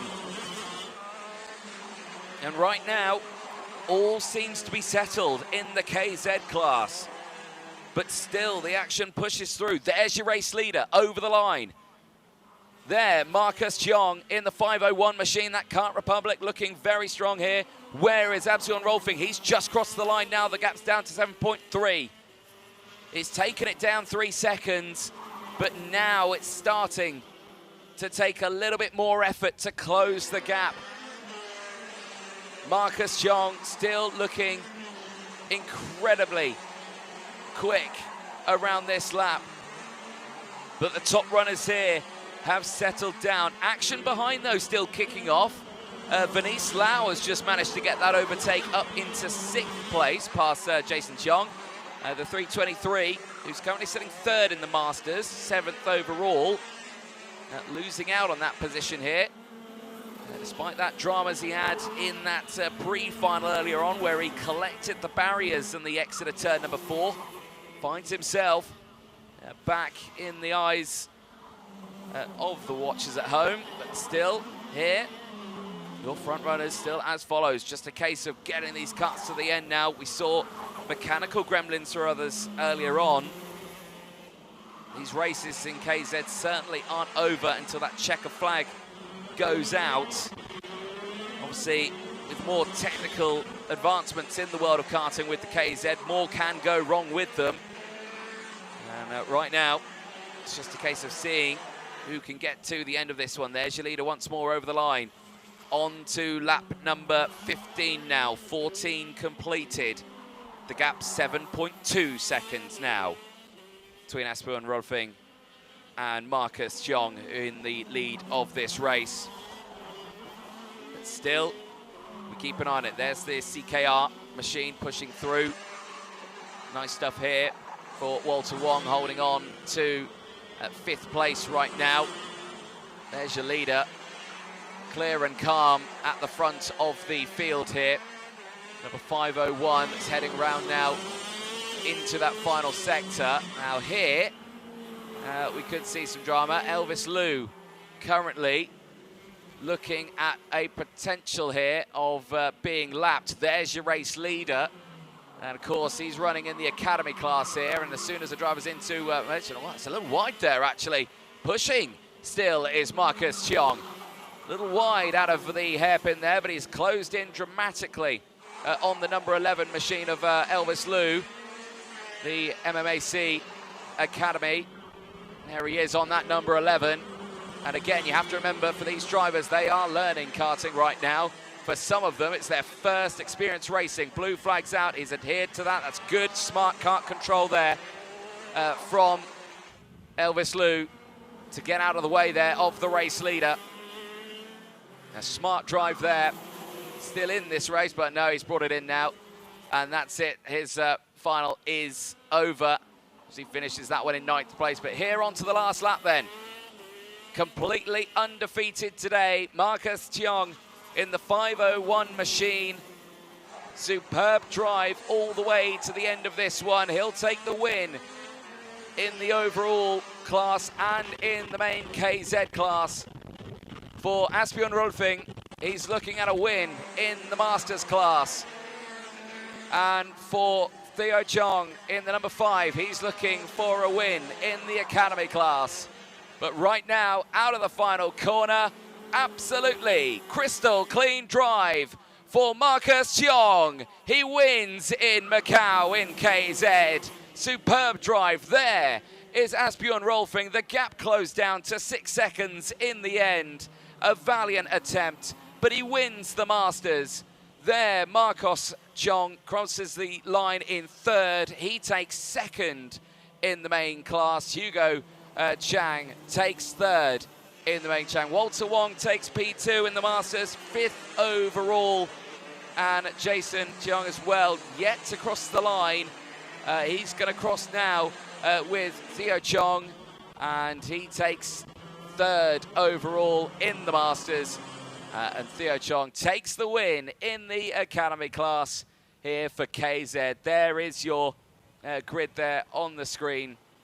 Superb drive in the end, and for Solar Kart, that is multiple drivers at that sharp end of the field for them here. I'm sure David and the team will be very happy with their results in the KZ class. Not much running for them this weekend, but a great show nonetheless that they have provided to the viewers at home here.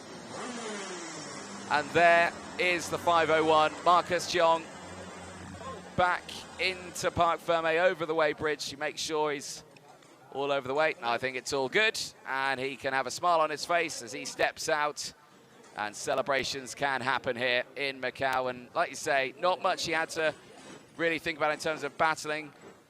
He managed to break away at the front, still pushing hard though all the way throughout that one. You saw that little mistake at the hairpin. Team getting that kart on the stand. Great work from him to push that Kart Republic machinery to the end of that race. Great running for as well Asbjørn Rolfing, finishing that one in P2. A great drive nonetheless for the Masters driver, and finds himself on that top step also. A great run indeed. And of course for Theo Chong as well in the Academy, he finds himself coming away in that number 1 in that class as well. Great running for them. And fantastic end, and just a few words between the two drivers. Here's a look at the highlights from that one. Well, the start pretty shaky. Two of them not getting going. Leong Lu and Felix Leong as well. Not managing to get off the line there, both stalling. Then the spin here in towards turn 1. The collision, actually, quite a big collision there. Johnson Cheong going over the top of another and finding himself out at turn number 1 at the start of the race. The rest of the field, though, they went on to battle away. Marcus Cheong broke away, opened up a gap of over 10 seconds at one point. It was the fight here. Walter Wong having to defend his 2nd place in the Masters and 2nd place overall in this one.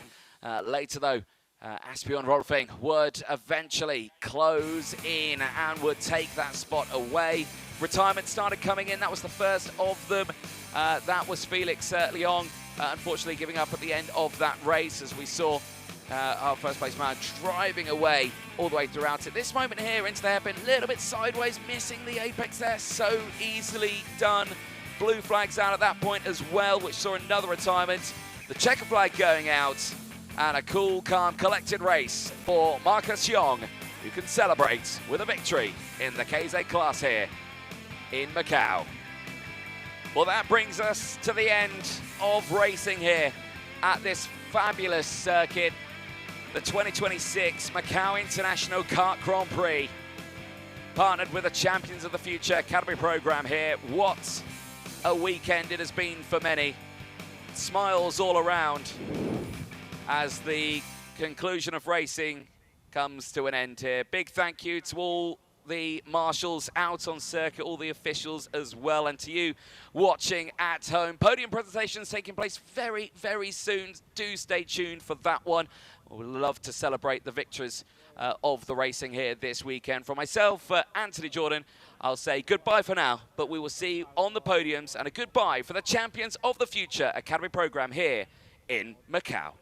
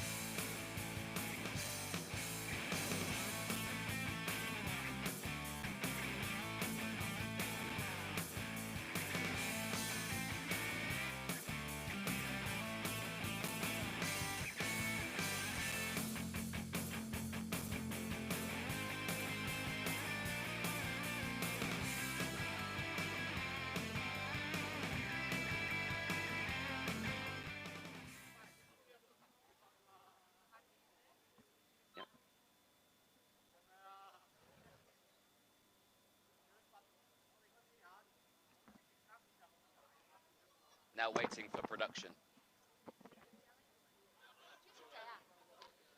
Well, thank you very much, ladies and gentlemen, for your patience. We are now ready to start the podium presentations, and please do bear with us with this. There is a lot of trophies and medals to get through.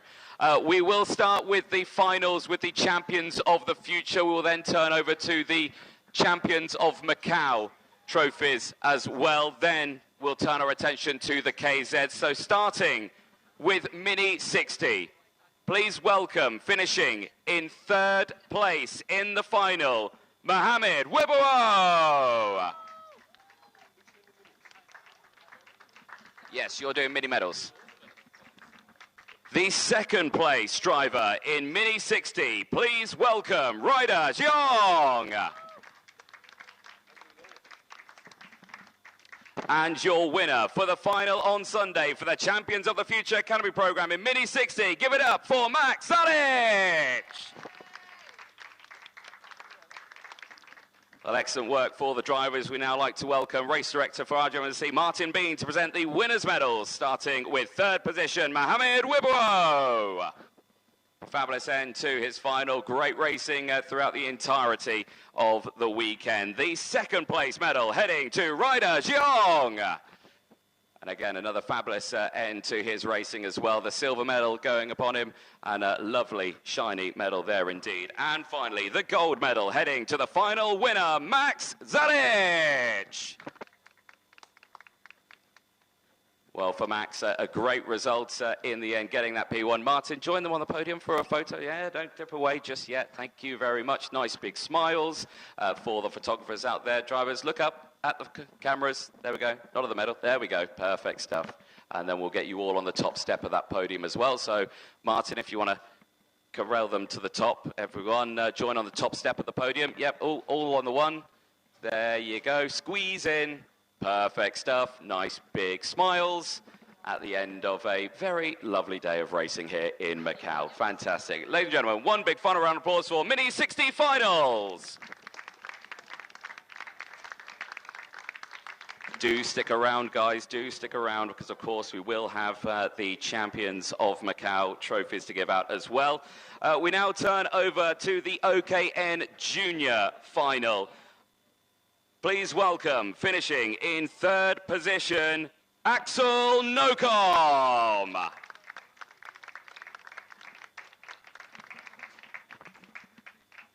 In 2nd position, please welcome, Jay Kostecki. And your race winner in the OKN Junior Final, give it up for John Han.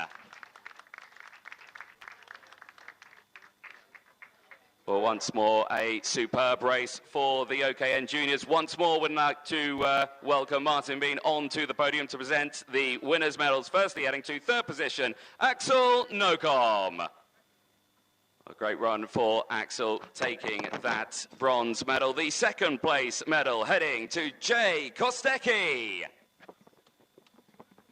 And a fabulous result for Jay, receiving the silver medal. And finally, the winner's medal heading to John Han.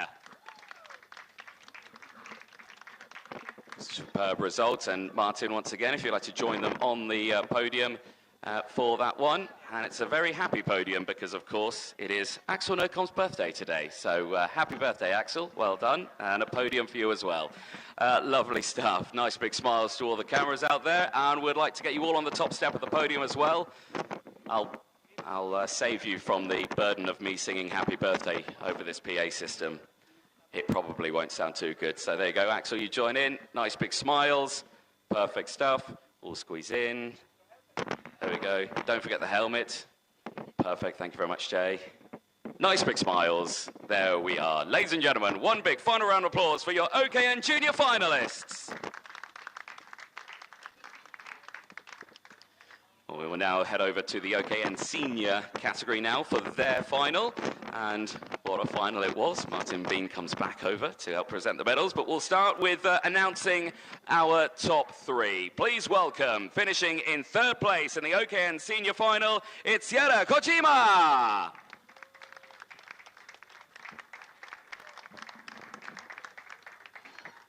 In second position, please welcome Marcus Shilkunas. And it's only taken a while, but she's finally done it to stand on the top step ahead of her brother. It's Vanessa Shilkuneta. Well, superb stuff for our top three, Vanessa, Marcus, and I would now like to welcome once again Martin Bean to present the winner's medal, starting with third position, Sierra Kojima. Superb end to her racing, getting up into that third place spot, receiving that bronze medal. The second place and silver medal heading to Marcus Shilkunas. Another podium for Marcus over the course of his karting career as he looks to step up into the world of motorsport. And finally, the gold medal heading to Vanessa Shilkuneta.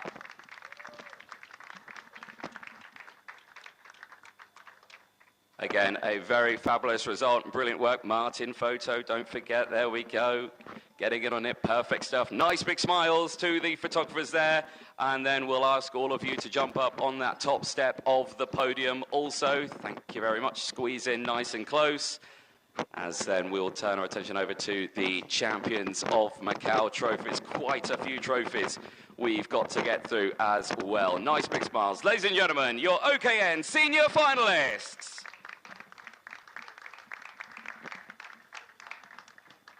And we now turn our attention to the Champions of Macau. Martin, you're free now. Thank you. And we will start once again with the Mini 60s, starting with third place, accumulating a total of 74 points over the 2 days of racing. Please welcome Shabil Umar Basalama. Please welcome, finishing in second place overall in Mini 60 with 79 points, it's Ryder Xiong. And finally, your Champions of Macau winner with 89 points. Give it up for Max Zadic. Well, brilliant stuff. Would now like to welcome James Geidel, the RGMC CEO, to present the winners' trophies. Firstly, heading to third place, Shabil Umar Basalama.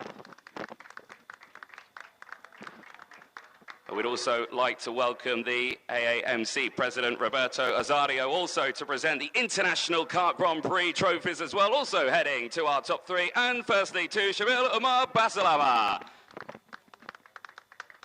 The second place trophy heading to Ryder Xiong. Both the champions of the future and the International Kart Grand Prix trophy as well. Great work from Ryder. And finally, the winners' trophies heading to Max Zadic. And again, both trophies going for both the champions of the future and for the International Kart Grand Prix.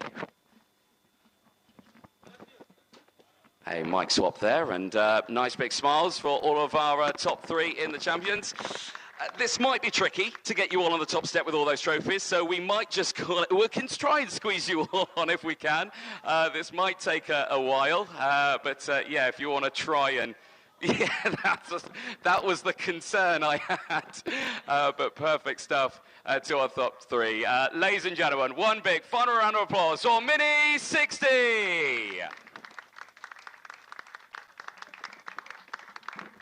Best of luck trying to take all that home with you. But well done, guys. We'll get you down now, and we will step over onto the OKN Juniors. Yes, feel free to assist in any way, and we'll try and get your helmets off as well. There we go. Yeah, no. Feel free to dive in and grab those. Perfect. There we go.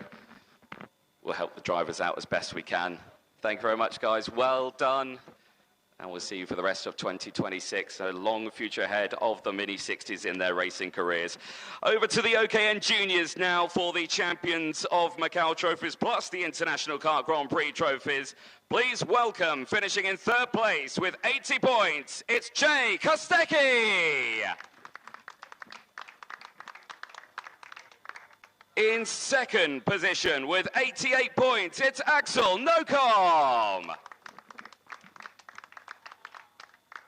And your Champions of Macau winner in the OKN Junior category. Give it up for John Han. Popular itself, please welcome once again James Geidel and Roberto Azario onto the podium to present the winners' trophies, the Champions of the Future and the International Kart Grand Prix trophies as well to the top drivers. Firstly adding to third place, Jay Kostecki, and to second place, Axel Nocom. A superb end to their racing. Super close races in the end, but John Han taking the 94 points needed to find himself on that top step of the podium as he now receives also his winner's trophy. Give it up for John Han! Well, the Champions of the Future Academy Program trophy going there, plus the International Kart Grand Prix, a fabulous gold medal, and we'll get our people on the podium as well. Nice big smiles for all of the photographers out there. And I've just realised the further into the age categories to go, the harder this is going to be to get you all on that top step of the podium. So let's try our level best here once again, drivers. And yes, we'll see what we can do here. We'll try and squeeze in. You know what, I think that's good enough there. Perfect stuff. Nice big smiles. And ladies and gentlemen, give a huge round of applause to OKN Junior.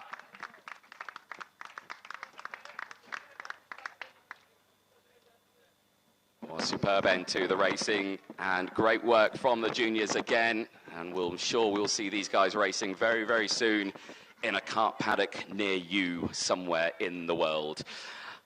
We'll now turn over to the senior category now, OKN Senior for the Champions of Macau, and starting with third position, accumulating 64 points overall. Please welcome Sierra Kojima!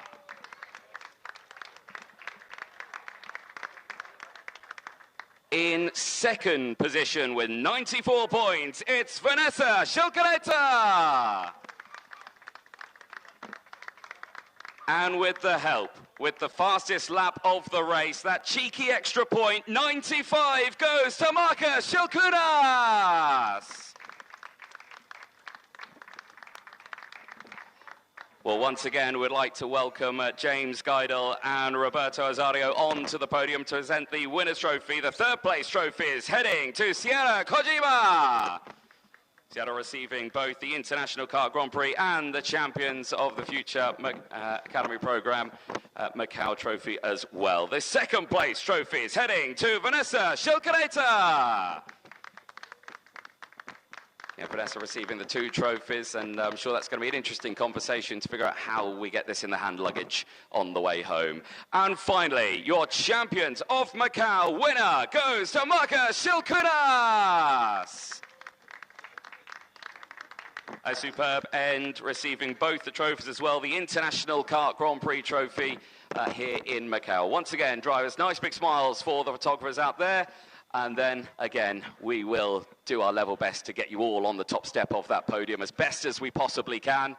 And we'll squeeze in nice and close. Good stuff, drivers, as we get sorted and ready for the rest of the season as well. And we'll do remind any drivers who have received medals to please do not forget your boxes for said medals.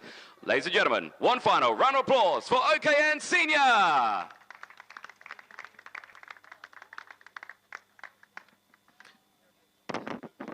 Here we go then. Thank you very much, KZ drivers, for your patience. But we are now ready to present the overall KZ trophies, starting with third place overall. Please welcome onto the podium Marcos Chiong.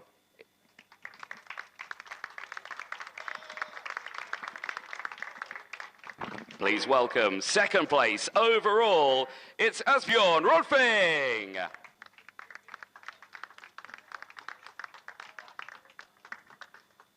And finally, your overall race winner in the KZ class, please welcome Marcus Chiong. A superb, and once again, please welcome the AAMC President Roberto Azario to present both the International Kart Grand Prix trophies and the final trophies to all three, Marcos, Asbjorn and Marcus.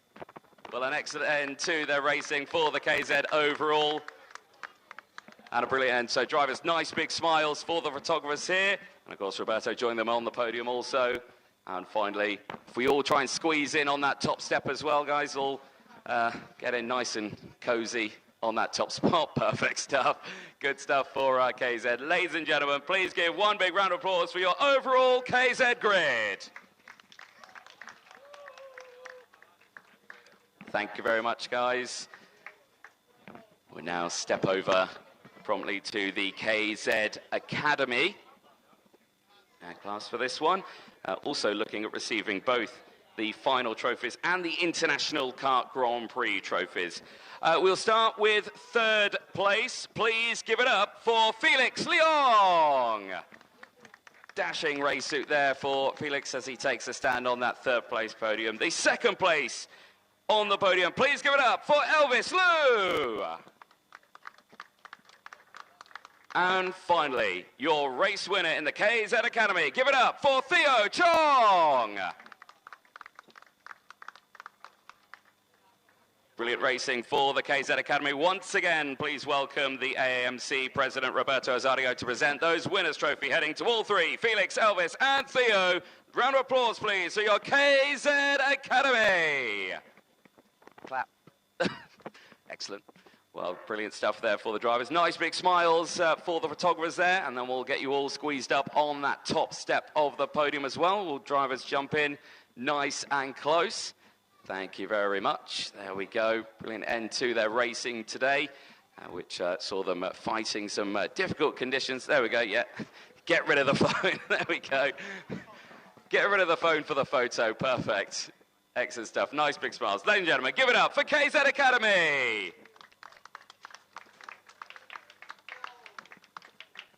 Hopefully that third place trophy can get you a new phone, just in case. Right.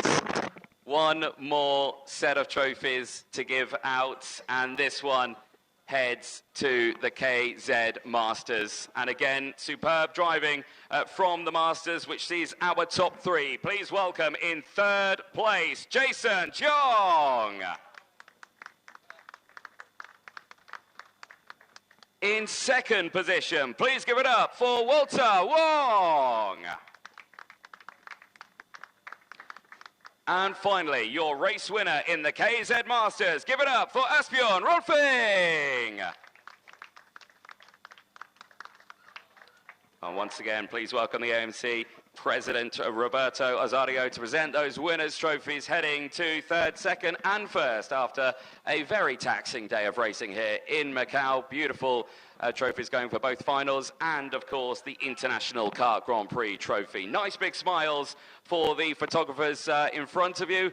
And then once again, we'll all squeeze you on that top step of the podium. One big group photo. It's your chance now to get in nice and cozy on that top step. There we are. Ladies and gentlemen, please give a huge round of applause for your KZ Masters.